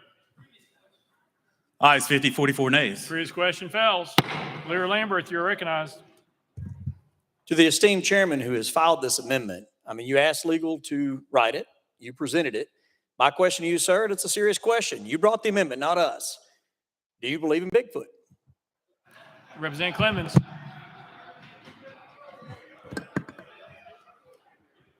About as much as I believe in a conspiracy theory about contrails. But as you can read in the amendment, it refers to those who do believe in Bigfoot. Unfortunately, I am not those within the pseudoscience of cryptozoology. Therefore, I would just leave it at that. Thank you, Mr. Leader. I appreciate the question. Representative Mitchell. Oh, Leader, you're good. Sorry. Representative Parkinson. Thank you, Mr. Speaker. I tried my best to listen to the amendment. The clerk read it so fast, but I guess I got to. Am I speaking to the sponsor of the amendment? Yes. Okay, Mr. Sponsor. Mr. Sponsor. Mr. Sponsor. Oh, okay. In the amendment, does it make Bigfoot the official Sasquatch of the state of Tennessee? Representative Clemens. It does not. Representative Parkinson. I'm not sure if this is a point of order or not, but can we amend the amendment to make Bigfoot the official Sasquatch of Tennessee? Well, Representative, first of all, you've got to get one drafted. So, Representative Parkinson. All right. Thank you, sir. Representative Towns. Representative Reedy. Thank you, Mr. Speaker. And of course, hearing this piece of legislation in the Agriculture Committee, and of course, testimony from a doctor out of East Tennessee, the discussion came to silver iodide, and they use that for seed clouding, creating it to rain. But the question for the amendment sponsor, we know that it will cause birth defects and cancer in human beings. Will it do likewise in Sasquatch?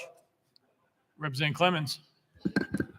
That's a better question for somebody within the pseudoscience of cryptozoology. Is that better, Leader?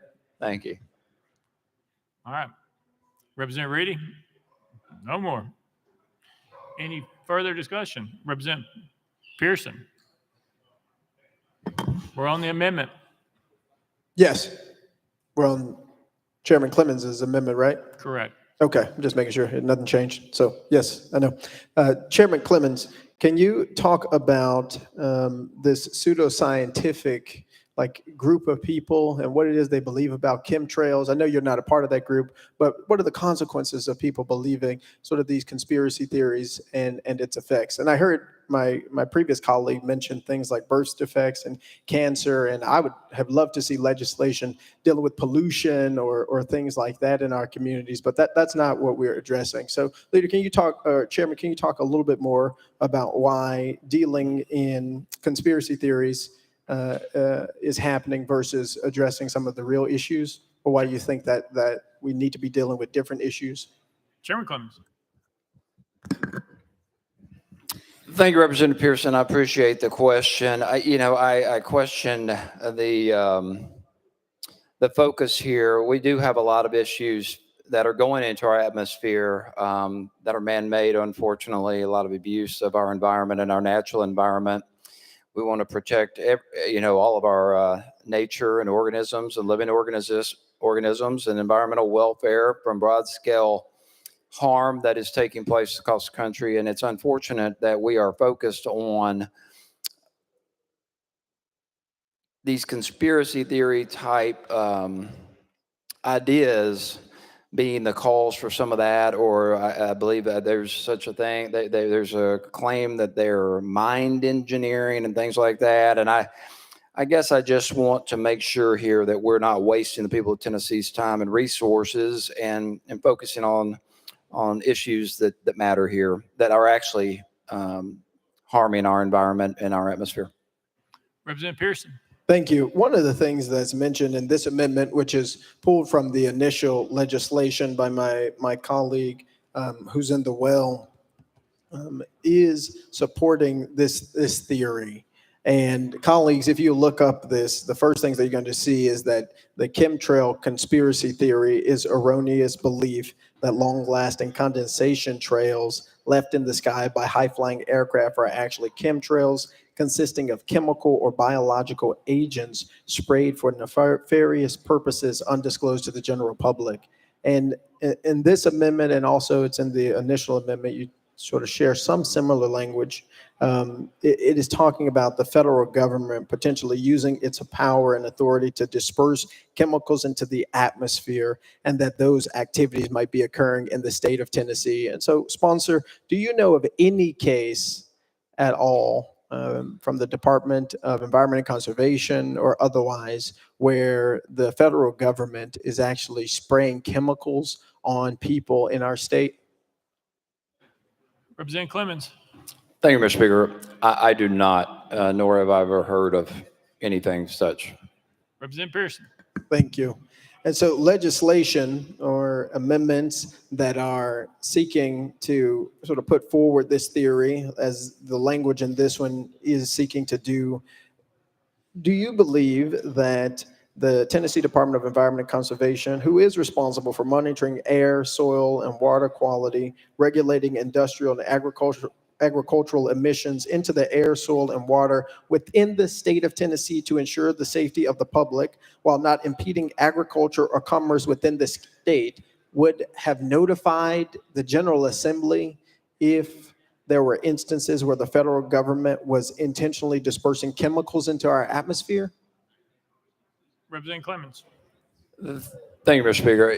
Well, I would be confident that Commissioner Hatcher or one of the other commissioners would have raised this very serious issue, given that agriculture is such a driving force in our economy across the state of Tennessee. If there was something like this being done that would be harmful to the population or our crops or our livestock across the state of Tennessee or our soil, I'm confident that, I would like to think the Lee administration would have made us aware of that. Representative Pearson. And just the last thing, because I know we're nearly out of time here. Have you heard from any farmers or folks in the agricultural industry across our state about there being chemicals sprayed on to crops or killing cattle or individuals in our rural or urban areas? Representative Pearson. Thank you, sponsor. Thank you, Speaker. Representative Powers. Thank you, Mr. Speaker. Question on the amendment. Question's been called. Is there objection? Seeing none, we're voting. All those in favor of adopting amendment number 2, vote aye when the bell rings. Those opposed, vote no.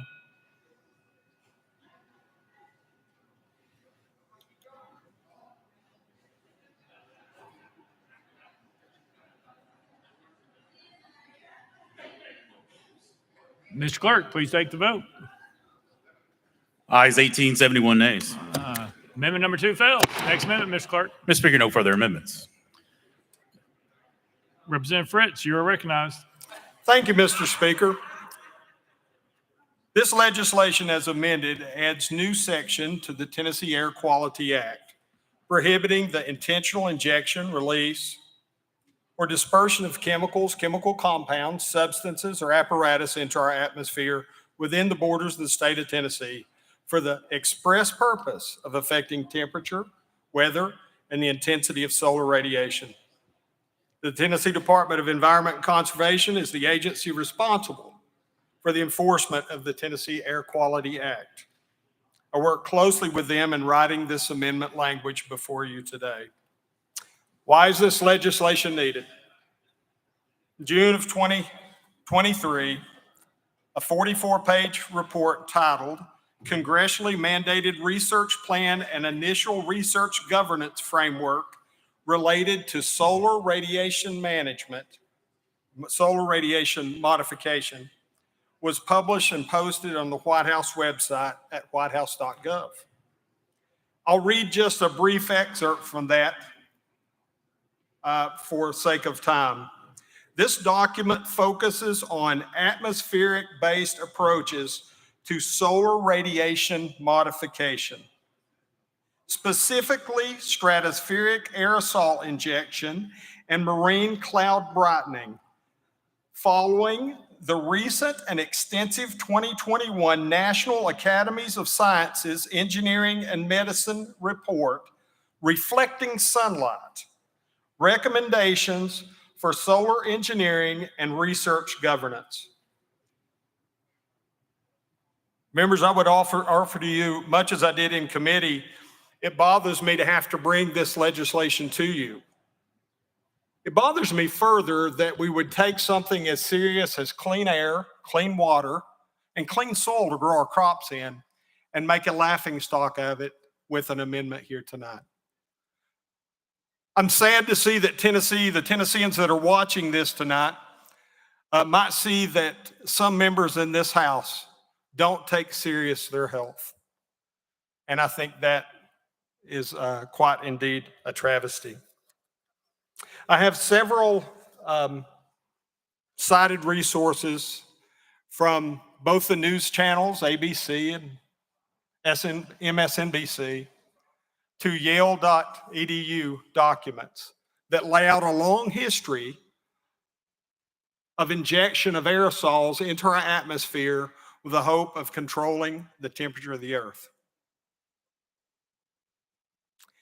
We had a young man come and testify against this bill in committee, for those of y'all that were here. He runs a business who does cloud seeding. It only takes a bit of research to understand the history of 5 decades of cloud seeding, where compounds like silver iodide are injected at atmosphere levels from 3,000 to 18,000 feet to induce increased snowfall or rainfall. There are 8 states currently in the United States that participate in this. I would offer you, colleagues, that everything that goes up must come down. And those chemicals that we knowingly and willingly inject into the atmosphere simply to control the weather or the climate are affecting our health and have the potential to. So I submit to you that this is a very common sense thing to do and that we should prohibit it in the state of Tennessee. And with that, I renew my motion. Representative Fritz renews his motion. Any discussion on the bill? Representative Ritchie, you're recognized. Thank you, Mr. Speaker, and sponsor, thanks for bringing this legislation. You hit on multiple of the points that I was going to bring up. We sat in committee, and there's a young man that came from out west who has a company where he's spraying these components up into our atmosphere, and what it does is it attracts moisture molecules, and you can't attract that unless it's taking it from somewhere else. So where you're trying to manipulate the weather and the rainfall, you're trying to block the sunlight, this is something that has already taken place. And when we sat down and had conversations, this was going through the committee process, a lot of the states that you're seeing this legislation where it's already being impacted out west, where they're trying to manage drought management with it, are the same states where you're seeing major flash flooding and you're seeing severe droughts out there as well. So I just want to thank the sponsor for having the foresight to be able to file this on time. And I greatly appreciate that and support your legislation. We can't take it and put legislation or not put legislation forward when it's going to be to the benefit of our agriculture, our farmers that are out there. And this right here will definitely protect our farmers here in the state of Tennessee. Thank you. Representative Fritz. I renew my motion. Representative Mitchell. Thank you, Mr. Speaker. So I'm taking this is to prevent global warming. Is this what this is an attempt, this bill to do is prevent global warming? Representative Fritz. Thank you, Mr. Speaker. This bill is, as it clearly states, is to prohibit the injection of chemicals and chemical compounds into our atmosphere. Representative Mitchell. So is the Tennessee Air Force going to enforce this legislation, or who will enforce this? Representative Fritz. Thank you, Mr. Speaker. Let me just read to you something from the House Energy, the U.S. House Energy and Water Appropriations Bill, page 119, for those of you all have a copy and want to follow along. And I'll just read a brief excerpt from this as well, as it seems that some of my colleagues either have not done their homework or they're unable to understand it, so I'll read it slowly. The recommendation provides not less than $39 million to improve the understanding of key cloud, aerosol, precipitation, and radiation processes. The department is encouraged to coordinate with the Department of Homeland Security and other agencies as relevant to support the analysis of near-term climate risks and impacts on infrastructure and communities. Within available funding, $3 million is for pilot program to provide instrumentation for the observing marine aerosols, greenhouse gases, and other environmental factors as relevant, deployed on commercial or other non-dedicated ocean vessels. To evaluate a sustained and observing network such platforms. The committee supports the department efforts to develop a 5-year plan for research to support a scientific assessment of near-term climate risks and solar and climate interventions. And so I would offer to my colleague that this is a known thing. There's no secret. It's absolutely well published. You can certainly go to any of the sources, the cited sources, to research this and understand fully that there is an intent and a plan. I suspect that some of those that have these plans with the solar radiation modification intend to try to reflect the sun's rays from the earth by injecting these chemicals, chemical compounds, substances, and apparatus into the upper atmosphere. I would offer to you that that seems risky. Let's just look simply at the silver iodide. Silver iodide used in the cloud seeding, which again, I would encourage my colleagues who are skeptical of this to go and do a little research on that compound.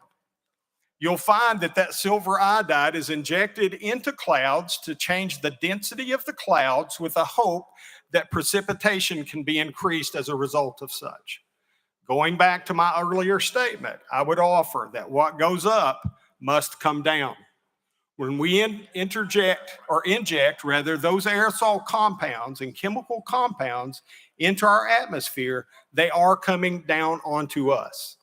I would hope that all my colleagues are in favor of clean air, clean water, and clean soil in the state of Tennessee. I certainly am. With that, we have 3 routes of entry for these chemicals and chemical compounds into our bodies: inhalation, ingestion, and absorption. And as those chemical compounds do come back to the earth, we'll find that we have either ingested those in our water or our food, as they've contaminated the water and the soil, or we will inhale those compounds without knowing the exact impact onto our bodies. And finally, I would offer that there's a good possibility that those chemical compounds could be absorbed into our skin as they do come in from the atmosphere. So with that, and to my colleague, I would offer that you do some homework and see that this is actually a real thing. Representative Mitchell. Yeah. You know, I don't know. I'm going to trust Harvard. I'm going to trust Harvard over the House Republicans in Congress. And it's very appropriate. This bill is on the calendar on April 1st.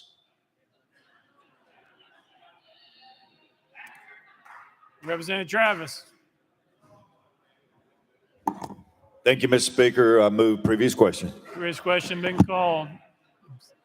Is there objection? We're voting. All those in favor of Senate Bill 2691 as amended, vote aye when the bell rings. Those opposed, vote no. Has every member voted? Does any member wish to change their vote?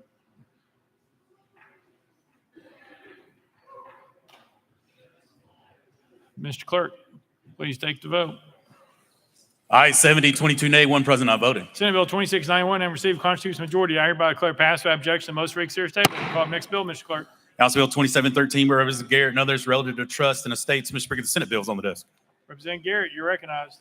Thank you, Mr. Speaker. I move to substitute and conform to Senate Bill 2256. Representative Garrett moves substitute and conform Senate Bill 2556. Bobby second without objection. So ordered. Representative Garrett. Thank you, Mr. Speaker. I move passage of Senate Bill 2256 on third and final consideration. Representative Garrett moves passage of Senate Bill 2256 on third and final consideration. Bobby second. Mr. Clerk, call it First Amendment. House Commerce Committee Amendment number 1, same as Senate Amendment number 1. Chairman Vaughn, you're recognized. Thank you very much, Mr. Speaker. I believe I'll move to withdraw. Without objection, amendment number 1 withdrawn. Next amendment, Mr. Clerk. Mr. Speaker, no further amendments. Representative Garrett, you're recognized. Thank you, Mr. Speaker. Members, House Bill 2713 is a bill I brought. This is my 6th time. The Tennessee Bankers Association has some trust legislation we bring. We update that realm of law every single year. We've gone over the past 8 years from $25 billion under trust management to over $270 billion. And your good efforts on making sure we are updated on our trust legislation is one of the reasons why. This is somewhat of a light year for what we're clarifying. This piece of legislation does 4 things. 1, it clarifies when certain persons, guardians, conservators, or family members may represent individuals who are unable to represent themselves in matters that come into question or dispute if they're a beneficiary of a trust. It clarifies for private trust companies that a change in trustee is not a change of control.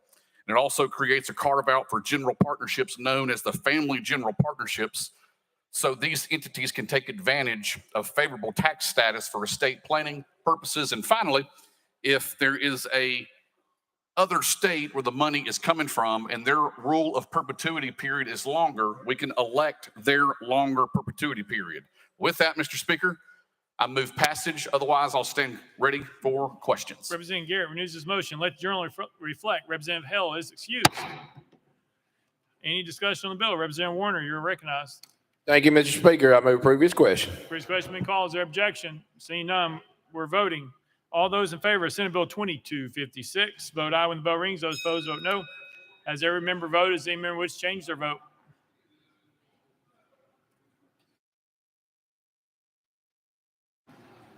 Mr. Clerk, please take the vote. Ayes 87, no nays, 4 present, not voting. Senate Bill 2256 having received constitutional majority, I hereby declare passed without objection. Most reconsidered is tabled. Call next bill, Mr. Clerk. House Bill 2523 by Chairman Grills relative to the Reelfoot Lake Regional Utility and Planning District.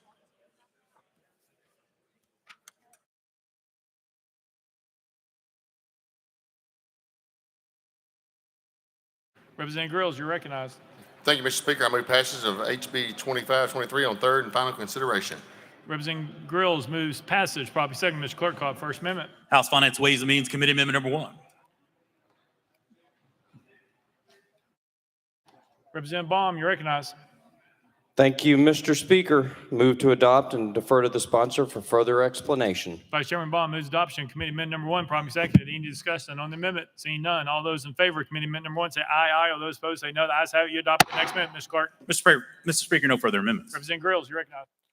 Thank you, Mr. Speaker. This increases from 200 to 300 the maximum monthly compensation for the Board of Directors of the Reelfoot Lake Regional Utility and Planning District. This is a local bill.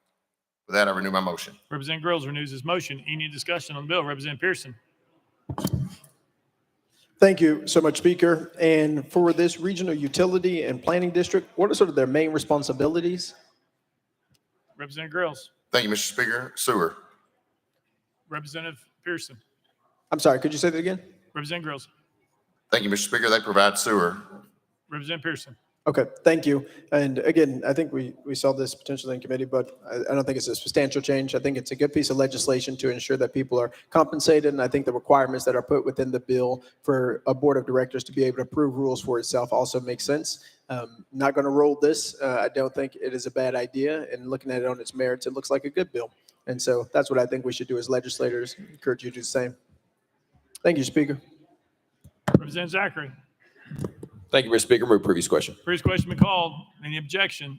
Seeing none, we're voting. All those in favor of House Bill 2523 as amended, vote aye when the bell rings. Those opposed, vote no. As every member voted, does any member wish to change their vote? Martin, aye. Mr. Clerk, please take the vote. Ayes 91, no nays. House Bill 2523 and received constitutional majority. Everybody declare passed without objection. Most reconsidered is tabled. Next bill, Mr. Clerk. House Bill 2762 by Chairman Grills and others relative to merchant codes. Mr. Speaker, the Senate bill is on desk. Representative Grills, you're recognized. Thank you, Mr. Speaker. I move to substitute and conform to Senate Bill 2223. Representative Grills moves substitute and conform to Senate Bill 2223. Public second without objection, so ordered. Representative Grills, you're recognized.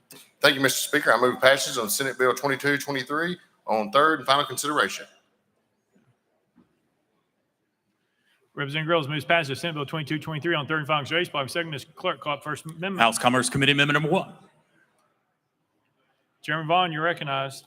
Thank you, Mr. Speaker. This amendment rewrites the bill. We will move to adopt and defer to the sponsor for further detailed explanation. Chairman Vaughn moves adoption of Committee Amendment number 1. Probably seconded. Any discussion on the amendment? Seeing none. All those in favor of adopting Committee Amendment number 1, vote aye, say aye. Aye. All those opposed say not. The ayes have it. You adopted. The next amendment, Mr. Clerk. Mr. Speaker, no further amendments. Representative Grills, you're recognized. Thank you, Mr. Speaker. And I want to thank the bankers and the different interested partners that disagreed, but we come to an agreement over the several weeks of negotiating. The Second Amendment Financial Privacy Act in 2022, financial institutions introduced a unique merchant category code specifically for transactions at firearms stores. These newly established merchant codes have raised concerns as financial institutions have publicly declared that they enable identification of purchases as potentially high-risk transactions, granting them the authority to file suspicious activity reports within the Treasury Department Financial Crimes Network. It is important to note that this unique merchant code is applied to any purchase at a firearm store, regardless of whether the transaction involves a firearm or not. Adoption of these MCCs will subject law-abiding citizens who have purchased an item at a firearm store to search warrants and questioning based on ill-found and baseless suspicious activity reports. Therefore, this legislation is introduced to limit the capacity of financial institutions to engage in unauthorized surveillance of customers engaging in lawful transactions at firearm stores. This legislation bans financial institutions from requiring or discriminating against firearm stores that do not participate in the usage of unique merchant codes that are different from general purchase merchant codes, sporting good merchant codes, which was previously the way they were characterized in the past. And a violation of this act constitutes an investigation by the AG, a civil penalty of up to $10,000 per violation committed, the amendment also allows for the entity to seek an injunction through Chancery Court if the Attorney General fails to investigate. I renew my motion. Representative Grill renews his motion. Representative Pearson. Thank you, Speaker. Sponsor, who changed the merchant codes? Representative Grills. Thank you, Mr. Speaker. This, back in 2022, the ISO sent a letter to the several of the banks and asking them to adopt these merchant codes. Representative Pearson. And from your understanding, all banks adopted these merchant codes? Representative Grills. Thank you, Mr. Speaker. No. Representative Pearson. How many banks currently operating within the state of Tennessee adopted the merchant codes that you're seeking to revert back to pre the ISO? Representative Grills. Thank you, Mr. Speaker. None. Representative Pearson. Can you clarify that? Representative Grills. Zero. Representative Pearson. So 0 banks have changed the merchant codes as it related to the ISO in the state of Tennessee. Am I understanding you right? Representative Grills. Thank you, Mr. Speaker. Yes, you are understanding me correctly. The Attorney General, Jonathan Skrmetti, back in 22, I believe it was September of 22, sent a letter encouraging, concerned about this. He took 27 other attorney generals, and those states that signed that letter they have not enforced those codes, or they're not using those codes in those states because of the preemption of the attorney general. And that's the reason that we do not see those codes here in Tennessee. Representative Pearson. Okay. One, let's give the attorney general as much respect and power that they're due, but the legislature passes laws and we preempt local governments and businesses all the time. A letter from the attorney general isn't preemption. Preemption is an act done by the legislative body. Here's my challenge, sponsor. If nobody is doing this in our state, the letter worked. So why are you seeking to pass this legislation if no banks in our state have done this in now about 2.5 years? Representative Grills.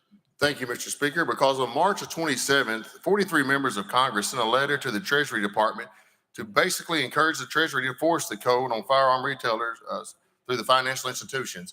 We have activists out there that are pushing this. That's the reason we are trying to get ahead of the game here in Tennessee. Once again, Tennessee will be leading the nation. Representative Pearson. Yeah. I think, look, there are no banks that are going to be impacted by this legislation. There are no businesses that are going to be impacted by this legislation. And yet we're seeking to bring forward legislation that is supposed to be strengthening people's access to the Second Amendment. In this legislation, you're right that if this were implemented, it may frustrate the right to keep and bear arms and violate the reasonable privacy rights of lawful purchasers of firearms and ammunition and all these other things. Look, if you're saying it is not currently a problem and it hasn't been a problem for years, and that there are some Congress people, I wonder how many of the 11 we have were part of that 43. This is really wasteful of time, energy, and resources if you're saying right now it is addressing a problem that actually isn't a problem. And I understand wanting to now have legislation that preempts people. Y'all do that a lot. But I do believe that this, again, it is not seeking to address a real problem. No bank would be impacted in our state by this legislation. No individual who wants to purchase a firearm is going to be impacted by this legislation. And there are so many things that we ought to be doing that could be impacting communities that we care about and the folks around our state. And so to have legislation that you've admitted isn't going to impact anything or anybody and is only a response to a letter that was sent to the Department of the Treasury just is absurd to me and is wasteful of our time, our energy, our intellect, and our resources.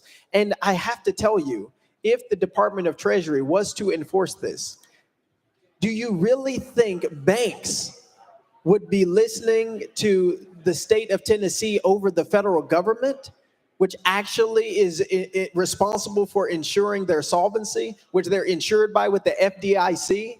Like, this makes no sense.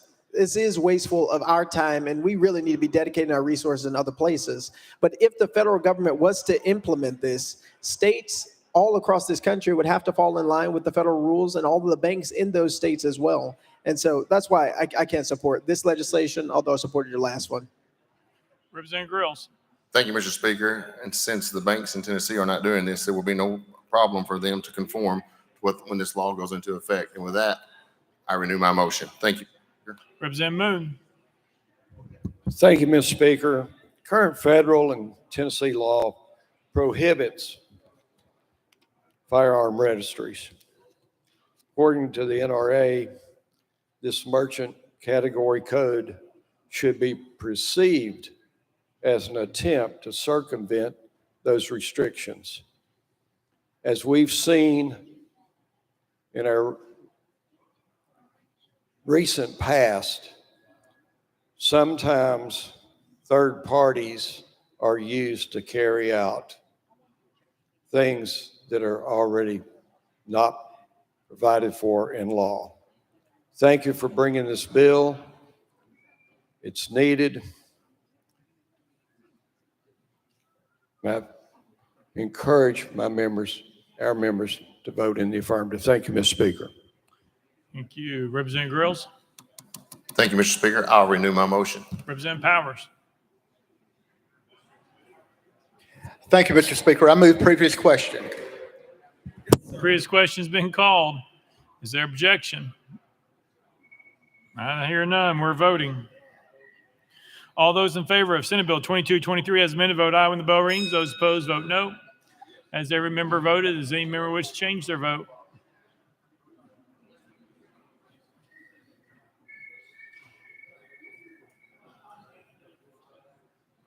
Mr. Clerk, please take the vote. Aye, 75, 17 nays, 2 present, unvoted. Senate Bill 2223 having received constitutional majority, I hereby declare it passed without objection. The motion to reconsider is tabled. Call the next bill, Mr. Clerk. House Bill 2086 by Chair Lady Haynes, relative to 340B program entities. Mr. Speaker, the Senate bill's on the desk. Let the journal reflect Representative Hastings' excuse. Chair Lady Hilton Haynes, you're recognized. Thank you, Mr. Speaker. Thank you, Mr. Speaker. I move to substitute and conform to Senate Bill 2016. Chair Lady Hilton Haynes moves to substitute and conform Senate Bill 2016, probably second without objection. So ordered. Chair Lady Hilton Haynes. Thank you, Mr. Speaker. I move passage of Senate Bill 2016 on third and final consideration. Chair Lady Hilton Haynes moves passage of Senate Bill 2016 on third and final consideration. Probably second. Mr. Clerk, call First Amendment. House Health Committee Amendment number 1, same as Senate Amendment number 1. Chairman Terry, you're recognized. Thank you, Mr. Speaker. Move to withdraw. Without objection, amendment number 1 withdrawn. Next amendment, Mr. Clerk. Mr. Speaker, no further amendments. Chair Lady Hilton Haynes, you are recognized. Thank you, Mr. Speaker. House Bill 2086 as amended intends to codify that for-profit entities may not access 340B program in-kind contributions from the state of Tennessee, as these donations are meant for our safety net providers. And with that, Mr. Speaker, I renew my motion. Chair Lady Hilton Haynes renews her motion. Any discussion on the bill? Representative Pearson, you're recognized. Thank you, Speaker and sponsor. I've yet to sort of decide where on this bill, so I'd appreciate your help here. In your legislation, in order to be eligible to receive in-kind funding from this state or a political subdivision of the state on and after July 1st, 2024, a non-governmental entity that receives federal grant funds through Section 317 or 318 of the Public Health Services Act and that qualifies as a 340B entity must enter into a legally binding agreement with the Department of Health on such terms and conditions as the Commissioner of Health may require. Can you explain what a 340B entity is? Chair Lady Hilton Haynes, you're recognized. Thank you, Mr. Speaker. Yes, a 340B program, it enables safety net healthcare providers to stretch scarce federal resources as far as possible, reaching more eligible patients and providing more comprehensive services. Representative Pearson. Thank you for that. And the terms and conditions related to the Commissioner of Health, are all 340B entities that are receiving, that are non-governmental entities that are receiving federal grant funds working, as you understand it at least, currently working with commissioners of health just already? That's a part of how they're operating? Or they are not working with commissioners of health and Go ahead. Chair Lady Hilton Haynes. They have to go through the commissioner, they have to register sort of with the Commissioner of Health, all of the safety net providers that are 340B entities, which would be the FQHCs, Ryan White clinics. I guess the most recognizable one would be St. Jude's Research Hospital in Memphis. Representative Pearson. Okay, gotcha. And so the legally binding agreement with the Department of Health for these 340B entities and non-governmental entities, what would the intention of that be? It would, yeah, what would the agreement be as it relates to, does it relate specifically to funding, to administration? Are there examples of what this is? Representative Hilton Haynes. Thank you, Mr. Speaker. In-kind contributions may be in the form of real property, equipment, specimens for STI testing, HVI testing, HCV testing, lab processing, anything that would help these 340B entities stretch the money. Representative Pearson. Yep. Okay. So if I'm understanding this right, and I think I got you, these entities would be doing sort of additional work that may even go beyond like a Department of Health's capacity at that time. And it would be making sure that they're working with the commissioners of health to make sure that the community, that the commissioners and the health departments are responsible for are actually using the resources adequately, or that their programs are meeting the needs of the community? Chair Lady Hilton Haynes. The only thing that the Department of Health does is make sure that for-profit entities do not poach off of our safety net providers. This is to protect our safety net providers. Representative Pearson. Okay. Thank you for that explanation, and appreciate you answering the questions. Chairman Clemens. Thank you, Mr. Speaker. With regards to this legislation, what type of legally binding agreements with the department do you envision them being forced to enter into? Chair Lady Hilton Haynes.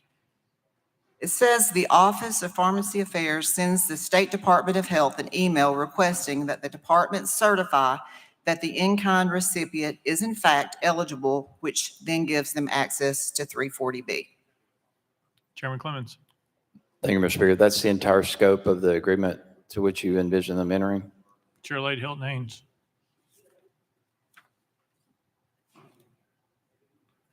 Well, the agreement is with the state. It's just intended to codify that for-profit entities may not access 340B program in-kind contributions from the state of Tennessee. Chairman Clemens. Thank you, Mr. Speaker. Representative Boyd. Thank you, Mr. Speaker. I move previous question. Previous question been called. Is there objection? Seeing none, we're voting. All those in favor of Senate Bill 2016 vote aye when the bell rings. Those opposed vote no. As every member voted, does any member wish to change their vote?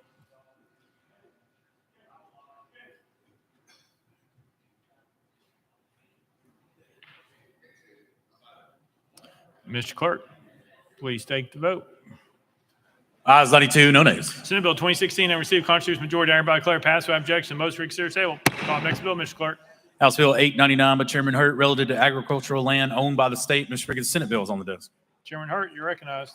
Thank you, Mr. Speaker. I move to substitute and conform to Senate Bill 1490. Chairman Hurt moves to substitute and conform to Senate Bill 1490, properly second without objection. So ordered. Chairman Hurt, you're recognized. Thank you, Mr. Speaker. I move passage of Senate Bill 1490 on third and final consideration. Chairman Hurt moves passage of Senate Bill 1490 on third and final consideration. Properly second. Mr. Clerk, call it First Amendment. House State Government Committee Amendment number 1, same as Senate Amendment number 1. Chairman Kiesling, you're recognized. Thank you. Thank you, Mr. Speaker. Amendment 1 is the same as the Senate amendment, so we move to withdraw.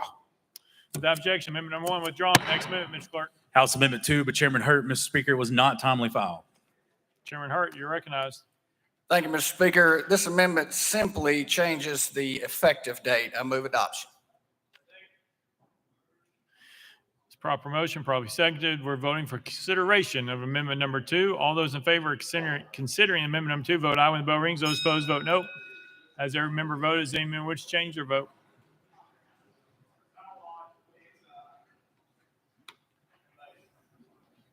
Mr. Clerk, please take the vote. Ayes 91, no nays, 1 present, not voted. In accordance with Rule 60B, having received the necessary 2/3 vote, the motion to consider amendment number 2 prevails. Chairman Hurt, you're recognized. Thank you, Mr. Speaker. Senate Bill 1490 refers to TWRA. Chairman Hurt. Thank you, Mr. Speaker. I move adoption of Amendment 2. Chairman Hurt moves adoption of amendment number 2, properly seconded. Any discussion on the amendment? Seeing none, we're voting. All those in favor of of amendment number 2, vote aye when the bell rings. Those opposed, vote no. As every member voted, does any member wish to change their vote?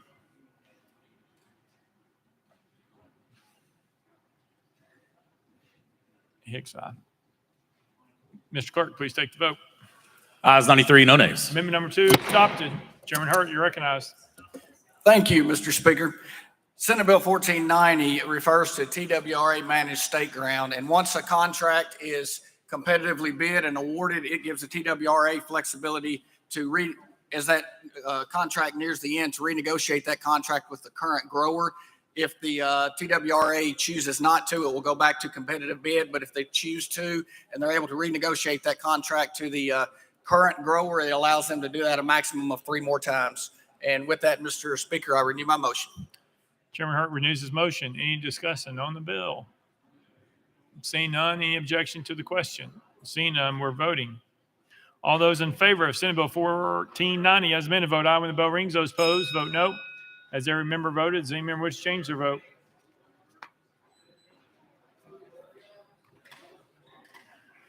Mr. Clerk, please take your vote.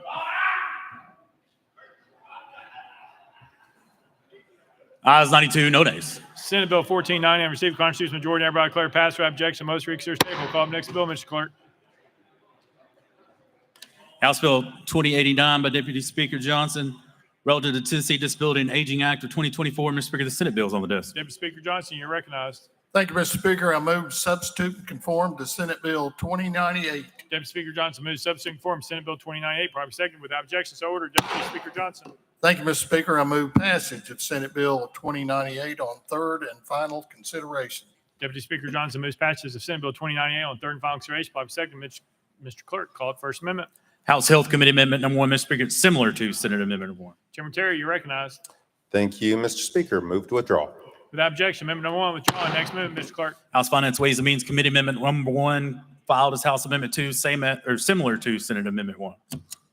Chairlady Hazelwood, you are recognized.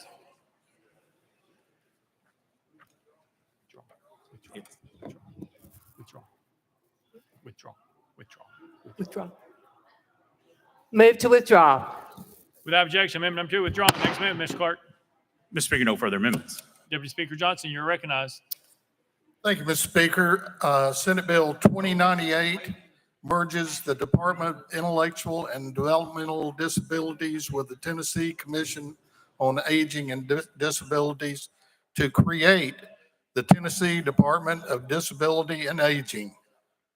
I renew my motion. Deputy Speaker Johnson renews his motion. Any discussion on the bill? Representative Mitchell, you're recognized. Yeah, question on the bill, Mr. Speaker. Question's been called. Is there any objection? Seeing not enough, we're voting. All those in favor of Senate Bill 2098, vote aye when the bell rings. Those opposed, vote no. As every member voted, does any member wish to change their vote? Mr. Clerk, please take the vote. Ayes 90, no nays, 4 present, not voting. Senate Bill 2098 have received constitutional majority. Everybody declare passed without objection. Most reconsider table. Call the next bill, Mr. Clerk. Oh, Deputy Speaker Johnson, you're recognized. Members, when Leader Lamberth brought this bill to me at first of the year, it's an administration bill. And I asked him, I said, why would you bring me a bill to carry that dealt with aging? And he said, because Speaker Marsh already has 15 bills.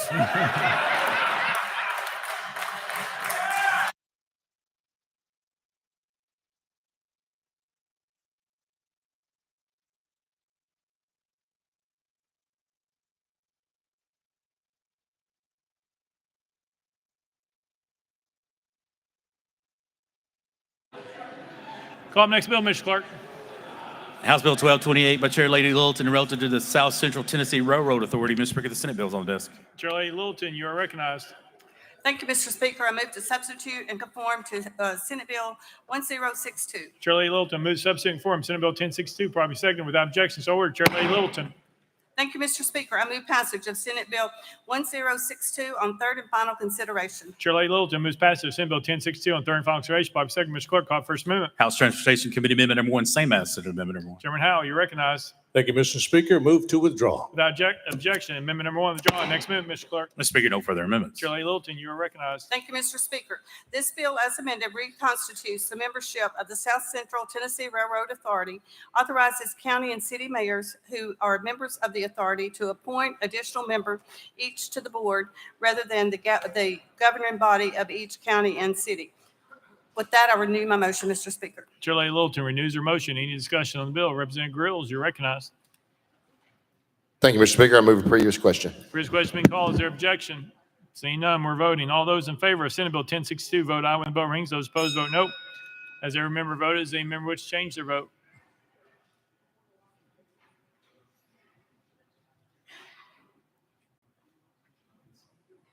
Mr. Clerk, please take the vote.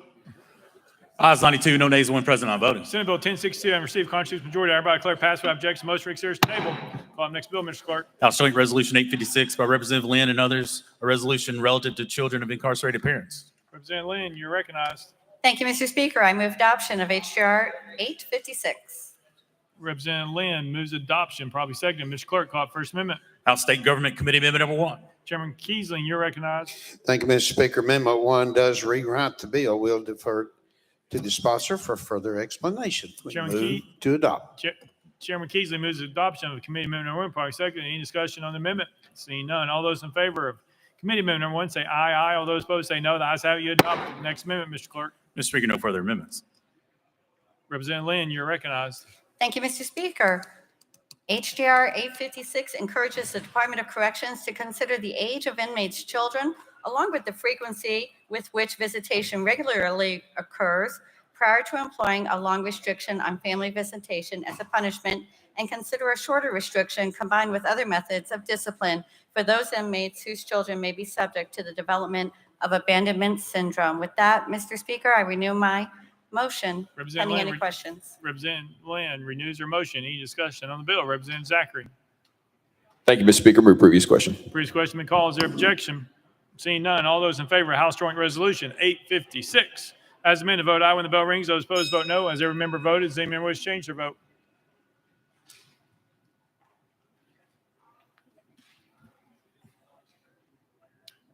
Mr. Clerk, please take the vote. Ayes 90, no nays, 1 present, not voting. House Joint Resolution 856 having received constitutional majority, I hereby declare adopted without objection. Most reconsidered table. Call the next bill, Mr. Clerk. House Bill 2249 by Representative McCalman relative to property. Mr. Speaker, the Senate bill is on the desk. Representative McCalman, you're recognized. Thank you, Mr. Speaker. I move to substitute and conform to Senate Bill 2150. Representative McCalman moves substitute and conform Senate Bill 2150, probably second without objection. So ordered. Representative McCalman. Thank you, Mr. Speaker. I move passage of Senate Bill 2150 on third and final consideration. Representative McCalman moves passage of Senate Bill 2150 on third and final consideration. Probably second. Mr. Clerk, call First Amendment. House Local Government Committee Amendment Number 1. Mr. Speaker, it's the same as Senate Amendment Number 1. Chairman Crawford, you're recognized. Thank you, Mr. Speaker. Same as Senate Amendment Number 1, move to withdraw. Without objection, Amendment Number 1 withdrawn. Next amendment, Mr. Clerk. Mr. Speaker, no further amendments. Representative McCalman, you're recognized. Thank you, Mr. Speaker. Members, as amended, Senate Bill 2150 would prohibit homeowners associations from foreclosing on a person's property for non-payment of a special assessment, such as a pool, a clubhouse, golf course, what have you, if the assessment is for, if it is a non-essential item. And it does also put in a requirement of a 2/3 majority vote by all members within the association to levy a special assessment against members. It does require that a funding plan is set up in the event that said member is unable to pay a full lump sum. The association must set up a payment plan with them. And it also, it doesn't prevent anything, any association from levying a lien on a house for a non-essential or for any essential. And it also doesn't prevent them from passing any special assessments for essential items such as pavement or lighting, anything that is necessary for the day-to-day use of the association. And with that, I stand ready for questions and renew my motion. Representative McCalman renews his motion. Any discussion on the bill? Representative Kaplan. Thank you, Mr. Speaker. I move previous question. Previous question been called. Is there objection? Seeing none, we're voting. All those in favor of Senate Bill 2150, vote aye when the bell rings. Those opposed, vote no. As every member voted, does any member wish to change their vote?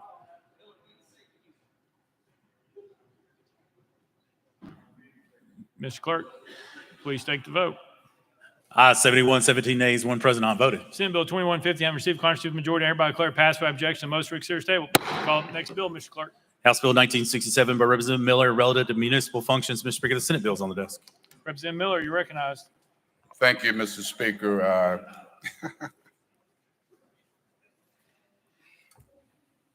Yeah, we move to substitute and conform Senate Bill 2162. Representative Miller moves to substitute and conform Senate Bill 2162 without objection. So ordered. Representative Miller, you're recognized. Thank you, Mr. Speaker. Move passage of Senate Bill 2162 on third and final consideration. Representative Miller moves passage of Senate Bill 2162 on third and final consideration. Probably second. Mr. Clerk, call for First Amendment. Mr. Speaker, no amendments filed. Representative Miller, you're recognized. Thank you, Mr. Speaker. Members, current law allows local waterworks and legislative bodies to approve water and sewer projects by proper ordinance. This bill will allow them to approve by proper ordinance or a resolution. It is permissive. And with that, Mr. Speaker, any question? I'd move passage. Representative Miller renews his motion. Any discussion on the bill? Representative Warner, you're recognized. Thank you, Mr. Speaker. I move previous question. Previous question been called. Any objection? Without objection, we're voting. All those in favor of Senate Bill 2162, vote aye when the bell rings. Those opposed, vote no. As every member voted, does any member wish to change their vote?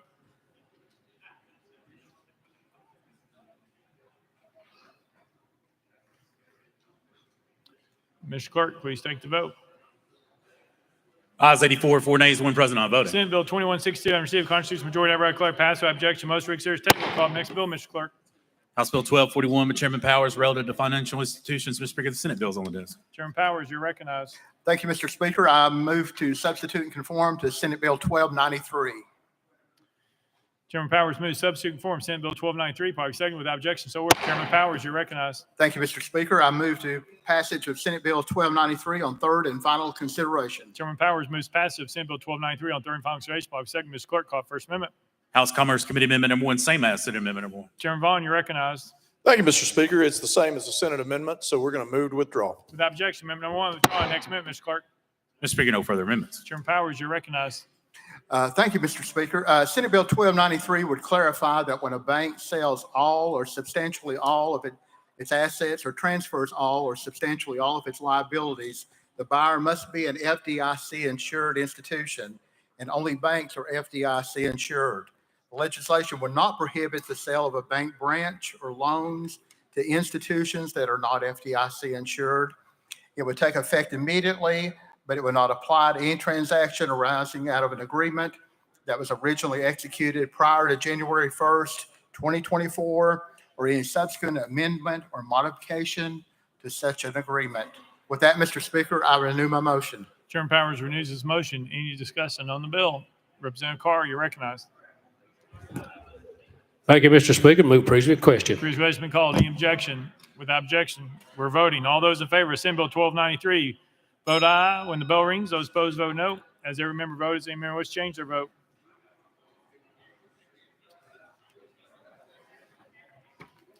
Mr. Clerk, please take the vote. Ayes 89, no nays, 2 present not voted. Senate Bill 1293, having received a constitutional majority, hereby declare passed by objection. Most considered table. Call the next bill, Mr. Clerk. House Bill 2114 by Chairman Powers relative to public notices. Chairman Powers, you're recognized. Thank you, Mr. Speaker. I move passage of House Bill 2114 on third and final consideration. Chairman Powers moves passage. Probably second. Mr. Clerk, call First Amendment. House State Government Committee Amendment number 1. Chairman Keesling, you're recognized. Thank you, Mr. Speaker. This amendment rewrites the bill. We'll defer to Chairman Powers for further explanation. We move to adopt. Chairman Keesling moves adoption of committee amendment number 1. Probably second. Any discussion on the amendment? Seeing none, all those in favor of committee amendment number 1 say aye, aye. All those opposed say no. The ayes have it. You adopt the next amendment, Mr. Clerk. Mr. Speaker, no further amendments. Chairman Powers, you're recognized. Thank you, Mr. Speaker. House Bill 2114 provides that when a legal notice is required to be published in a newspaper of general circulation, the legal notice must also be published on a news and information website if available.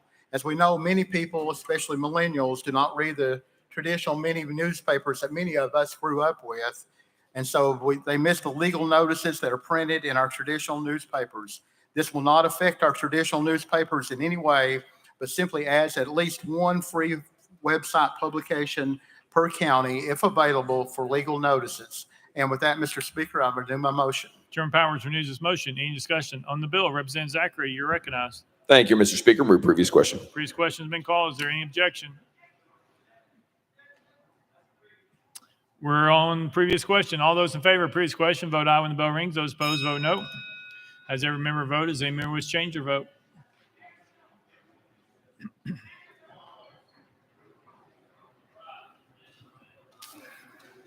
Ms. Clerk, please take the vote. Aye, 71, 20 nays. Previous question prevails. We're voting. All those in favor of House Bill 2114 as amended, vote aye when the bell rings. Those opposed, vote no. Has every member voted? Does any member wish to change their vote?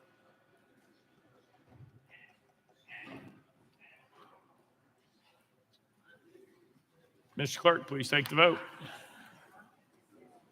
Ayes 82, 5 nays, 1 present, not voting. House Bill 2114 and received constitutional majority. I hereby declare passed without objection. The motion to reconsider is tabled. Call the next bill, Mr. Clerk. House Joint Resolution 849 by Chairman Powers, a resolution to urge the United States to withdraw from the United Nations. Representative Powers, you're recognized. Thank you, Mr. Speaker. I move adoption of HJR 849. Chairman Powers moves adoption. Probably second. Ms. Clerk, any amendment's been filed? Mr. Speaker, no amendments filed.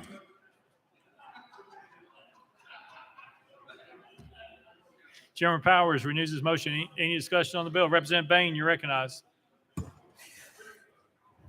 Thank you, Mr. Speaker. Chairman Powers, I'm going to read a quote, and then I'd like you to tell me who said it. The crucial test for men and nations today is whether or not they have suffered enough and have learned enough to put aside suspicion, prejudice, and short-run and narrowly conceived interest, and to unite in furtherance of their greatest common interest. That overwhelming and shadowing common interest is enduring peace, that the United Nations organization will be the cornerstones of a new edifice of enduring peace and the guidepost of a new era of human progress. Chairman Powers. Thank you. And yes, the quote, I'm sorry, I was talking about something else, but the quote, we're actually just here to talk about the resolution and not quotes that everybody else had. But if you have a question about the resolution, I'll be glad to answer that one. Representative Bain, you're recognized. Thank you so much, Mr. Speaker. So that quote was from Cordell Hull, who is our longest serving Secretary of State in the country and the honorable Tennessean for which the administrative building is named. I am the only one in this body who has worked for the United Nations. I arrived to Switzerland in 2016 at the apex of the refugee crisis. I worked for the UN for a year. It is not a perfect institution. I will concede that. But withdrawing from this body and passing a resolution like this sends a dangerous message. In an increasingly interconnected world, isolationism is not a viable option. And I urge my esteemed colleagues to reject this resolution and reaffirm our commitment to internationalism. Thank you. Chairman Powers, you're recognized. Thank you, Mr. Speaker. Yeah, the United Nations was created in 1945 in the aftermath of World War II as a means of trying to establish greater cooperation among the countries. But the UN often pursues an agenda that runs counter to what the Americans' goals really should be. And so that's why I brought forth this resolution, and I renew my motion. Representative Fritz, you're recognized. Thank you, Mr. Speaker. Previous question. Previous question been called. There's objection. We're voting. All those in favor of previous question, vote aye when the bell rings. Those opposed, vote no.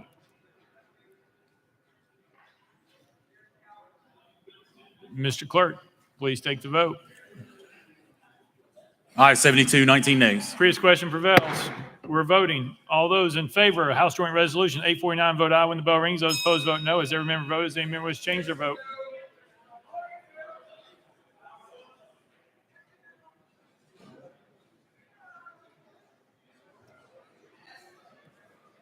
Mr. Clerk, please take the vote.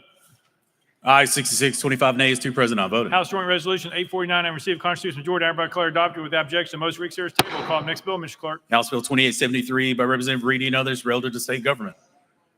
Representative Reedy, you're recognized. Thank you, Mr. Speaker. I move passage of the House Bill 2873 on third and final consideration. Representative Reedy moves passage. Following second, Mr. Clerk, call First Amendment. House State Government Committee Amendment number 1. Chairman Keesling, you're recognized.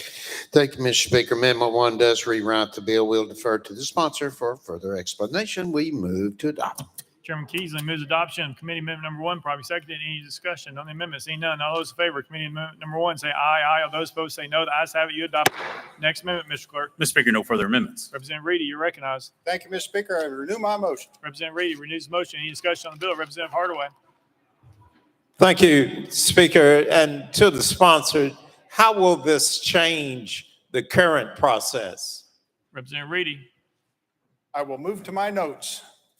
Last year, we passed legislation to create the Inmate Disciplinary Oversight Board for the purpose of reviewing the granting, denial, and removal of inmate sentence credits for good institutional behavior or satisfactory program performance. This cleanup bill will add language that would allow the governor, the Speaker of the Senate, or the Speaker of the House to remove their respective appointees for cause. This is common language for boards that are created by the General Assembly. It was inadvertently left out of last year's bill. Representative Hardaway. Thank you, sponsor. Thank you, Speaker. Any further discussion? Seeing none. Any objection to the question? Seeing none, we're voting. All those in favor of House Bill 2873 as amended, vote aye when the bell rings. Those opposed, vote no. As every member votes, anybody wish to change their vote?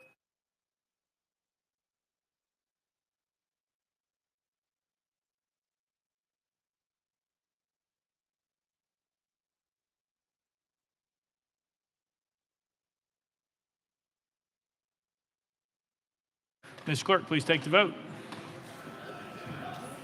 Ayes 90, no nays, 1 present, not voting. House Bill 2873 on receipt of constitutional majority. I hereby declare passed without objection. The motion reconsiders table.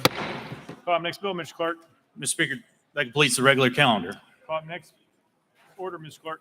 Mr. Speaker, the House has a message calendar. Call up first message, Mr. Clerk. House Bill 334 by Chairman Hurt, relative to medical occupations. Mr. Speaker, on March 25th, 2024, the Senate substituted House Bill 334 for Senate Bill 468, adopted Amendment 1, passed House Bill 334 as amended. Chairman Hurt, you're recognized. Thank you, Mr. Speaker. This amendment simply changes the effective date. I move to concur in Senate Amendment number 1. Chairman Hurt moves to concur in Senate Amendment number 1, probably seconded. Any discussion on the amendment? Representative Powell, you're recognized. Thank you. Could you just remind us what the bill did in addition to the amendment? I appreciate the amendment, but what the bill actually does. Chairman Hurt, you're recognized. Thank you, Mr. Speaker. It was a sleep study bill which updated some sleep study regulations from that we passed last year, and the Senate just got around to passing it this year. Any further discussion? Seeing none. Any objection to the question? Seeing none. All those in favor of Senate Amendment number 1, vote aye when the bell rings. Those opposed, vote no. As every member voted, does any member wish to change their vote? Ms. Clerk, take the vote. Ayes 91, no nays. Senate Amendment number 1, having received constitutional majority, I hereby declare concurred in without objection. The motion reconsiders table. Next message, Mr. Clerk. House Bill 1692 by Chairman Farmer and others relative to public records. Mr. Speaker, on March 25th, 2024, the Senate substituted House Bill 1692 for Senate Bill 2093, adopted Amendment 1, passed House Bill 1692 as amended. Representative Farmer, you're recognized. Thank you, Mr. Speaker. I move to concur in Senate Amendment number 1. Representative Farmer moves to concur in Senate Amendment number 1, probably seconded. Any discussion on the amendment? Leader Camper. Thank you, Mr. Speaker. Representative, would you explain to us what this amendment is doing that you're concurring in? Chairman Farmer. Yeah, I'd be happy to. Members, this was the administration's bill brought to me by the Department of Tourism. We had quite a bit of discussion about this bill. As it comes back to us, it comes back with some even more transparency than what we had to begin with. For example, it talks about how this information is public record for anyone to see right up until the point in time that this information becomes such in a sensitive nature that it would seriously harm the ability for the state to negotiate in events, as I mentioned, the Super Bowl a few weeks back, contracts, agreements, or to administer grant programs. It also allows for a mechanism in the law to where it makes it clear when this information becomes public. For example, this amendment also adds that once 10 years from the date such determination is rendered, B, after the disbursement of state funds, it would become public. After the conclusion of an event in which the contract or event was negotiated, it would become public.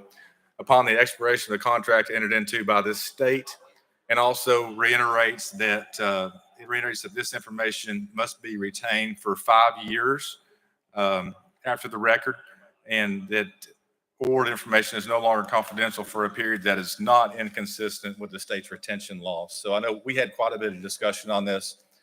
Be happy to talk to you about this more if you have any additional questions beyond me being in the well. Leader Camper. Thank you, Mr. Speaker. Yeah, I remember us having the conversations about it, and there was concern, I think, about the 10-year. And so you said the amendment, what the Senate did, it said 10 years after the disbursements of the funds, it would be made public. There was a sticking point before because we thought that was a pretty long time to not know. And I know we're trying to plan for the Super Bowl. I get all of that. So could you explain more about that 10-year?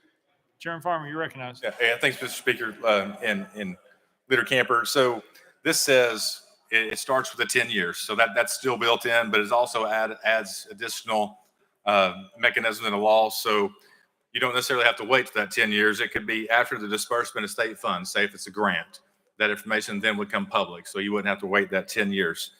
After the conclusion of the event in which the contract was procured for or negotiated for, once that event is contracted for and procured, the information would then become available. So you wouldn't have to wait for that 10 years in that situation either. That wasn't in the original bill either. And also upon the expiration of a contract entered into by this state. So once that contract's expired, then that information become public. We wouldn't have to wait that 10 years or the period after that. So that's just some examples. Leader Camper.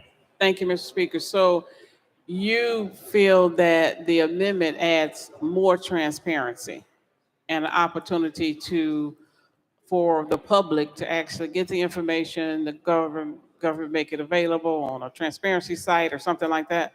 You think this adds more transparency? Chairman Farmer. Yeah, and thank you, Mr. Speaker. And it does, because just as I mentioned, those ways to obtain that information weren't in the original bill. The original bill also didn't make it clear that this information was readily available to the public unless there are certain processes that occurred. So thank you. Leader I read my Camper. motion. Representative Holtzclaw, you recognized. Thank you, Mr. Speaker. I call for previous question. Previous question been called. Is there objection? No objection. All those in favor of concurring with Senate Amendment Number 1, vote aye when the bell rings. Those opposed, vote no. Has every member voted? Does any member wish to change their vote?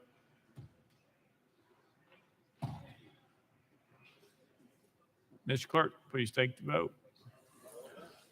Aye, 73, 17 nays. Senate Amendment Number 1, having received constitutional majority, I declare concurred in without objection. Motion reconsidered is tabled. Call up next message, Mr. Clerk.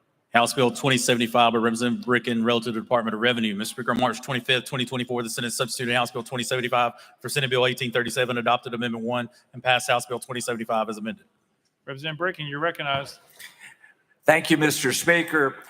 This amendment simply requires the Department of Revenue to implement the electronic lien filing system by June 30th, 2026. With that, I renew my motion, or whatever. Representative Bricken moves to concur in Senate Amendment Number 1, properly seconded. Any discussion on the amendment? Seeing none, any objections to the question? Seeing none, we're voting. All those in favor of concurring in Senate Amendment Number 1, vote aye when the bell rings. Those opposed, vote no. Has every member voted? Does any member wish to change their vote?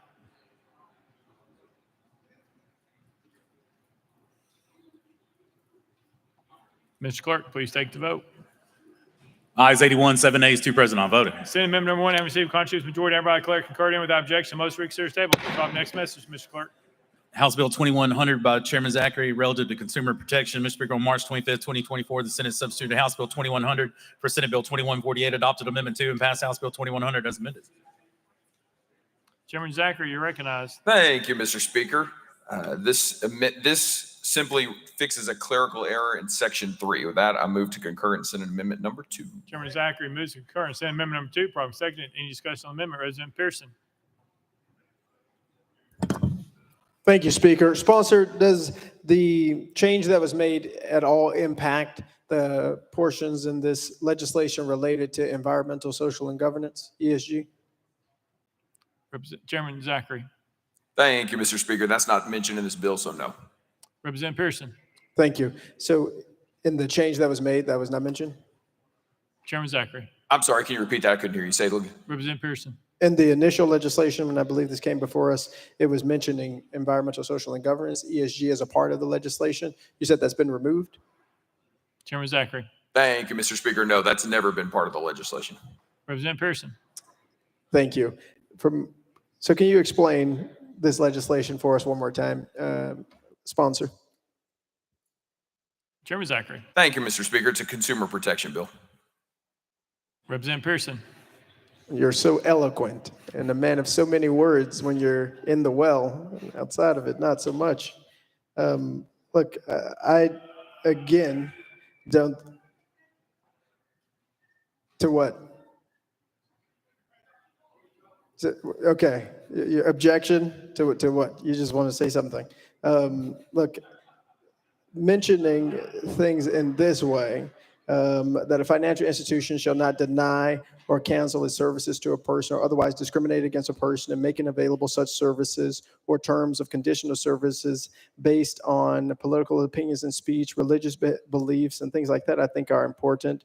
But as I understand it, the use of rating, scoring, analysis, tabulation, or action that considers a social credit score based on political opinions, based on religious affiliations, and engagement in these other ways is something that you are seeking to prevent people from doing. If you go to H, I don't know if you've read your legislation at all, if you've changed it, but the person's failure to meet or commit to meet or expected failure to meet any of the following, as long as such person is in compliance with applicable state or federal law. One is environmental standards, sponsor, including emission standards, benchmarks, requirements, or disclosure, sponsor. Two is social governance standards, benchmarks, or requirements, including environment or social justice, sponsor. Three is corporate board or company employment composition standards, benchmarks, requirements, or disclosures based on characteristics protected under Title IV, Chapter 2021. And four was policies or procedures requiring or encouraging employee participation in social justice programming, including diversity, equity, and inclusion training. Is this the wrong piece of legislation that I have before me? Chairman Zachary. Thank you, Mr. Speaker. Could you give me the bill number? Representative Pearson. It's the bill that you're currently on, HB 2100 by Zachary. It's on the board there too. Chairman Zachary. Thank you, Mr. Speaker. That is the bill we're discussing. Representative Pearson. Yes. So again, you haven't read your legislation, which is really problematic that you're asking for us to pass it. Well, there's objection. Objection. There's objection. Chairman Faison, what's your object? Thank you, Mr. Speaker. That is the third time the gentleman from Shelby County has assaulted the presenter of this bill and his character by saying he doesn't know his bill, by saying he's not read his bill. That's assaulting his character that he doesn't know what he's doing up here. Objection. So is it just an objection or are you going? Chairman Faison. Mr. Speaker, I say we put it on the board.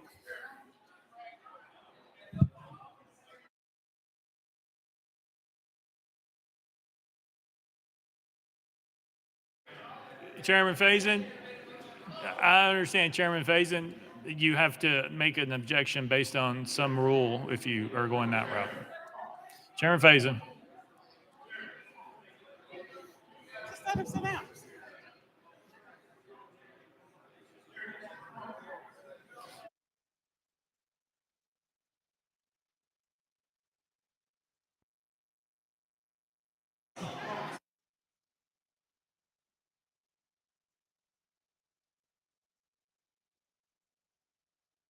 Chairman Faison, you can do some rule or asking to get back on the bill. It's whatever motion you decide to make here. Thank you, Mr. Speaker. I would call the gentleman to order of the bill and not the character of the presenter. Hey, Representative Pearson, stick to the legislation or the amendment on the message calendar. Representative Pearson, you're recognized. Thank you, Speaker. this legislation, which I asked about several times if it had anything to do with ESG, which means environment, social, and governance. I asked the sponsor of this legislation whether his bill, HB 2100, had anything to do with that, and the sponsor responded that it did not. And so from him saying that he did not have legislation before us related to ESG, I could only, as I'm sure all of you have, come to the conclusion that the sponsor's bill and the sponsor's reading of it had not yet occurred. So that's all I was saying, but I appreciate what you're saying. I'm still against this legislation because I believe that it is important that we prioritize the issues of environment, of social, and of governance when it comes to corporate entities. Over 95% of the Fortune 500 use these standards for their financial institution. And so having legislation that tries to restrict banks from being able to use this in their own tabulation, I think is wrong. I think it is unjust. I think it is not in line with any of the best practices as it relates to financial institutions. And I would encourage each of you to read the bill and to see exactly what I'm talking about here. And when asked questions, I would encourage that you just answer the question so that we can have dialogue, as many of your colleagues have done, sponsor. Thank you, Speaker. Chairman Zachary. Thank you, Mr. Speaker. I think I was asked if environmental social governance scoring was in this bill, and that is, again, not mentioned in the legislation. And in reading the legislation, you will not find the terms environmental, social, and governance scoring. And so that's what I was asked about. So I simply replied to your question based on you asking me about environmental, social, and governance scoring. So if you to read the bill, then you will see then you will clearly see that that's not in the bill because those terms are never mentioned. Thank you, Mr. Speaker. Representative Boyd, you're recognized. Thank you, Mr. Speaker. I move previous question. Previous question been called. Any objection? Seeing none. All those in favor of concurring in Senate Amendment number 2, vote aye when the bell rings. Those opposed, vote no. Has every member voted? Does any member wish to change their vote? Mr. Clerk, please take the vote. Aye, 72, 19 nays. Senate Amendment number 2, having received a constitutional majority, I hereby declare concurred in without objection. The motion considered to reconsider is tabled. Next message, Mr. Clerk. House Bill 2119 by Chairman Faison relative to eminent domain. Mr. Speaker, on March 25th, 2024, the Senate substituted House Bill 2119 for Senate Bill 1983, adopted Amendment 1, and passed House Bill 2119 as amended. Chairman Faison, you're recognized. Thank you, Mr. Speaker. I move to concur in Senate Amendment number 1. Chairman Faison moves to concur in Senate Amendment number 1, probably seconded. Any discussion on the amendment? Representative Powell.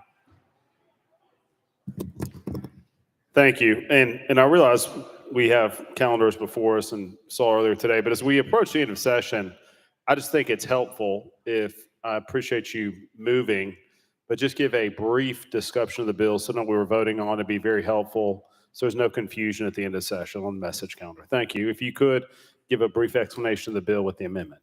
Chairman Faison, you recognize. Thank you, Mr. Speaker. Members, this is the bill that I brought about eminent domain. We had several guidelines that we put up in the state of Tennessee for a local municipality or condemner to condemn property and take it by eminent domain. The Senate added in one of the reasons this bill, it won't cover in this bill, is gas utilities. They added that into what's currently, that we passed already. With other infrastructures, they added gas into other infrastructures. Representative Powell.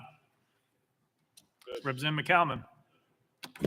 Thank you, Mr. Speaker. I move previous question. Previous question be called. Is there objection?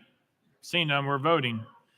All those in favor of concurring in Senate Amendment number 1, vote aye when the bell rings. Those opposed, vote no. Has every member voted? Does any member wish to change their vote?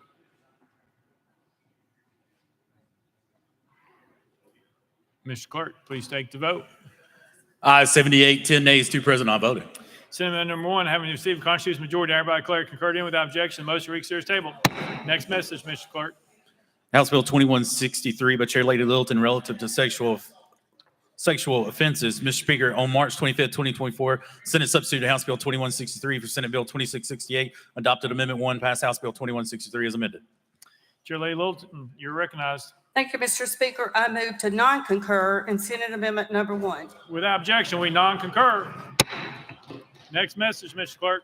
Mr. Speaker, that completes the message calendar. Next order, Mr. Clerk. Unfinished business. Unfinished business. Leader Lamberth, you're recognized. Thank you, Mr. Speaker. After consulting with the minority leader, I move that House Bill 2287 be heard in the Education Administration Committee this week. You've heard the motion. Any objections? Without objection, so ordered. Leader Lamberth. Thank you, Mr. Speaker. I do anticipate objection on this motion, but I move that HJR 1153 be referred to the State Government Committee. You've heard the motion. Is there objection? There's objection. We're on the board.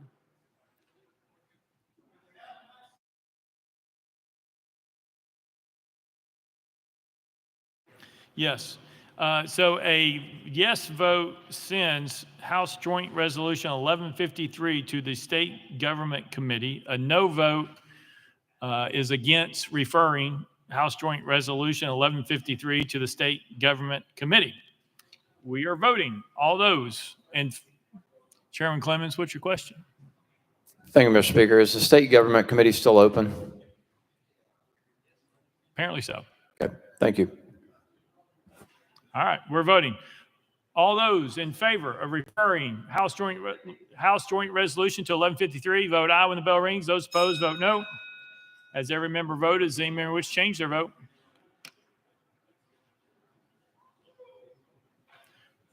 Mr. Clerk, please take the vote.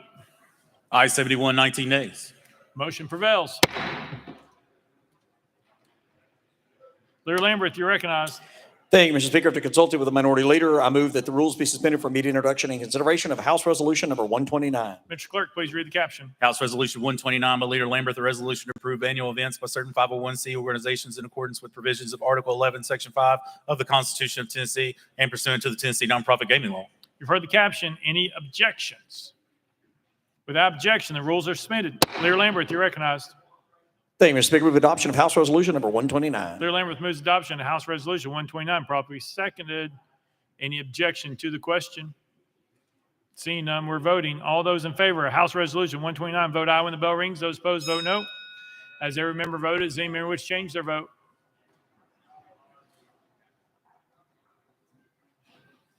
Mr. Clerk, please take the vote. Ayes 90, no nays, one present, not voting. House Resolution 129, I received a vote in the affirmative by 2/3 majority of the members elected to the 113th General Assembly. I hereby declare it adopted without objection. The motion reads here is tabled. Leader Lamberth, you're recognized. Thank you, Mr. Speaker. After consulting with the minority leader, I move for immediate introduction and consideration of House Resolution number 130. Mr. Clerk, please read the caption. House Resolution 130 by Leader Lamberth, a resolution to approve annual events by certain 501c organizations in accordance with the provisions of Article 11, Section 5 of the Constitution of Tennessee and pursuant to the Tennessee Nonprofit Gaming Law. You've heard the caption. Any objections? Without objection, rules are suspended. Leader Lamberth, you're recognized.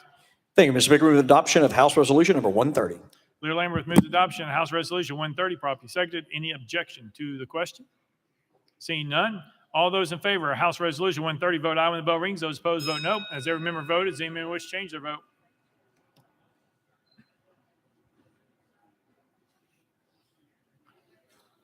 Mr. Clerk,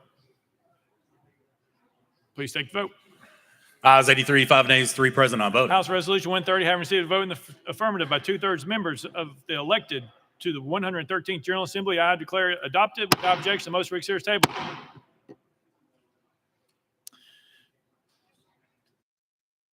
Mr. Clerk.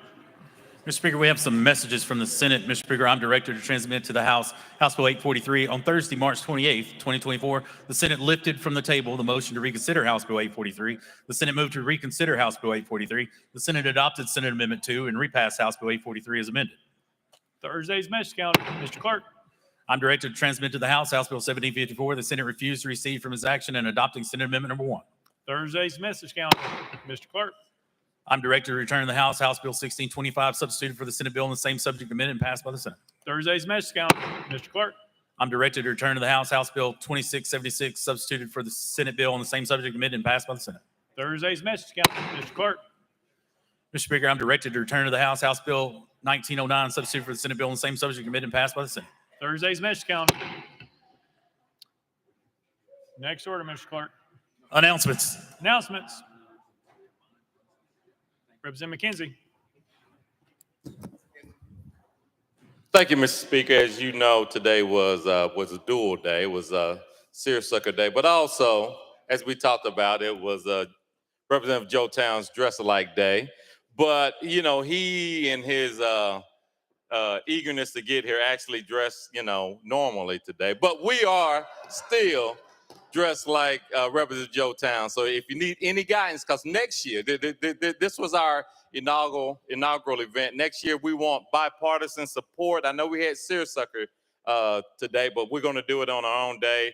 And thank Representative Chair John Ray Clemens for these really nice badges. I don't know what it's going to get us out of, but we're going to get out of something. But seriously, we do this in honor of Representative Town. He is a sage counsel, one of the smartest guys in this Capitol building. He has knowledge of the past and a unique ability to communicate his points across. So let's give him a round of applause for being such a good sport.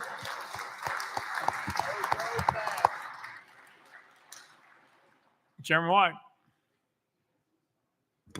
Thank you, Mr. Speaker. House Education Administration Committee members, remember 12:30 this Wednesday. Be on time and maybe we can wrap things up. Thank you. Representative Parkinson. Thank you, Mr. Speaker. I'm not sure what that soliloquy was from the minority DLJT caucus, but the majority Seersucker caucus will gather in front of the well immediately after session so that we can take our annual picture. Thank you, Mr. Speaker. Representative Towns. Mr. Chairman and Mr. Speaker, I really I want to thank my leader, both McKenzie and Clemens, for making bullying look so sweet. You know, when you're dealing with a mad scientist, I mean, a scientist, he has a way with words. He really has a way with words. He really has a way with words. But I found out, settle down, young man, settle down. I found out that they've been a little angry at me. You know, I caught them singing their favorite song together in the office called Jolene. Jolene, Jolene. And so I found out about it, and I bought them the CD, and they have it, but they still been picking at me ever since, Mr. Speaker. And so I love Dolly, no question about it. But the fact of it is that they are now a part of, they're deputized. All of them have badges now, so they end with the crew, and I'd like for them, after it's over with, go to the well, and I want to swear in my new deputies with the Carteroy connection. And Mr. Speaker, you look great in Carteroy as well. You should come down and join us. We need to put a smile on that kisser. You look great down there. Thank you, Mr. Speaker. I tried to dress like Joe Towns, but I guess I failed. I don't know. Leader Lamberth, you're recognized. I thought you don't have anything. Mr. Speaker, I think you look great in corduroy too. Mr. Clerk. Mr. Speaker, an announcement regarding the schedule to remind the members there will be a joint convention here in the House chamber Thursday at 9 a.m. That means I anticipate that the recess motion for a regular House session to be until 9:30 a.m. on Thursday. So joint convention at 9, session at 9:30. All right, next order, Mr. Clerk. Roll call. Roll call.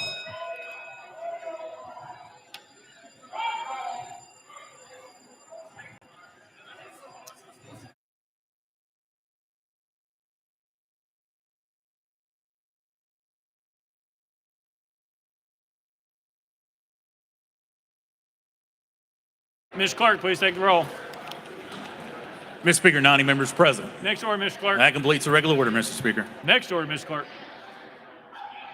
Oh, sorry. Leader Cochran, you're recognized. Thank you, Mr. Speaker. I move the House stand in recess until 9:30 a.m. on Thursday, April 4th, 2024. Without objection, the House stands in recess till 9:30 a.m. on Thursday, April 4th, 2024.